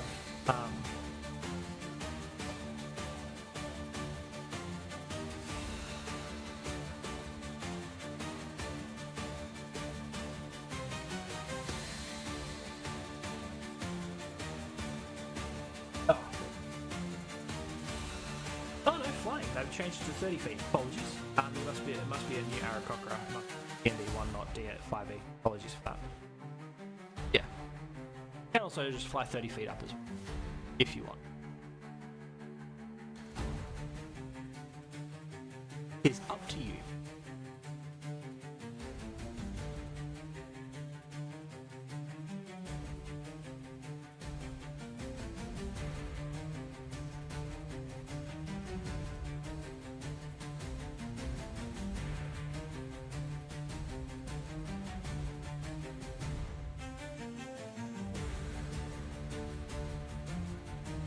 If you can't find the potion, if that's what you want to use, don't worry about it. It should be in there. If it's not, we'll just go. Oh, is it my turn again? Yes. Sorry. Did I not say that right? Sorry. Sorry, I was thinking we were going. That's my bad. No, it's all good. We're going by the initiative bar at the top. I got you. The Thrung is gone, I've gone, it's now your turn.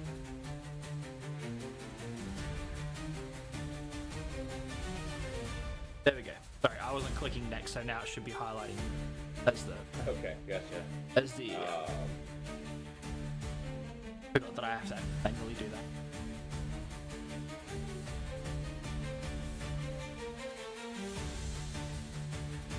All right.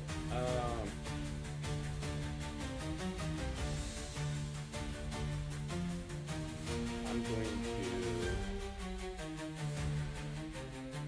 move over on top of the body of Goblin C, Yep. and whatever goblin this is, Should be. I think. Goblin B. B. I'm going to do.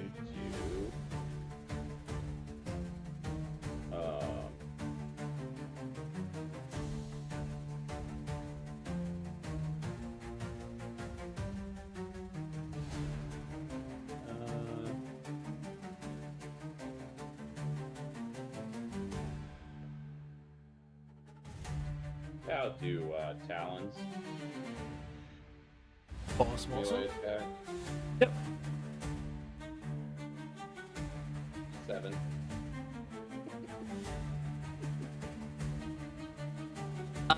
As you bring your talons down, the goblin, that cloak again just obscures exactly where its body is, and you just tear rents in it and just miss. Fucking cloak. Alright, well, as my bonus action, I'm going to disengage, right? So I can go 30 feet as well. Disengage only lets you use whatever movement you have left.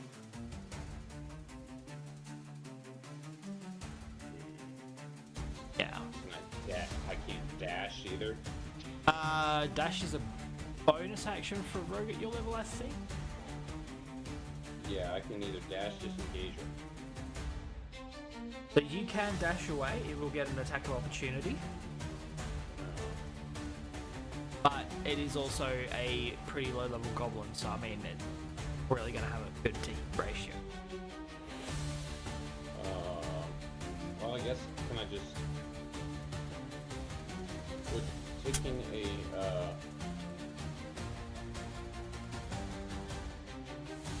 health count as an action? Health potion? Bonus action. It would be a bonus action?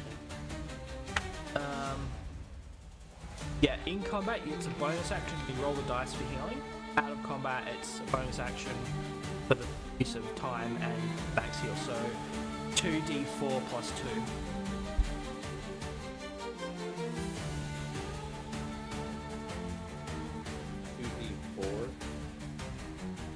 Plus 2.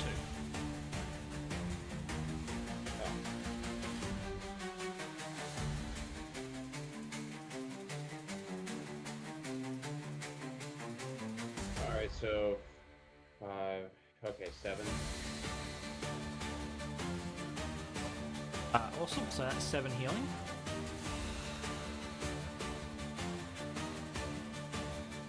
Someone trying to move Steve.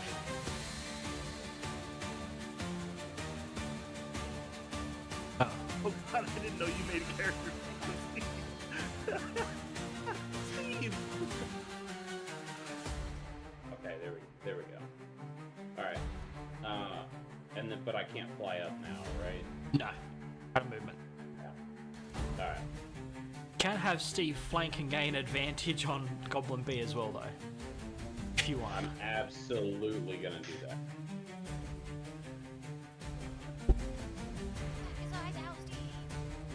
Oh, jeez. Roll a crit! Roll a crit! Roll a crit! It hits! 23. Alright, so that is Bruh. 1 plus a d6. does 4 points of damage, which is over half the health of that goblin. Again, this macaw-sized parrot just chunks its beak in and just tears like one of the goblin's trapeziuses out. Its arm just hangs limp by the side. It's like it's holding its scimitar, waving it weakly towards you, like, stop the bird, stop the bird. His bird's about the same size as him. He's a level 1. Since he's a level 1 rogue, does he have any bonus actions that he can do? Wait a second. I don't think it unlocks until like 2 or 3, but Yeah, he doesn't get he won't get a subclass until level 3. But given his performance today, he's probably gonna go up a level or 2. It's some bullshit.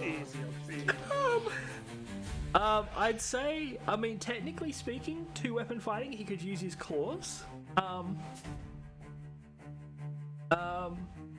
What would that be? I'd say that's probably the same to hit. So it's a flat D20. He doesn't get any bonuses to the roll, so it'll just be 1d6 or whatever. Yeah. So I'll That's what roll. mine is. I don't know. No, so it's a 6 and an 8 plus. Well, no, there's no pluses for it because he doesn't have the 2-weapon fighting feat. So it's only a straight D20 roll. No bonuses to it. Right. So he kind of pecks twice, and just each time the goblin's like, and it's like just getting its blade up in time, so the beak goes ching ching off of it. Very lucky goblin. That is your turn and Steve's turn. Kobold A is now in the fray. Oh no! Alright, Kobold A. What can Kobold A do? Scimitar or short bow? 80 feet. I'm gonna move that goblin there. Goblin, the kobold, seeing this raven try and take a chunk out of, well, not take, try, actually take a chunk out of a goblin compatriot, is going to take a shot with his short bow. Now, I don't have ad hocing Steve's character on the fly, but will be appropriate. That is a +4 to hit. Oh god. Yeah, even with a high dexterity, that's. Now he's taken a level. What dice do rogues have?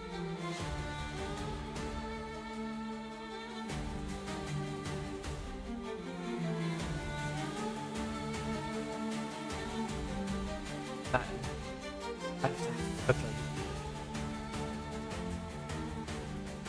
Not used.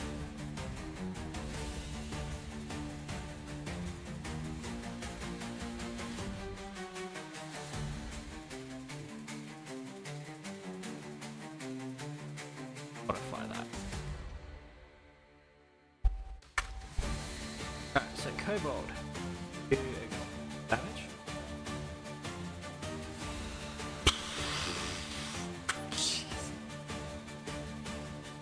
Okay, so he takes 8 points of damage. He is still alive, just with 1 point. Yep. So as the arrow comes through and just like absolutely eviscerates his shoulder muscle, like Steve's like half flapping. He's at half movement for the next until it heals. But he is alive with 1 HP and a dream. Shit. Well, we did say he was the suicidal parrot. Yep. So that's Kobold A's turn. It's now Kobold B's turn. He's gonna use his. Wait, hold on. No, I was on this. Hold on. Make sure that. Slaying. Yeah, that would have hit. 4, so 6. Steve has actually got 2 health. Apologies. And now it is Kobold B to make a sling attack against him.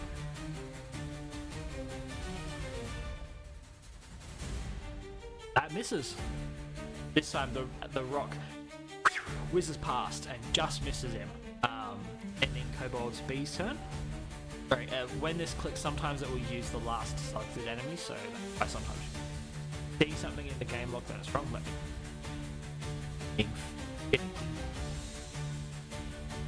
it is now Kobold B's turn, and after that, Holder, you're up.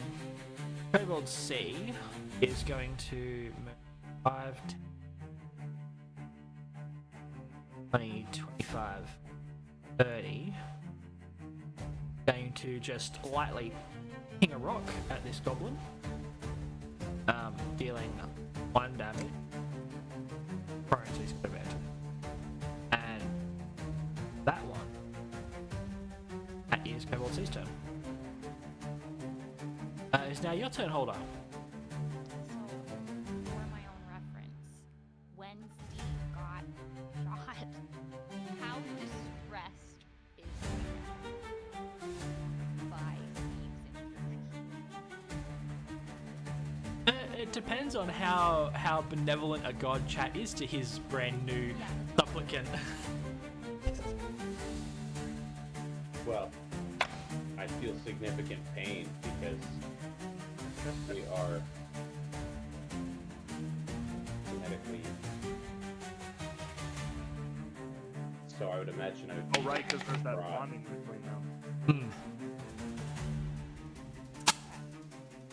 Distraught and pain. And we don't want the poor new bird god to be a lonely god without his first high priest, crackhead murder parrot. Crackhead Steve. Yeah.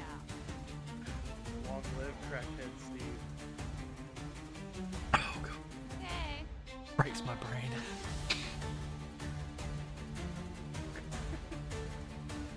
You never saw that coming.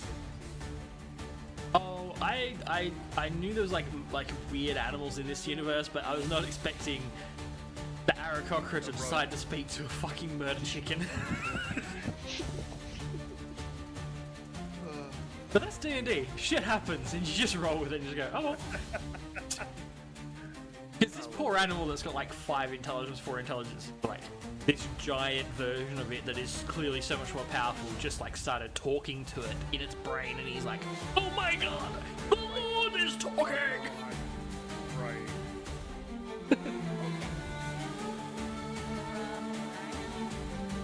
You should be able to get a healing word off if you use it. Oh god! What the is she using? What the fuck? Right. So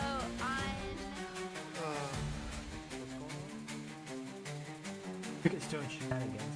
oh, did Copal wake up probably big? Yeah. Couple No, after her? Okay, that's what I thought.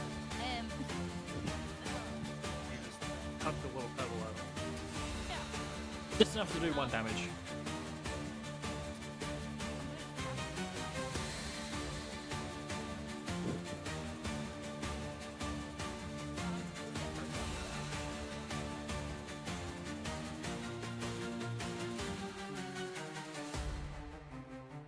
So like there or there?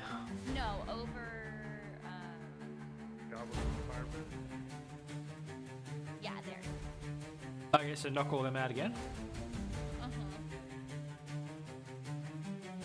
Technically that would work. Spicy.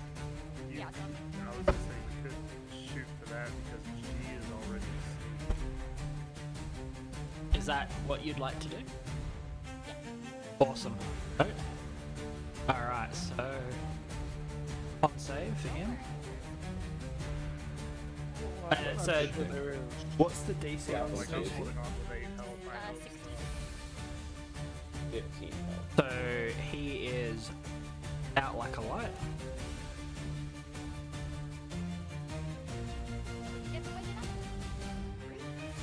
He is out like a light. Jesus Christ.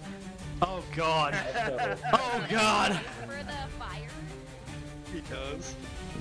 Yeah. He's Oh, still- they both do. Shit. Okay. Oh no, Goblin K is still prone. Yeah, he's still in the fire actively. Oh yeah, no, he's in the fire actively. He is dead, isn't he? Yeah. He's Yeah. gotta be dead. He's gotta be Yeah. dead by now. Because yeah, he'll die on his next turn. This guy does need a dex save. So it was 11 or higher, and they're safe from the fire. Oh, that rhymed. that sounds like Safe again. Right. Right. Okay. That's honestly, that works Goblin for me. J I'm went happy. towards the fire and then fell back. Oh, Oh, one. He is out like a light. good night. Oh no.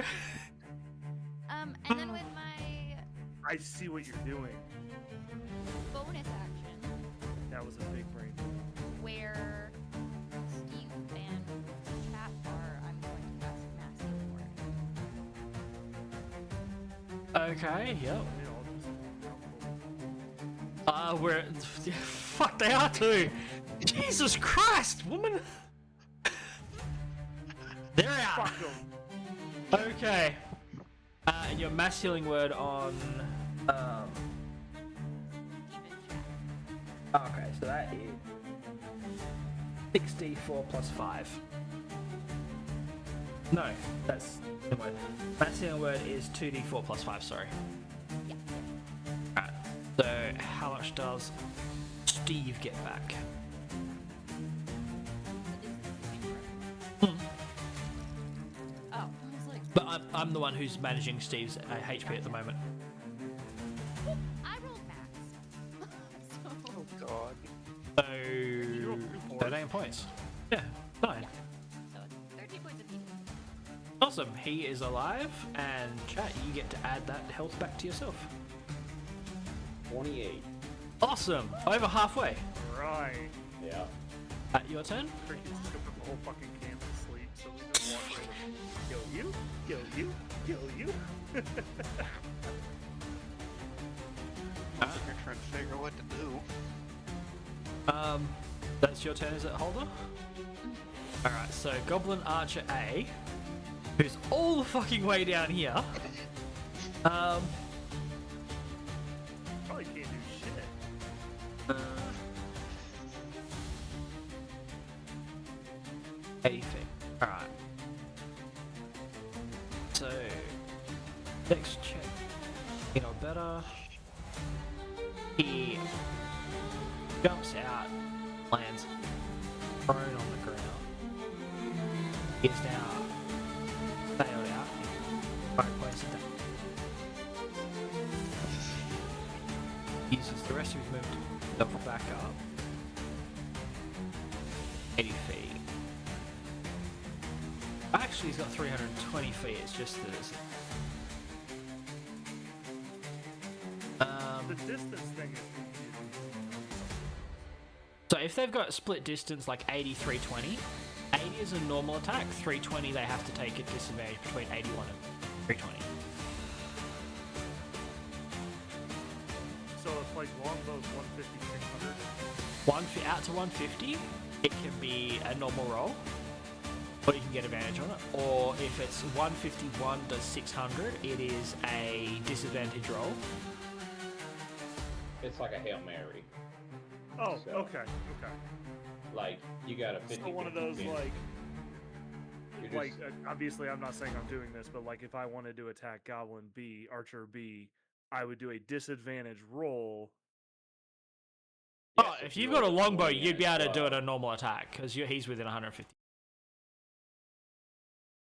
Oh, really? Oh, no, I you'd guess have to it's move more like a weird. square forward. Like if you move like a square or two forward, you'd be able to do it. You gotta take one step. All right, Holder, what's your AC? 16. Okay. As you finish casting, from over the entire camp, this arrow just like tong into the tent next to you, just misses. He took a disadvantage attack with his bow. Oh, Good try, buddy. Goblin Archer Shit. B who's in the same boat, is like, well, you know what? I'm gonna try the same fucking thing. Because they're goblins and they're idiots.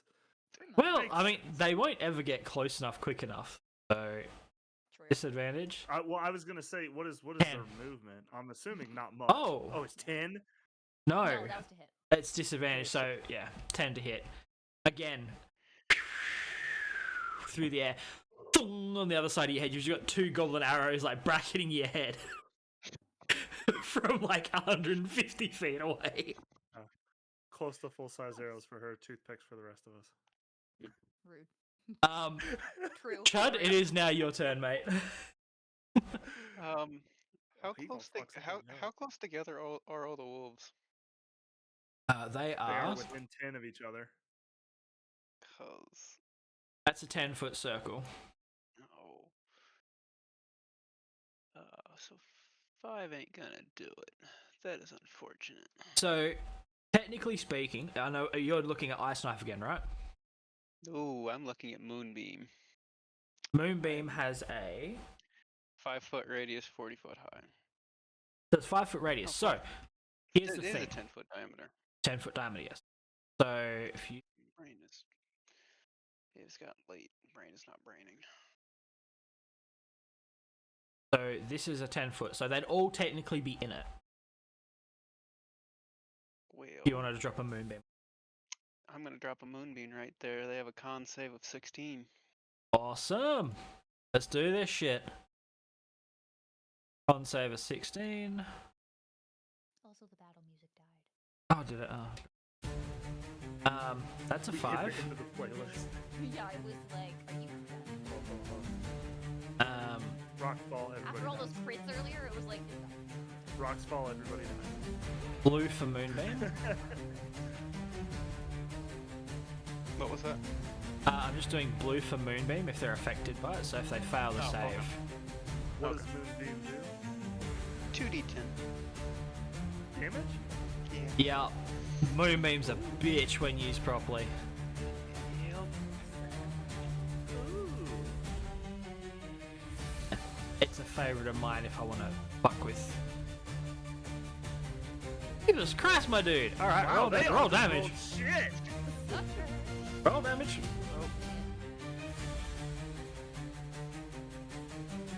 Hashtag fuck the DM, I guess. Nah, this is good. You guys are doing really well. I Did that- still am. Did that pop up for you? No. I clicked the damage button. It was 2 9s. It was 18. Why did it not pop up? That's okay. I trust you. So, I was about to be really sad because it was a 1 for the longest time, then it flipped over. Thank you. there you go. No tasting giant, fuckers. That's 4 dead wolves. Yeah, okay. That's my turn. Question. no, they might have wolves. Well, Question. See, Yeah. do wolves' ears count? Yes. We were told ears, so Okay. Alright, so that is Chud's turn. It is now Goblin A. that guy's Oh, that didn't remove him. Okay. That guy's dead. Goblin Yeah, none of the dead people. died. B is still there. So, Goblin B is still alive, who is now being harassed by the two of you, who cannot escape. Who has taken damage too, right? Yeah. he's under half health. He's just like, he's looking at the big bird in front of him and the little bird behind him, and he's just like, "Ah!" and just launches himself at you, chat. He's just like, one way or the other, someone's getting hurt. Hold on. Yeah. Time out. Doesn't Goblin B have to take a sanity roll? Oh yeah, He that's just right. watched 2 friends die around him. He's below half health. Yeah, he made it. Okay. He just can't run. Like he's at that same level where he's like Semantics. because he's flanked, he literally can't run. He's like, oh, I'm Motherfucker's gonna try and die with me. What's your AC, chat? 18. Oh. He's got his scimitar and he's like tung on the armor. It's like it just hits on the chest armor, tung through his hand. He's like, oh fuck! And that's his turn. His turn. Goblin D is asleep now. Snooze. There's.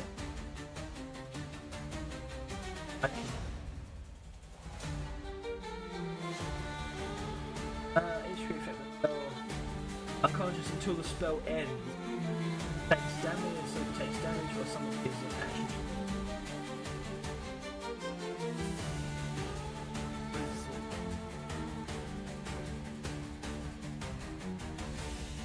Oh, okay. So, in that, you'll see there's the flavor text afterwards about hit points. Ignore that. That's I cannot remove that from this for some reason. This is a custom.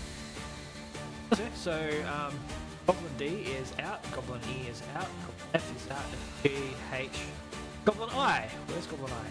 Goblin I's over here. Goblin I's really close to you.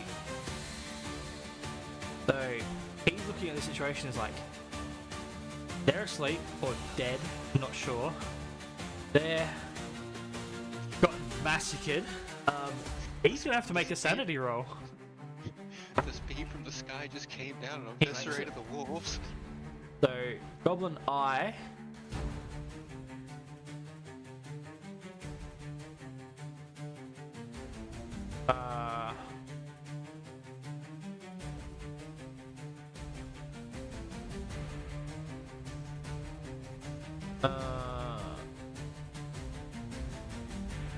Thank you very much. Sorry. He makes his sanity roll, so he's not quite in terror yet. And he knows Grung's alive because he saw him dissipate. But the big boss is still there.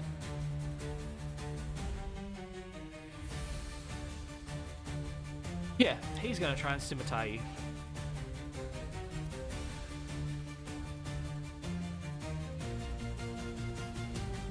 Ting! Off the chest armor. He's like looking at his sword like, oh, fuck. Look down. That's his turn. Goblin J is unconscious. Goblin K is dead. Him from there. Goblin L. Where's L?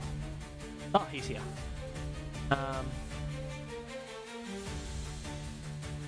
2, 3, 4, and he's going to jump and land on those two. He's going to make a dex save. Again, up in the fire. 14. Yeah. He's like bodying them both. So, see if it works. 17. He doesn't go into the fire. But they do wake up. Because he saw Goblin K get woken up earlier, so those three are now awake. That is his turn done. Because he used his action to wake them both up. Goblin M is like, I can't get to them. Lizard Shaman's dead. He's gonna take partial cover behind here.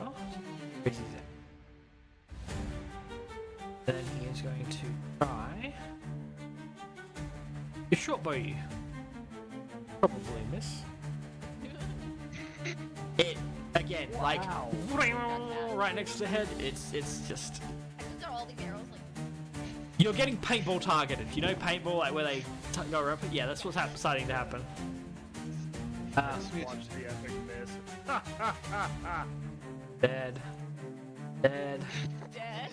Dead. Big boss. It's Grunk's turn. Oh god. So he walks out, sees you. Oh, whoops. And he is going to take his multi-attack. He's going to attack once. No advantage this time because it's not flanked. 4 + 4 is 8. The first swing misses. Second swing. Misses again. Woof. Woof. So that's his turn.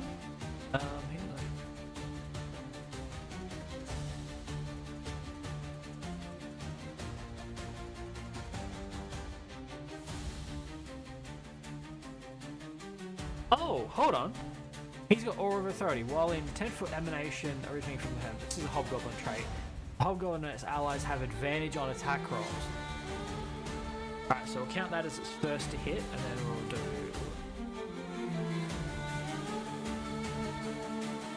18. Does that hit? That is my AC. Meet or beat? Alright, so it's 2d6, it's 3d6 plus 2, plus a d8 of frost damage. So we'll roll that. 3d6 and a d8. 17 points of damage, good sir.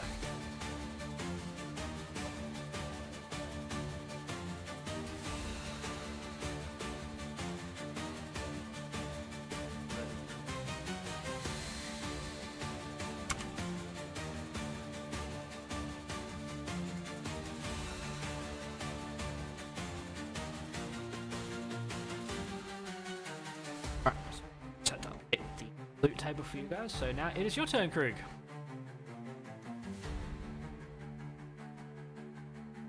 Hang on one second, I need to read what this cantrip is. Cantrip.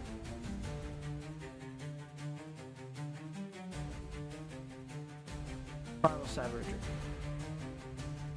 You channel and sharpen or nails into claws, and enemy takes 1d as a damage. At level 5, the spell So level 5 increases. would be 2d10.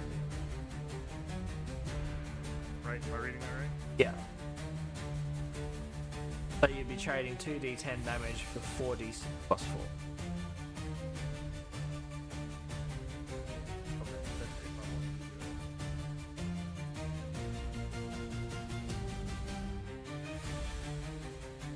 that. Nah, fuck that.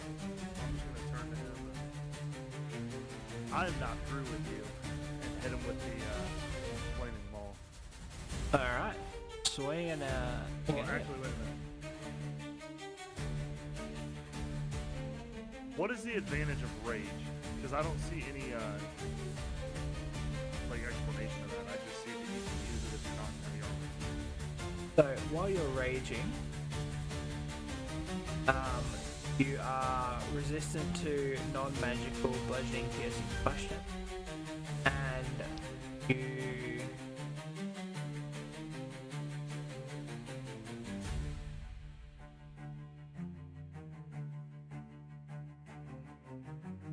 not automatically adding it. Okay, hold on, 2 seconds. Waiting.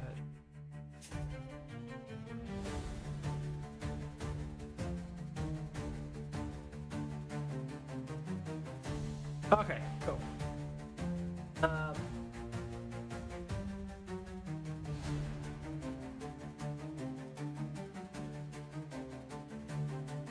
Yeah, so it gives you your level plus 2 damage on your attacks, and you are resistant to non-magical piercing, slashing. So most of the attacks from the goblins are going to be non-magical, whereas his weapon is magical. Doesn't really help, but it gives you an extra 2 But damage it every gives me turn. additional damage. Yeah, You said your level plus 2, right? 2 damage total. So the... Oh, it's I- add 2 damage total. I have to. Yeah, I heard you Yeah. say your level plus 2, which would be 7 damage. I've got to look at the rogue because being as a barbarian, 'cause it's being weird, it's not adding it. Because normally it does. Normally it adds rage damage plus. Yeah, so it's plus 2 to damage until next level thing. No, till level 9. Then it says 3. Okay, so it's 2 additional damage to whatever I roll. Yeah. Okay. Then I'm going to enter rage Yep. Bonus action. as the bonus action.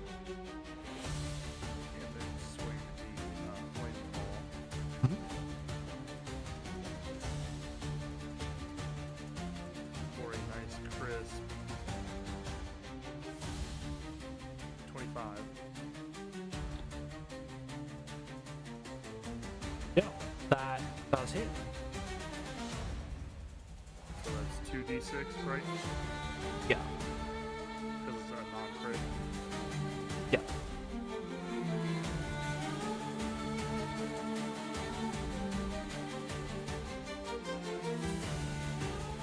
That'd be 10 plus 4 plus 2, 16. 16, yeah.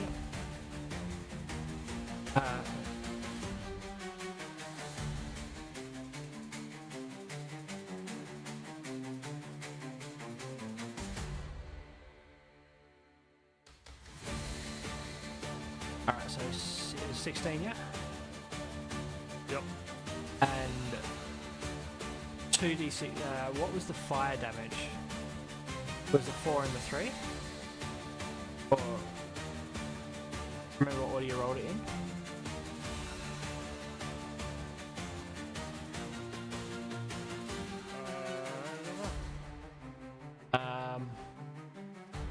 We'll call it 2-3, so average roll for 2d6.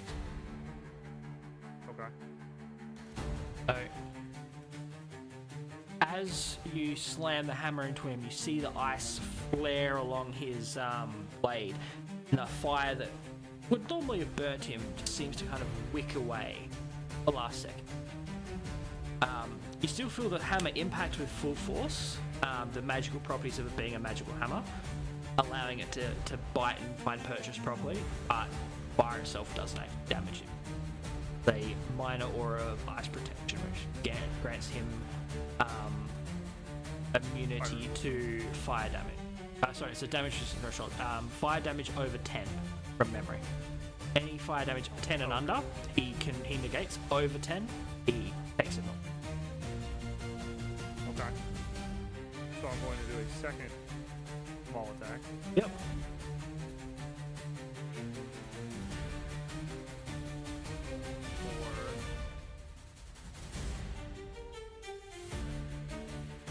For 26. Right? That does hit. Yeah, that does hit. So again, 2d. What do I roll for the?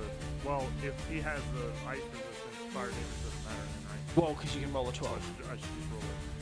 You can still roll a 12. You can roll over Oh. 10. Yeah. So as long So as I you roll 11 or 2d6. 12, that's the physical damage, and then you add your 6 to it. So 2d6 plus 6 is your normal Okay, damage. hang on. So 12 plus 6, 18. Roll 2 6s. Damn, dude, nice. Okay, and now the 2d6, if you roll an 11 or a 12, takes that damage.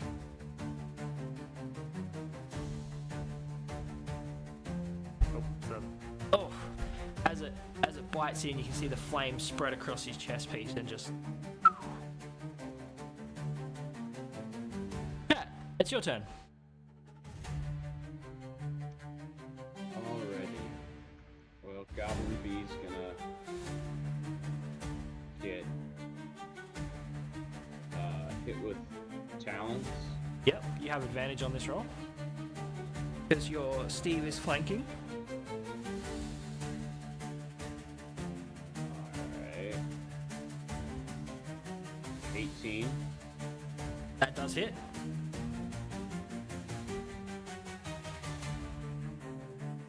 And then do I roll for advantage on the damage as well? No. You only double roll the damage or max it out and then roll the damage if you crit. Alright, 3 damage. He had 3 hit points. He is dead. Where's Goblin B? He is out of the initiative. Jesus Christ, you guys are really doing really well. Then I'm gonna turn and look at Kobold A, and as my bonus action, do Psychic Blades. Yeah. Make a thrown attack, yeah? 10. That does. Oh, actually, that might hit. He's pretty. No, it's 12. Sorry. Glances off one of his horns, just giving it a nice shave. He looks up and goes, I always wanted that one shave that way. Thank you. Kobolds are sassy little bitches. That is. So now it's Steve's turn. Alright, Steve's gonna turn and beat Kobold A. Yep. There's a.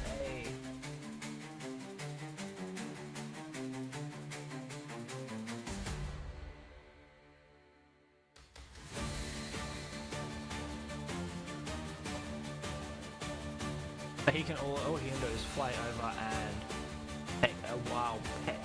That's good.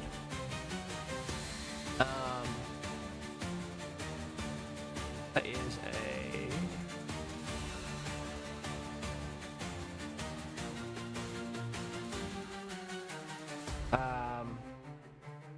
that's 11 plus 4, 15. That definitely hits. No sneak attack this time. So he does.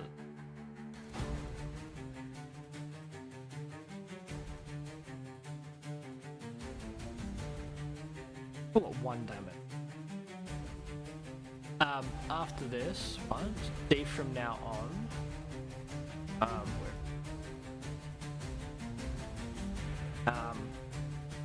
has a base damage of 1d.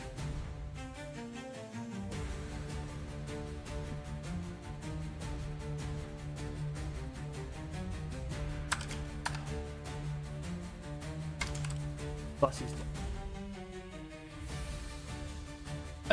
That's his turn, and after this, he'll have that on his next turn. But for now, he can take the disengage and fly off if you want to call him back, so he's not face tanking it. Yeah. Awesome. Disengage. He'll disengage and fly back. So here, it is now Kobold A's turn. He sees it going and it's like, oh, I missed it, fuck. And then he goes, Kobold C is still alive, so he's pretty calm. The wolves, he wasn't too fussed on them. Kobold B is a bit of a wreck. He might have to make a sanity. 5, 10, 15, 20, 25. He can get up to Steve. He's going to take a swing with his dagger. What he has.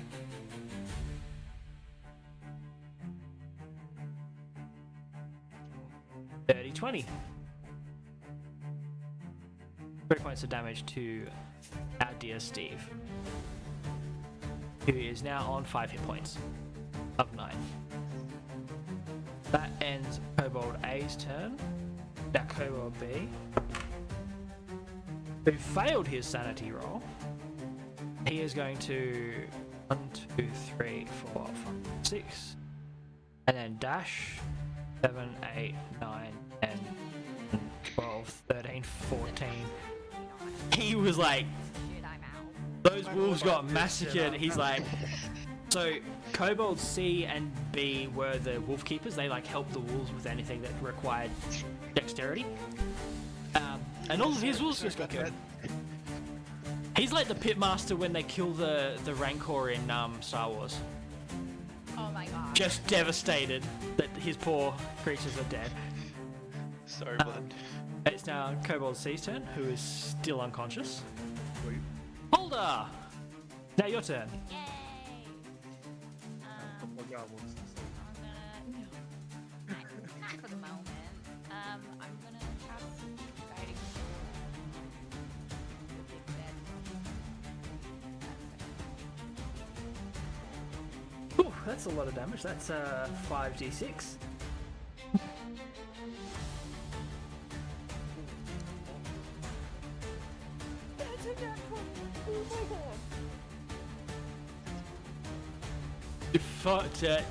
Not that I don't believe you, but I need a photo of that one. Photo? Yeah, I'm not. I will. yeah. Lucky here, man. Not that I don't believe you, but that's a Hail Mary full of grace. That's a big one. You have no idea. No. No idea. I never get nat 20s in combat. I literally in the 8 years I have played, I have gotten nat 20 in combat twice. Alright, so we're doing a campaign, right?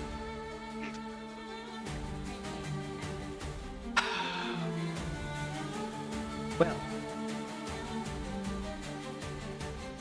Yeah. Yeah, no, I believe you. I believed you, but I just was like, I know, but I can't believe it. I don't believe me. Are you kidding? At my range. so I'm just gonna circle you around Nasty Goblin Eye a growth, bit. too. Yeah. So I'm just circling you a Goblin Eye a bit, so you don't get an attack against you, but you can still target grown. Now, all right.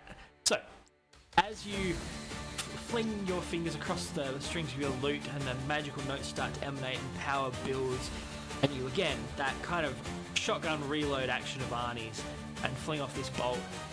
You see terror rip Brum. His eyes blow wide as just as the divine radiant energy slams into him. You don't see black mists like last time. You see the last glowing mark on the side of his eyes shatter, his eyes going blank as he crumbles into dust. Ahead of his... Can I get a religion check? From everyone? No, from Holder specifically. Just enough. You are a grave cleric. You are used to death. You are used to the ways they die. You are now aware that Grung was a revived revenant. He was someone's puppet.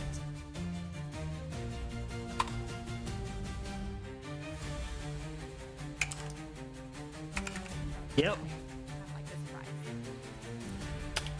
Fantastic. Yep. He is dead. It's that 1A holes. So what I'm gonna tell you, because it's like you guys will know this is would glean from that. If you killed him without using radiant energy like that, he would have just died normally, and you would never have known that he was a revived revenant. As far as you'd be aware, he would just be dead. So, Maybe. Nice shot. because Wait, you said he turned into dust? yeah, so he's So basically we crumbled. collect his head. So you could. There's ways and means of verifying the truth if you want to tell someone, but Okay. you can still prove it. You can get his weaponry and all that. His armor has fallen to the ground. His sword clatters to the ground. The ice dissipating and the poison seeming to draw itself back in, and it just looks like a normal steel greatsword once more.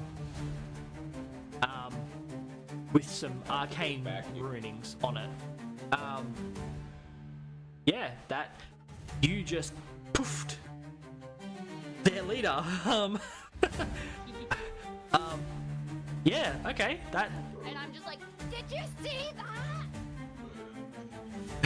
So now everybody has the same paycheck? I'm sitting over here around the corner like, the fuck just happened? Right. Oh, yeah, the cat- even left, like, The tent would have left hidden the it. goddamn corner. The tent would have hidden it, yeah. Oh god, sorry, I got water everywhere. So everyone in the camp who's awake saw that happen. Is that the end of your turn? No, I have a bonus Bonus action? still. For my bonus action, I'll just cast healing word. Okay, yep, so chat. She'll roll the healing and then you get Sure it. you're okay. Oh god. That's Oh my god, I sat in this one spot because it was safe.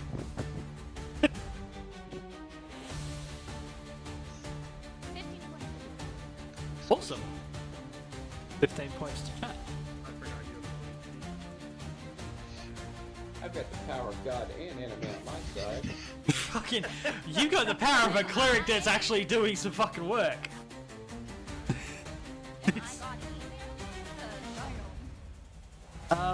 Okay. We're I at knocked 33 down and 2 of 45. 3. One of three. One move. No, one of three. He'd already been knocked down He had once. 3 more. Yeah. The second one he is had already yeah. been knocked He'd already been down knocked down once. once, yeah. Okay. Yeah. Sorry, I misunderstood. No, that's okay. 8? No, no. Oh, I wish that would have been fucking epic, because that would have been a 3-phase fight, and you guys would have gotten even a better reward if you'd actually killed him a third time. But that's okay. Still get a good reward. Okay. Goblin A. Why? 3 marks the whole time. Wow. No, it's a phase thing. It's a phase thing in the lair set. It's effectively a lair action, guys. It's not quite a lair, but Goblin Archer A and B, having seen this, just go. Just the Goblin equivalent of fuck this shit, I'm out, and they just go. They're like, you poofed our dude, and he's not getting back up. He's gone. Fuck that, I'm out. Nope. Do not return. Go. Do not collect $200. Fuck that. They are running for the hills. 6 ears that we can't collect. Yep. Chud, it is now your turn. You can move Moonbeam. I'm gonna finally move. I'm just gonna go take a nap. I'm gonna come out here. And I'm gonna use Surprise, motherfucker. I'm gonna use Ice Knife on Goblin L. Goblin L? Oh. Okay, Right. yeah. Yeah. So, that is a 14 to hit. That does hit. And is Yeah. Jesus, dog. It's 2d6. That is well 1d10. Oh, 1d10 damage, yeah. It's 1d10. I got a 4, and then since it hits Dex save 16 for him and the 2 around him, and that would be 2d6 cold if they fail. So that is, how much? What's the d6 roll? 2d6. It's a Dex save of 16. Yep, what's the damage? My damage was 4. Okay, so you've done 4 damage to this guy, so it's 4. And he passes the save, so you don't take damage, but H make his dex save, which does. God damn it. Takes no damage. Golly. These guys are like prepped and ready to run like a bitch. Oh no, he does take Oh, damage, well, so he- 2d6. What's- 2d6. Yeah. That is going to be 2d6 plus 5. So 5. Yep. No, be Okay. 5 now. So he's down to 2. So they are still all up, but these two had very like L had a very close call. H was like, fuck that shit, and poor Goblin frickin' what is it at the back there? Goblin G is just like, fucking just iced in. All right. Is that your turn fully or bonus action? Yep, that is mine. I don't have one. I do not have bonuses. I am all done. Alright, so Goblin D, Goblin E, and Goblin F are all dead to the world. Goblin G. He's gonna make a strength check.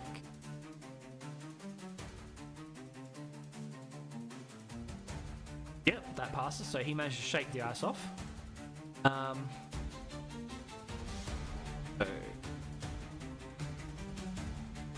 common rule. There. I'm just going to do all 3 of these at the time. They just dash 60 feet away. They want no part in this shenanigans. But they're running for the hills. Shit out. Goblin L, where's he? He's next to Holder. Goblin I. That's Goblin Eye. Goblin I. So Goblin L. Running. So Goblin I here should have run. Should have tried. Well, no, he wouldn't have tried to run because he will terrified. Goblin L is running. Goblin M is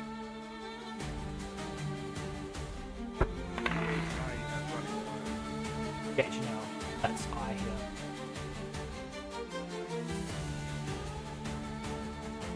The I and the L look entirely too similar. It's annoying. He failed his sanity check, so he's just sitting there like, stunned until the end of his next turn. So I yeah. Yeah. So he's stunned. So whoever wants to attack him has advantage on their attack. kind of hope he's not. Oh, M. Hold on, sorry. M. Do the same thing. He would just. He's This- heading out with the group. He's like, wait for me! Don't leave me behind! He is properly terrified. Krug, it's your turn.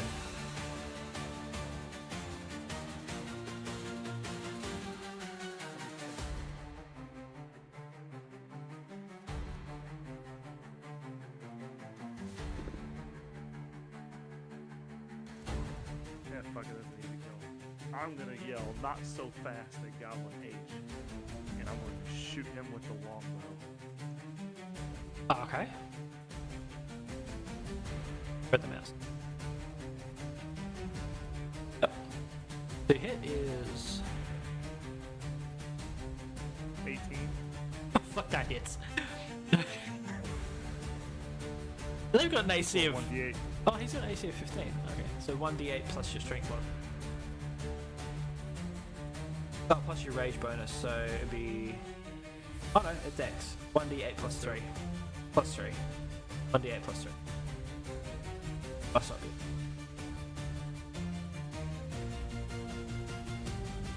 Okay, so that'd be 8. He had 7 hit points. They're just like. He's running away, and then you just like. This bolt just whizzes past Goblin M. And you gotta remember, for you, your arrow is like 4 feet long. They're as tall as these goblins. So this goblin-sized javelin just and he falls forward and it sticks in the ground, so the arrow is hanging like that, and he's just like stuck on it at a 45-degree And angle. he's dead, right? Dead. Dead. Okay. He's just like hanging there like dead. Jesus Christ. Just to keep the terror going, I'm Yeah. going to fire a second arrow at Goblin L. Fucking Jesus. Yep. I'm a menace to society, goddammit. I want those ears. Yep. Told you, Cap. That is 17. That hits.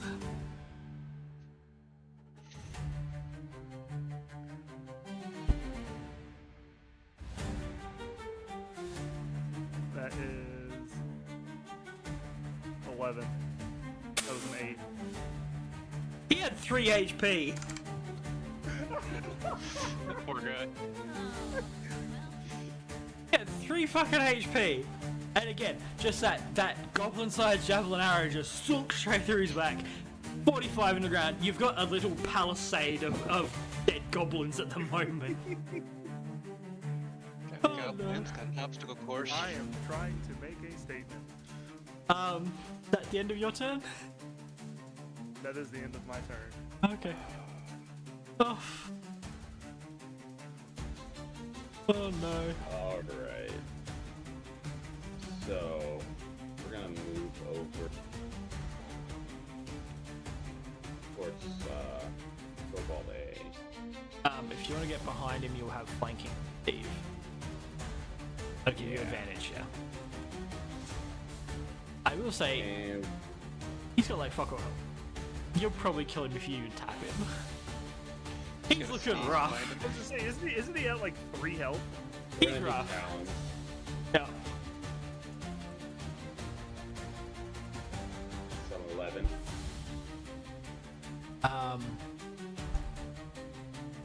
That misses. He's got a 12 HP AC. Did you roll that at advantage? Oh no, I didn't roll that at advantage. Yeah. No. That didn't mean shit. What is with you in that one? I don't know. I gotta quit using the digital dice. Right, Alright. hit the movement. Alright, bonus action. I'm gonna do psychic relates. Yep. Do I roll that at advantage? Yes, yeah. He really just wants to fuck this guy in particular. Dude, I can't. I have to take a picture of this. Guys, you're not gonna fucking believe this. It's hilarious, actually. It's a net one. It'll be 2 nat ones. Oh. Buying you a dice jail if it's a nat one. It's actually an apple. It is. No, It it's is actually. not. Shut It up. is actually that. That's a mistake. Oh no. Oh, you're at advantage. That's fine. You got a natural 20. Yeah, with advantage. I mean, it's advantage is fine, so it's a nat 20. Yeah. Oh, this motherfucker is just like. I'll put it this way: your psychic blade, you got it one hand, you got your hand down by your side, and you're just kind of like, oh, and you do like a flip, like as if you're like unsheathing a blade and flipping around your finger. And as you do, you kind of accidentally go forward too far, and the blade materializes and just zippers the guy from noddle to knock, from balls to head, and he's just kind of like apart in half. And all you hear is enthusiastic cheering in the back of your brain as Steve's just like, murder, yes. As your little murder. You're bringing him to all the best places. That's your turn, good sir. Well, yeah, because that gave the nat 20. Because it probably would have been a nat 1 without it. Because that's the way the narrative works so often. Yeah. But then the last kobold to attack us is asleep. Kobold.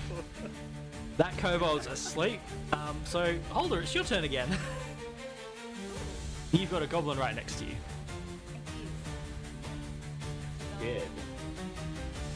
Indeed. You had a goblin. You do have a like, your loot is partially on fire all the time, like it's got little Yeah. embery flames, and it is your weapons. And Yeah. you can stove his skull in with a loot. I know, but my plus to hit sucks so much. I just don't know that I want to risk Oh, true. with my single. I mean, a lute is a medieval guitar, so you'd literally be axing him to death with a medieval guitar.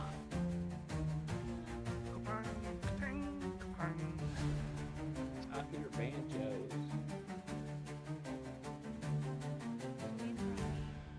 Then there's 2 running away, and that's it.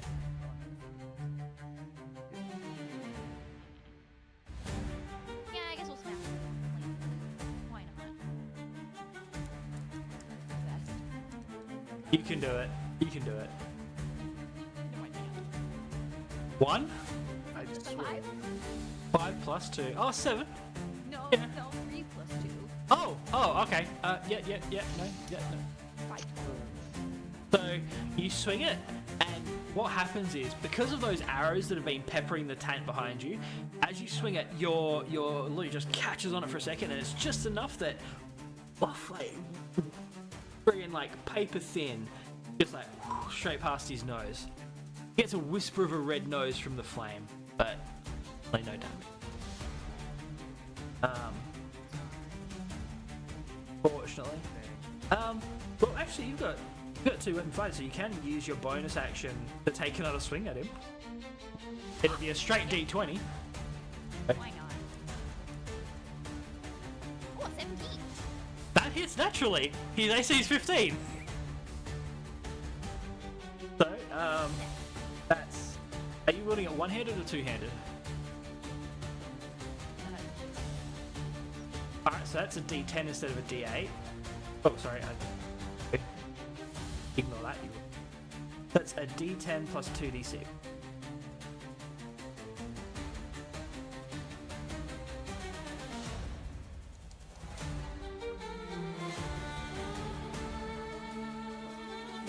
Okay. And then He had 7 hit points. well, he did. He did. Do you want to narrate your brutal axing of him, or do you want me to? That first swing just catches, and as it comes down, you go, wait, hold on, I've got enough momentum. And you swing it around, and you bring it down, both hands like a massive, like you try and chop down a tree, and your loot flaming and embered. Just you see it hit perfectly, and it's just kind of like as his head like meets his shoulders, and then you just power through with the last of your briefly divine given strength, having killed a revenant, and like but and his head, like a football, is used to split the body down, two halves falling to the side, and the head just sitting there looking up at you with just terror. And that goblin is fucking dead. Jesus. Which one was that? That was Goblin Eye. Man, you missed an opportunity to add the strings cutting off an ear. I thought of it, but it's like, nah. It's already Don't visceral worry, enough. we'll harvest those. And then Yeah. That's okay. That's your turn. So, Chad, it's your turn, buddy. 5, 10, 15.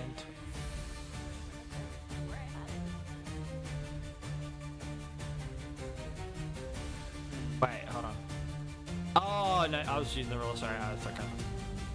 You were here, so it's 1, 2, 3, I was 4, 5. right in front. That's 30 then. There. 6 5s are 30, not 7 5. That's okay. It has been a long game, so we're getting there. See, my math says I moved to there. Yep. The diagonals, and then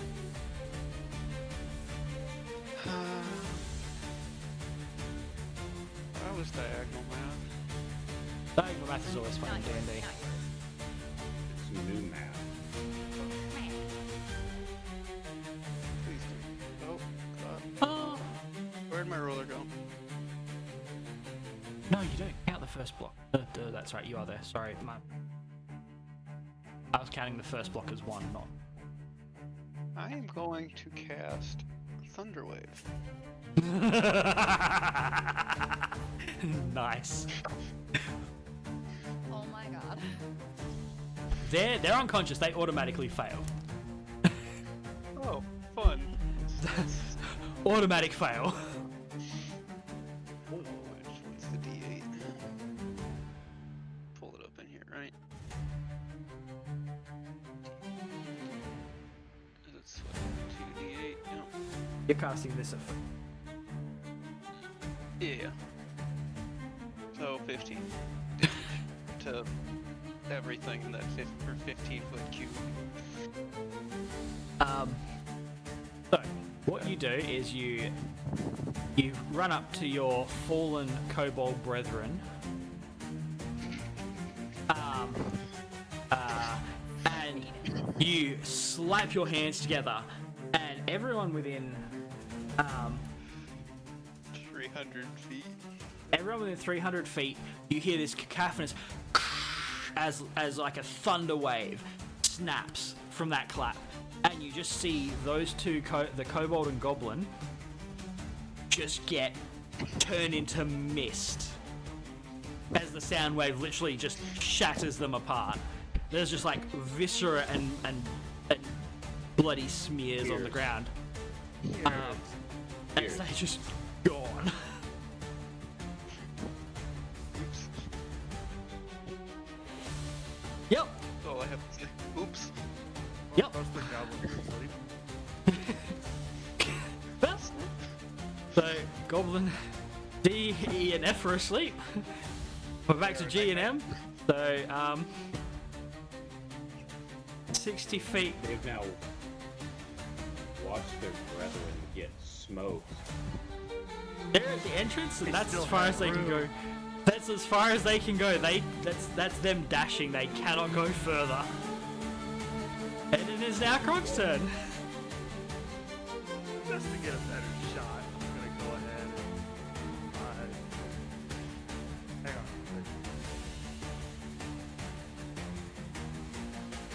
I'll just go there. Yep. And then, yeah, we're gonna longbow them motherfuckers. You ain't getting away. We're gonna Mortal Kombat, get over here. And we're gonna longbow Goblin G.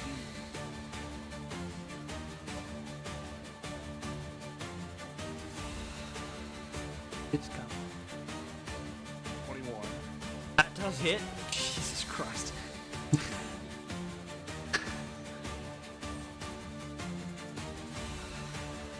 Just as an aside, that guy's got 2 hit points. You literally can't not kill him if you're going for Goblin G. Okay, I was gonna say that's a 6. Oh god. 6 damage. Like off the map. I created another impaled goblin. So this time, as he's running, the edge of the camp wall kind of comes out a bit. So this again, as big as him, bolt of arrow, slams into his back and just in the wall and just pins him there like a foot off the ground. He's just like hanging like against the wall. Nice shot, bud. You got one more shot, buddy. As I draw another arrow and pull it back, I fire to Goblin M. That's a nat 20. Fuck! My God.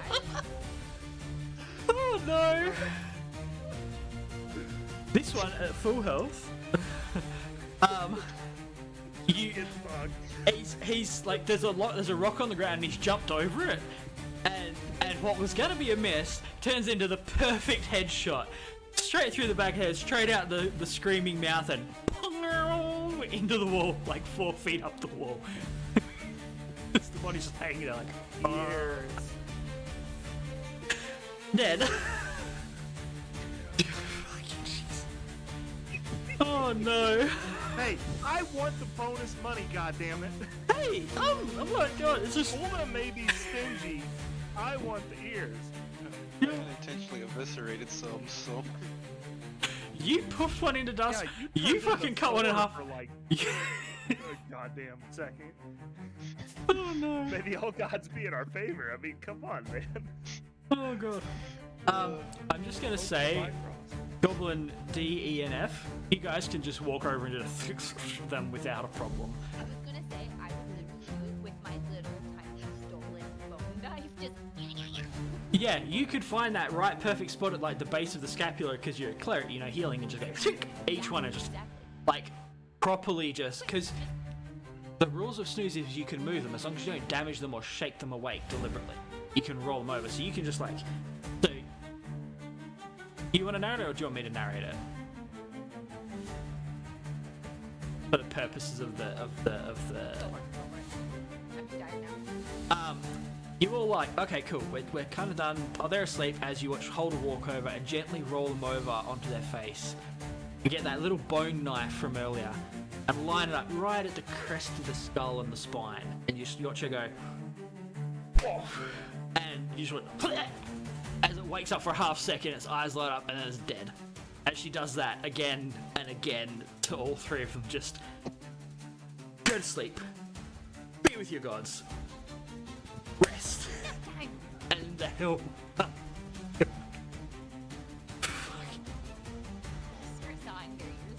Yeah. While you do that, just 2 seconds. I've heard a weird noise for a second. I've just got to go check that, so I will be right back. Make sure nothing's gone wrong. Apologies for that. Talk amongst yourself for a second.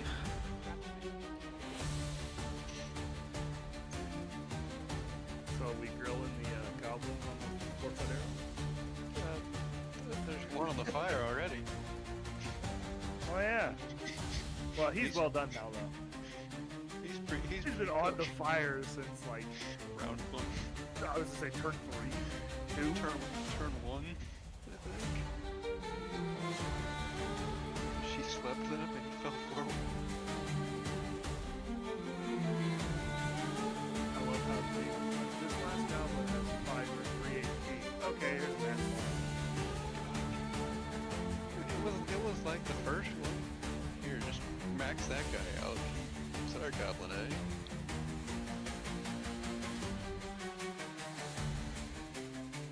I like how you tried to talk to the wolves, but I said, nah, just delete them.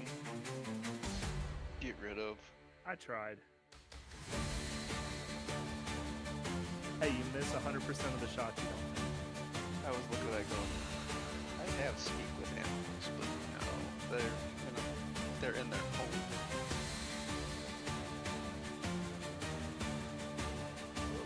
So what is the moonbeam? What does that one do? Can you read that to me?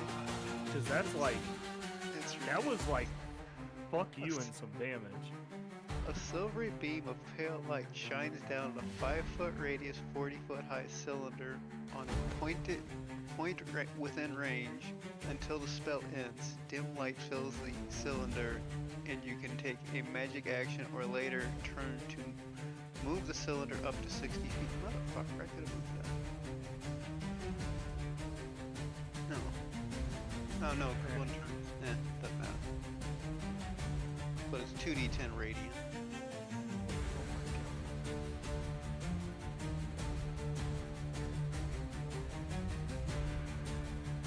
I love how I did all that damage load to the boss right away.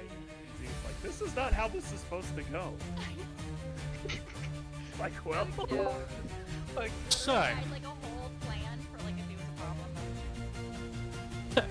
that was fun. My house has 2 circuits.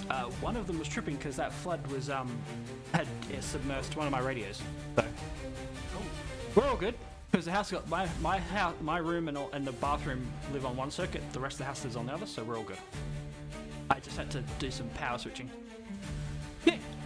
All right. So 1, 2, 3, 4, 5, 7, 8, 9, 10, 11, 12, 13, 14, 15. 16, 17, 18 ears, plus the ears from before. It's a 22. 22, I think, yeah.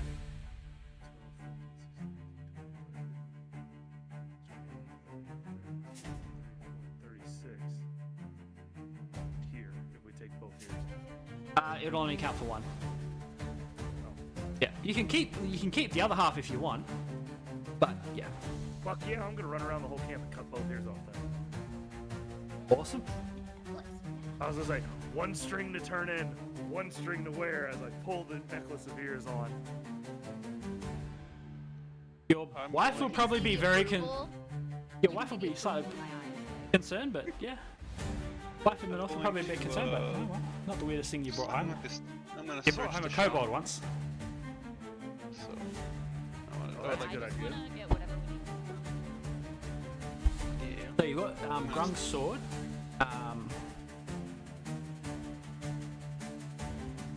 and Grung's armor, which I will have to quickly generate. Sorry.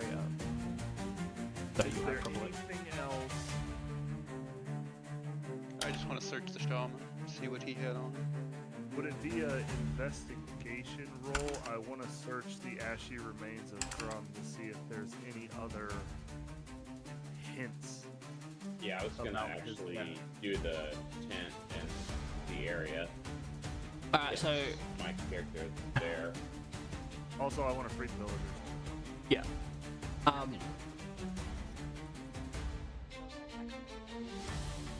So Grung is okay. So we'll start with Grung. Who's doing fuckery with Grung's ashes? I will. Awesome. Well, Crickey. So, Cricket, if you want to roll me an investigation.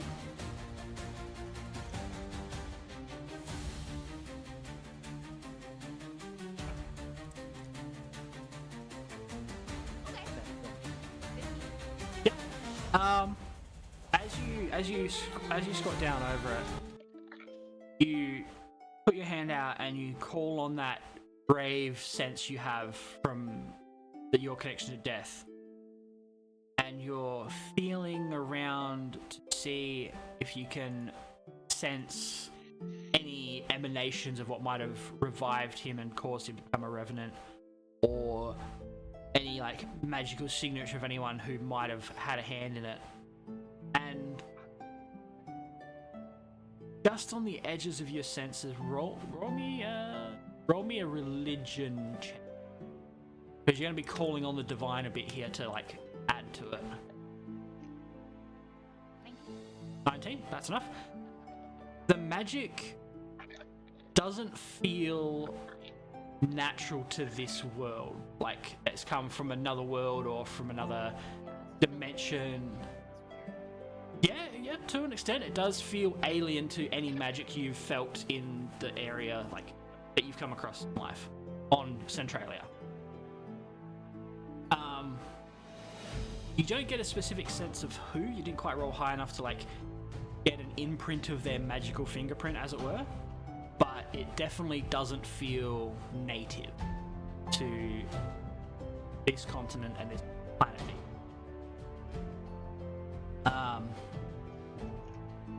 You're not too sure whether that means it's definitely not divine.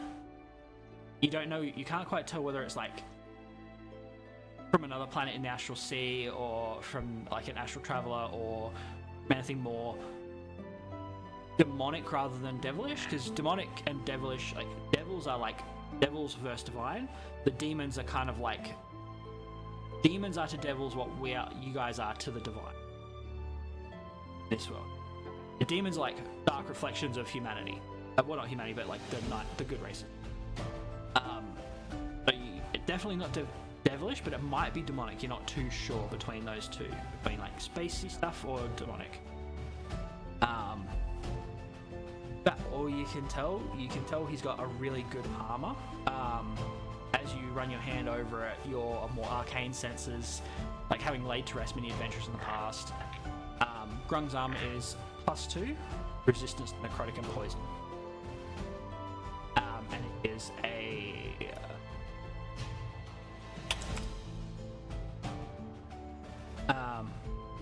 as you pick up Grung's sword as well.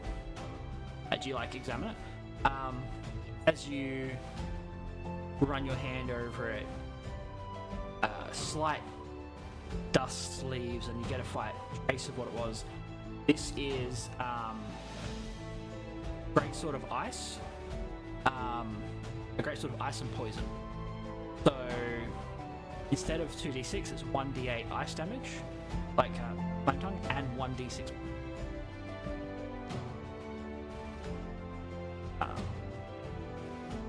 That's all that he's really got, like, on his body. Who was examining? What, was there anything else you want to do with the remains? Or bubble it up or something?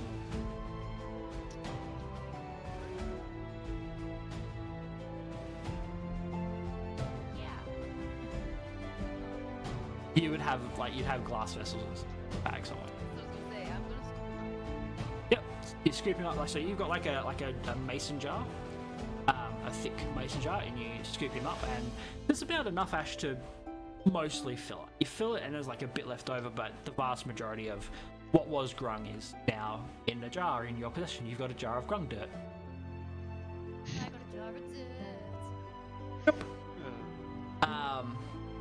That's him. So who is taking care of the Right here, checking the 10. Awesome. Can I get an investigation of the so investigation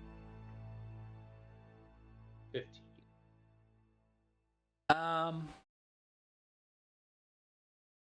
As you root around, you find caravan route documents, like detailing like departure and arrival times. You find some documents that are like have like manifests of what's on the caravans.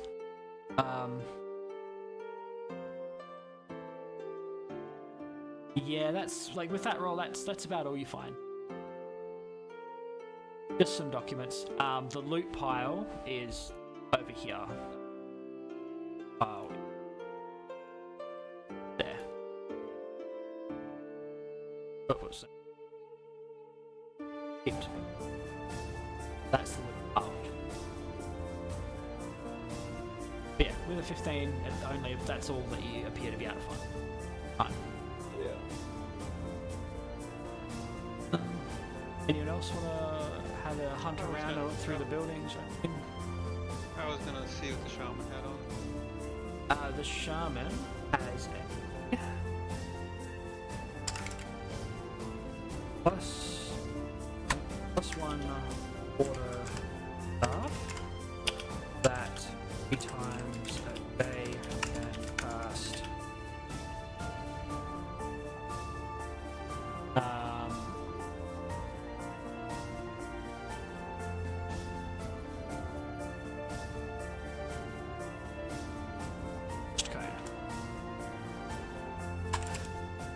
Frost Cone is a spell that is the frost version of Burning Hand. The ice version.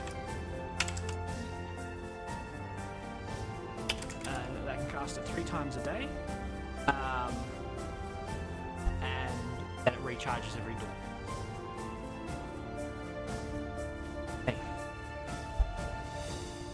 Shaman. I want to walk over to the wall of survivors.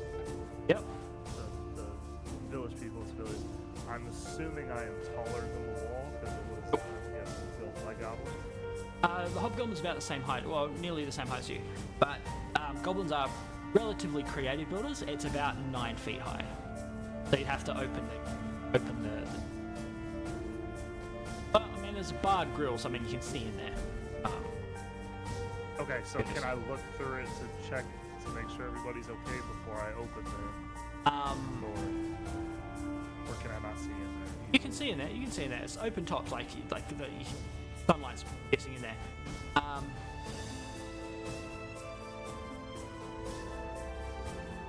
It looks like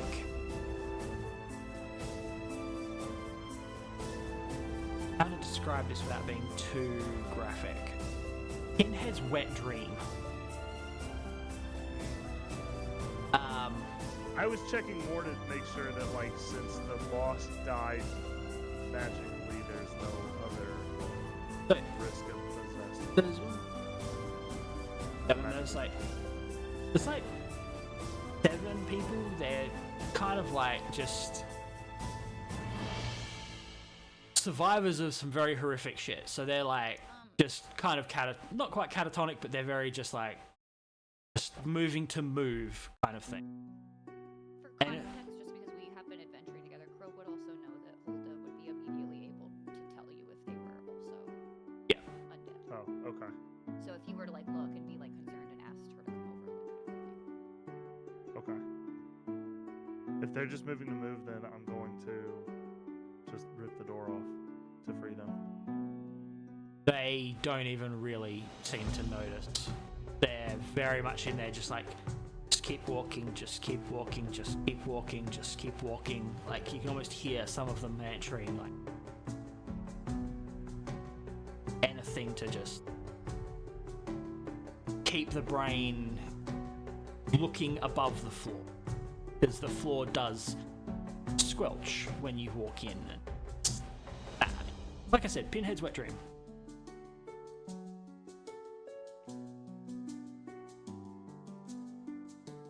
You want to try and usher one of them out, you're more than welcome to try. I was gonna say, can I reach in and pull one out to try and get them out of that? Roll me a... Not like pull, I mean, I'm not trying to like viciously rip somebody out of the room, but you get what I mean. Like help guide somebody out. Roll me a persuasion check. Okay. Yeah, because like you're trying to persuade them out while being soft about it as a 7.5 foot tall Goliath with a flaming maul on his head. 18. Fuck you, fuck you. What? You met the fucking DC. Yep. So, as you touch them, this person just kind of freezes in place for a second, and you can almost see the carotid bouncing the vein in the temple as terror grips them, and as you pull them out, and they see the goblin here dead just to the right of you, and like the devastation you've wrought, and realizing what the sounds were, which was rescue, this shell of a man. You can tell he probably used to be quite a big, broad, kind of blacksmithy type given his clothing. Just looks at you and and just falls to his knees and just like hugs your legs, and he's like, "You cannot move. He is holding all that tight. You'd hurt him to move." Yeah. If you guys want, you can try and get the rest of them out. Help out with that. Help. But I like to think that when that one came out, I'm like over like looting people and being like, look at all this stuff. Like, just Yeah. way too proud of us. Unaware of the situation and then I'm now realizing, standing, oh like, shit. And be like, And I'm now standing looking at this guy, just like, guys. Yeah. Sorry. I'll move you I'm aside. gonna walk over. Who wants Yeah, to I'll start assist in heading. it? Yeah. I will. I get head over. charisma checks. Do you really have to persuasion. pull out of there? 7 total. Sorry, what did you say? Persuasion checks from anyone who wants to help with this. You will need to. Yes. Also, Fifteen. just like for like safety, I'm just gonna cast Eyes or activate Eyes of the Grave. So within 60 feet of me, if any of these guys run dead, I know. Oh, 60 feet is it? 60 feet. Ah, Golly. that's there. That is a 60 feet. 14. That's not bad. And 17 was it, Cricket? 60 foot radius or 60 foot circle? Total. It says any undead within 60 feet. Oh wow. Sentinel new? So that's like half. Yeah, in that radius, no, you don't sense any undead.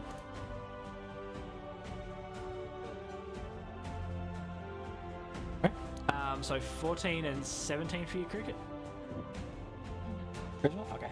And was Chat, were you helping as well, or were you still going to have another route around in the tent?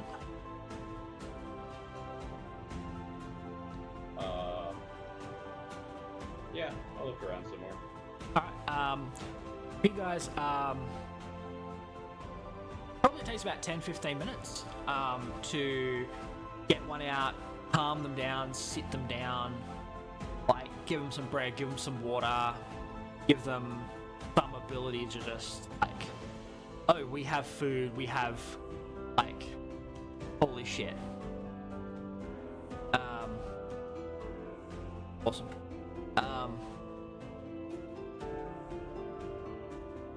That's a lot of investigation.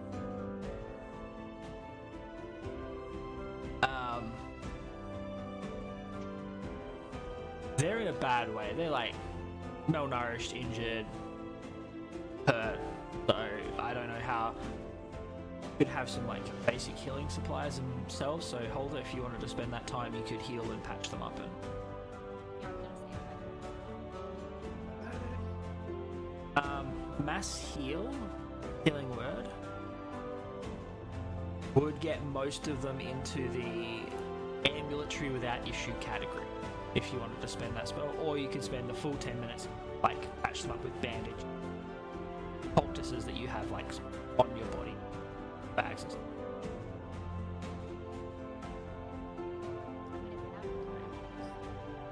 You guys, I mean, it's like 5 o'clock in the afternoon right now. So, guys, like, and there's no one else left in camp. You guys have all the time in the world. To, yeah. Yeah. yeah.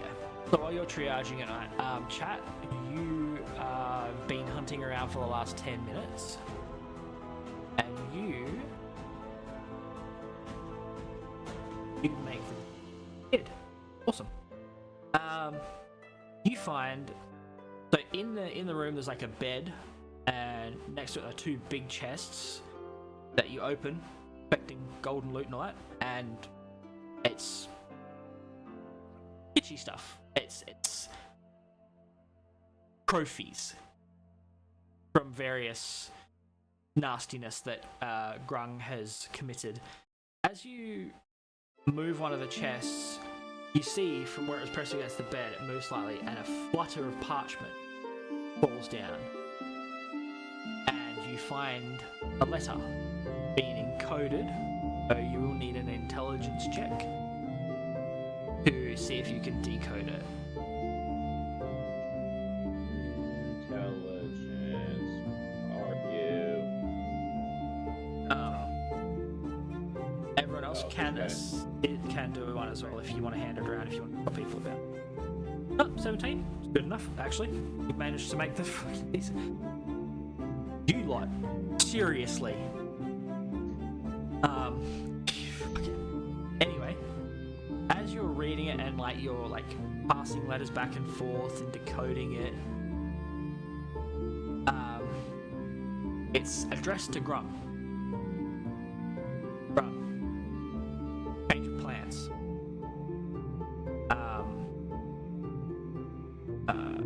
Nutrition is sending a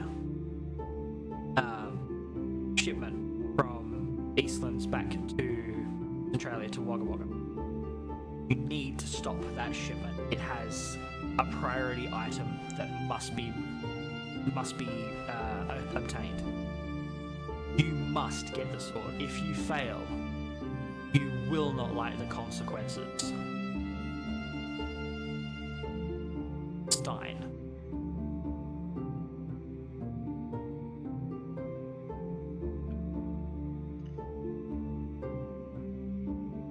That's it. Yep.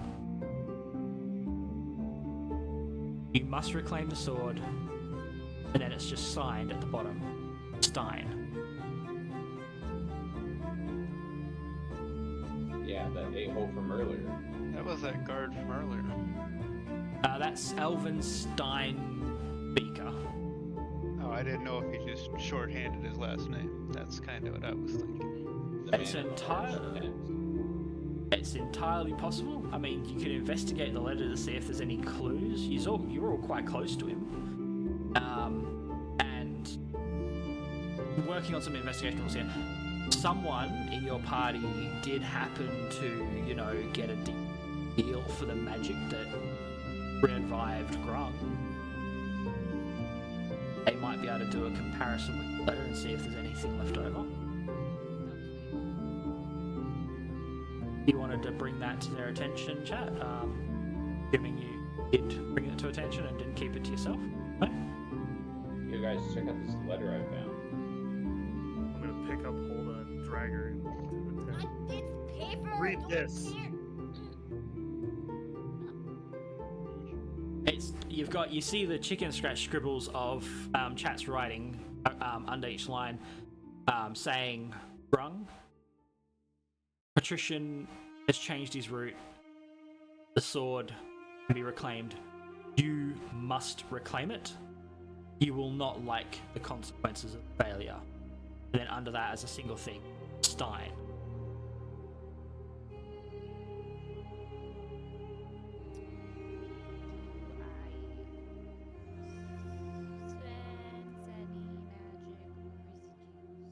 Roll me an Arcana check.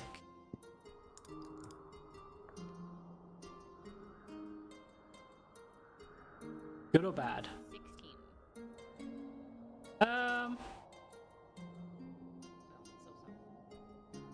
As you handle the paper and are reading it and you're checking it for like watermarks or anything like that, being that you used to be in the minstrels band, like forging documents was not an uncommon practice for some of your brothers and sisters. As you're moving it, there's a slight crinkle and you hear a very distinctive snap hiss kind of sound that you're aware of when documents were written under the influence of comprehend language. Someone who is not a native common speaker had definitely used comprehend languages to be able to write this.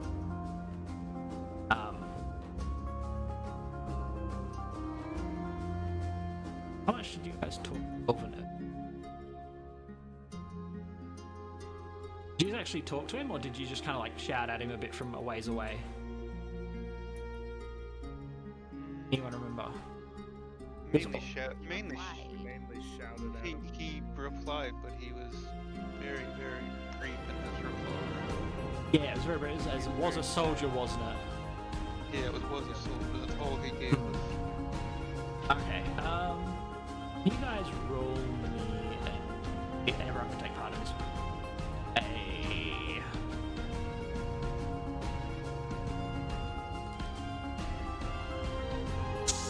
A bit insight to see if you can.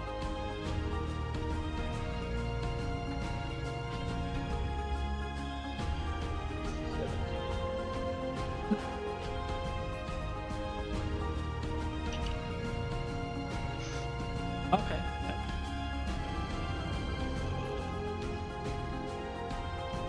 17 also. 23. Alright. Between 3 17s and a 23. My insight's I'm plus 8. So, as you think back on that conversation, the way he said was a soldier when you asked him what his history. There was the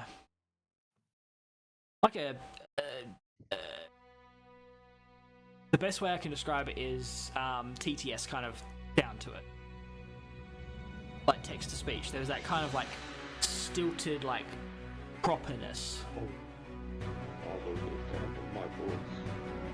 Kind of, yeah. It was a bit different. It was a bit odd at the time because you were leaving and it was like shouted. You didn't really pick up on it, but now,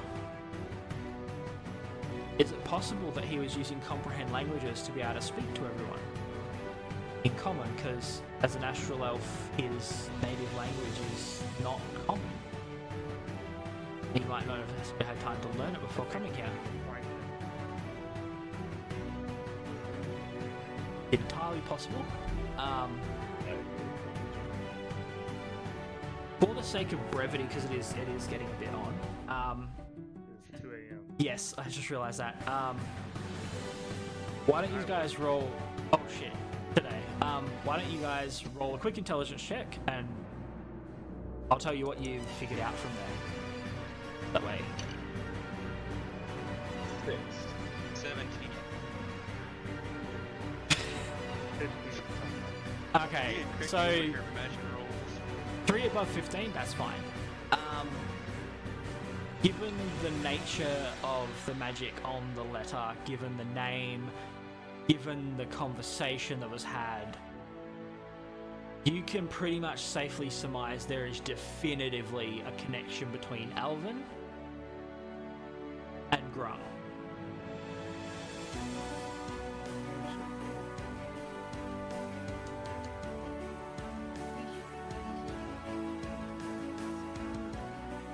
So we have the power of God and Ant-Man on our side. It's true now. I was gonna say, look at all the nat 20s we rolled. Making fun of these games we should have killed. But you know what? We didn't have Steve, and that's the. We did not have Steve. That is true.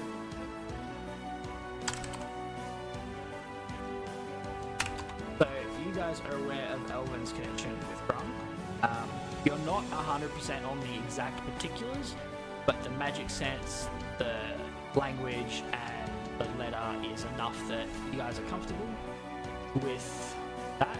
However,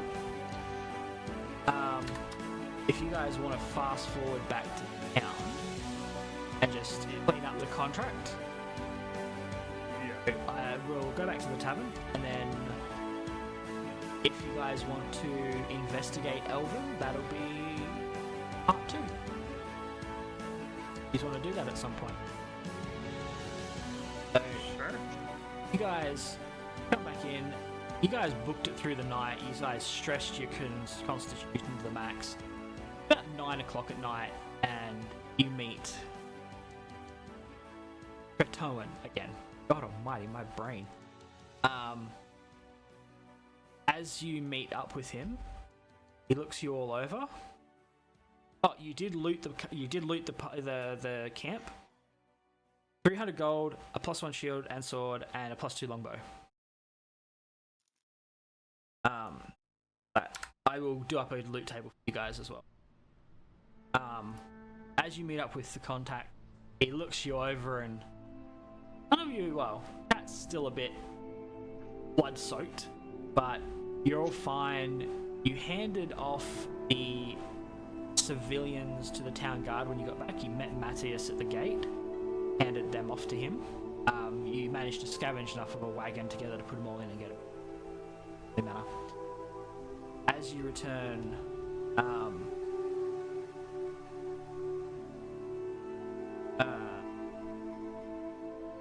Proten greets you again. Well, you all look surprisingly unscathed for an adventure that took you most of the day. What happened? I'm just gonna point to Krog's necklace.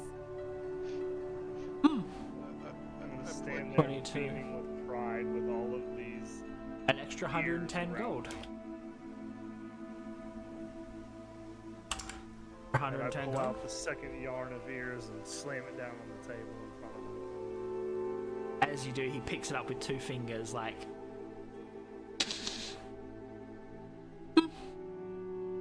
And it disappears.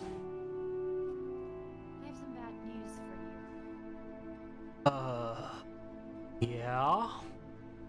Couldn't We get have a Krog's Steve. head because I turned him to dust, and I'm gonna pull out his weapon and his armor and the jar of dust. He ignores the armor and the sword. He's like, spoils of war. But as he puts his hand towards the container of dust, you see this like light start to emanate, almost like a copy printer. It's scanning back and forth, and eventually he pulls his hand away, almost like he's reading a text.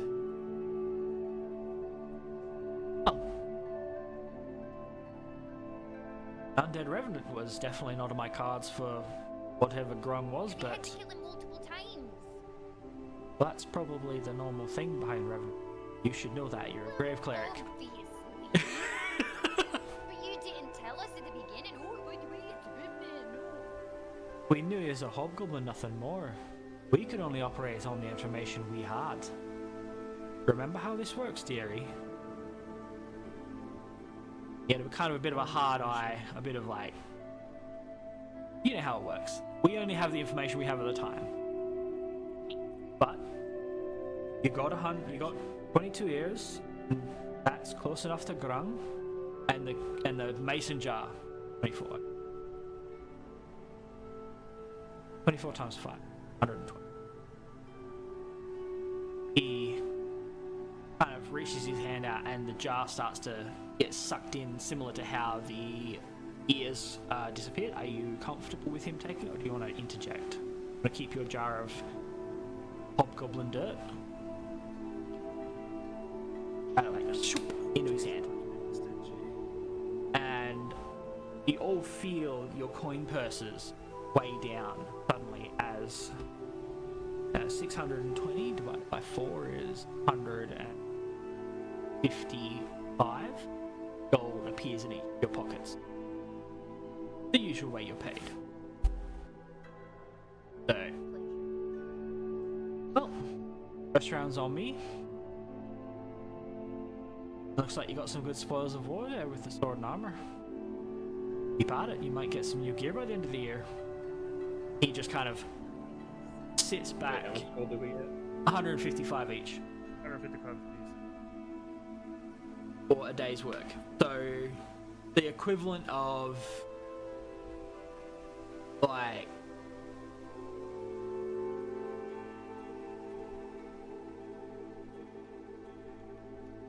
about 15k